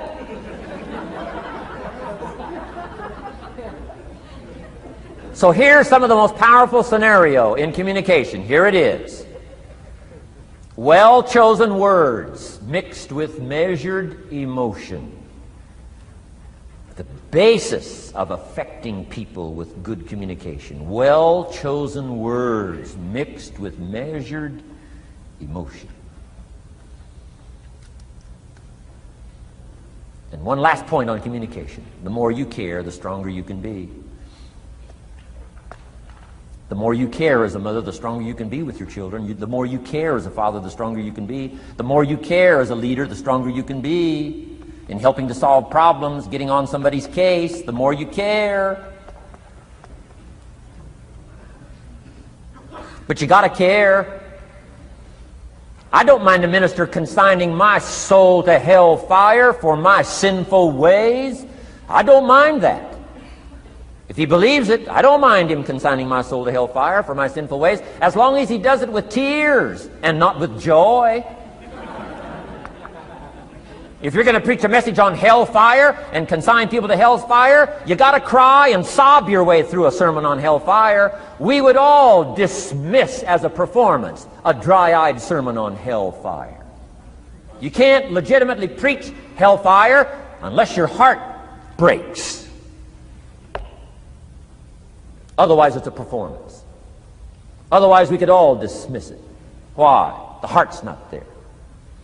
There are some conversations that don't make sense unless they're accompanied by tears. It doesn't mean anything unless it's accompanied by a broken heart. Learn measured emotions. Remember, draw from well-chosen words, expanded vocabulary. Be interested and fascinated. Pull all this together. I'm telling you, your ability to touch other people will grow day by day, week by week, month by month, year by year. Here's my last subject. It comes in two parts. First is the negative part. And I got just a couple of tips for you on negative. There wouldn't be positive without negative. It's part of the life scenario. Ancient script says it best. There's a time to laugh. And once you've learned to laugh, just keep on laughing. No. Just get another positive book. No. There's a time to laugh, what? And a time to cry. And you've got to become so sophisticated and so well educated that you don't laugh when it's time to cry.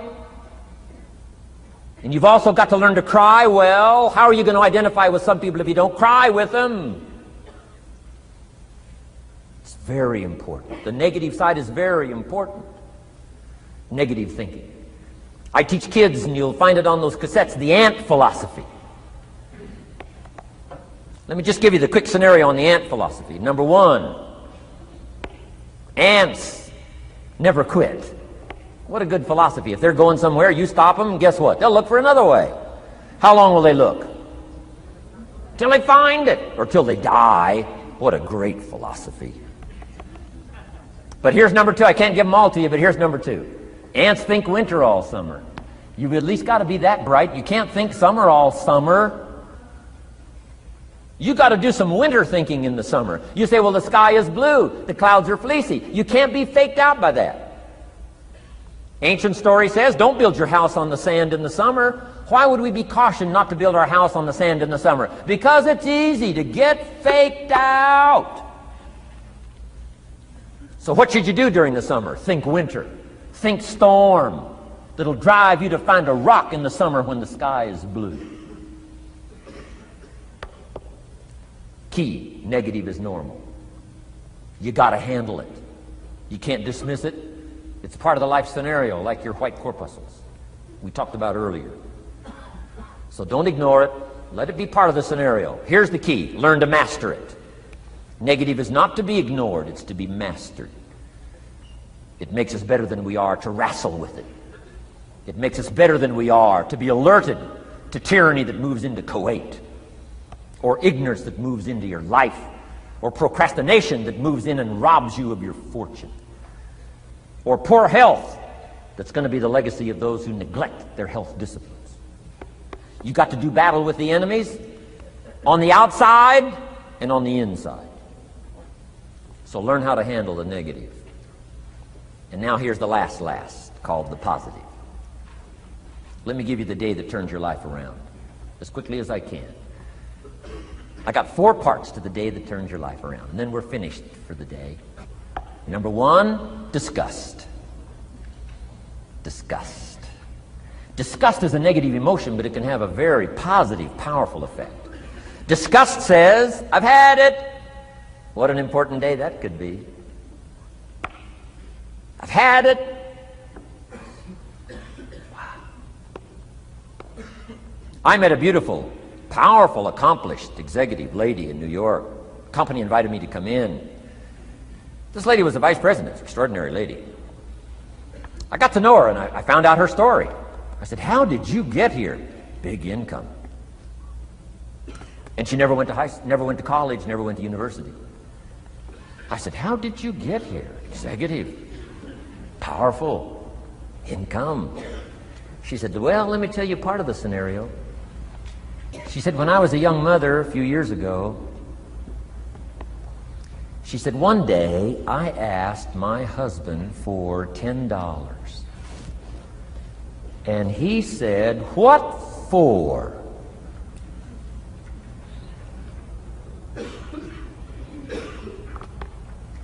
She said, before that day was over, I decided I would never, ever ask again.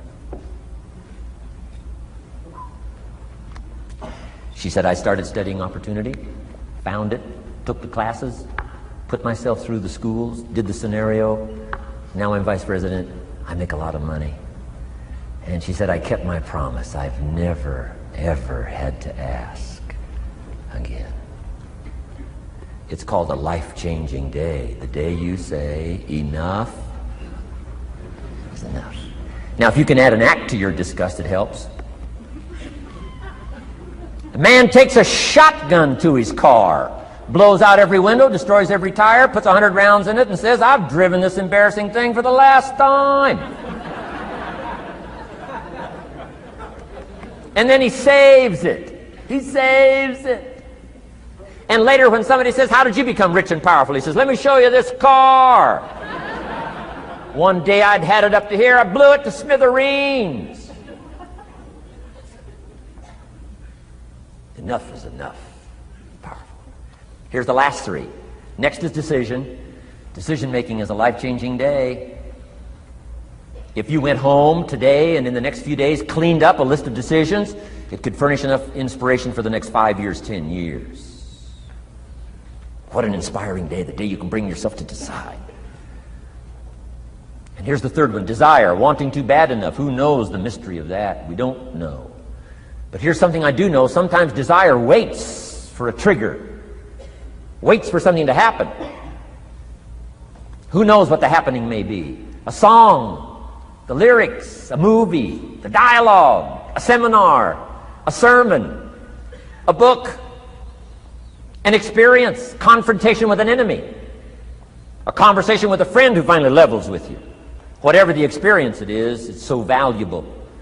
And here's my best advice. Welcome all experiences. You never know which one is going to turn everything on. Don't put up the walls. The same wall that keeps out disappointment keeps out happiness. Take down the walls. Go for the experience. Let it teach you. And here's the last one. Resolve. Resolve says I will. Two of the most powerful words in the language. Benjamin Disraeli said, nothing can resist a human will that will stake its existence on its purpose. Shortly put, I'll do it or die. Best definition of resolve I got from a little junior high girl, Foster City, California. I'm going through some words one day. I got to this one and I asked the kids, who can tell me what resolve means? Some didn't know, some tried. Interesting. The last one was the best. Little girl about 3 rows back, she said, I think I know, Mr. Rohn. I said, what? She said, I think resolve means promising yourself you will never give up. I said, that's the best I've ever heard. She's probably giving seminars somewhere today, right? I mean, that's the best I've heard. I asked the kids, how long should a baby try to learn how to walk? How long would you give your average baby? Before you say, hey, enough's enough. No. Any mother in the world would say, you're crazy. My baby is going to keep trying what? Until. What a magic word. I want you to write it down. Until. Promise yourself you'll read the books until your skills change. You'll go to seminars until you get a handle on it. You'll listen to it until it makes sense. You'll go for it until you understand it. You'll practice it until you develop the skill. Never give up until. However long that is, step by step, piece by piece, book by book, word by word, apple by apple, walk around the block, go for it. Don't miss the chance to grow and resolve that you'll pay the price until you learn, change, grow, become. Then you'll discover some of life's best treasures when you pay that price. Now here's my last word to you. As leaders in the community, I'm sure you are. Parents, the greatest challenge of leadership is parenting. Whether you're in sales or management, wherever I've found you today, I want to give you, from my heart to you, what I wished you would do from this seminar today. And if I've inspired you to do this part here, among all the other things I've talked about, I would have considered it worthwhile to leave my family, fly away from my home, drop down into Fort Worth, Dallas, and spend one of my very precious days with you. If I can accomplish this, it'll all be worthwhile. It comes in two parts, and here it is. One, learn to help people with their lives, not just their jobs. Learn to help people with their lives, not just their skills on the job. Touch people with a book, touch people with a poem, touch people with some words. Don't fail to say something that could be meaningful. Help people with their lives, help them set their goals. Help them with their dreams, help them with the future, help them with errors, help them with mistakes. Help people. Help your kids not just get along, not just hang in there, not just try to hold the family together. Try to build lives with communication, build lives with setting goals. Help your kids with their lives, not just their homework, their lives. And here's my last one for you personally, because I'm probably one of the best examples of this standing before you in this auditorium today. Here it is. Ancient script says, if you work on your gifts, they will make room for you. If you work on your gifts, they will make room for you. Wow. Look where my gifts have brought me.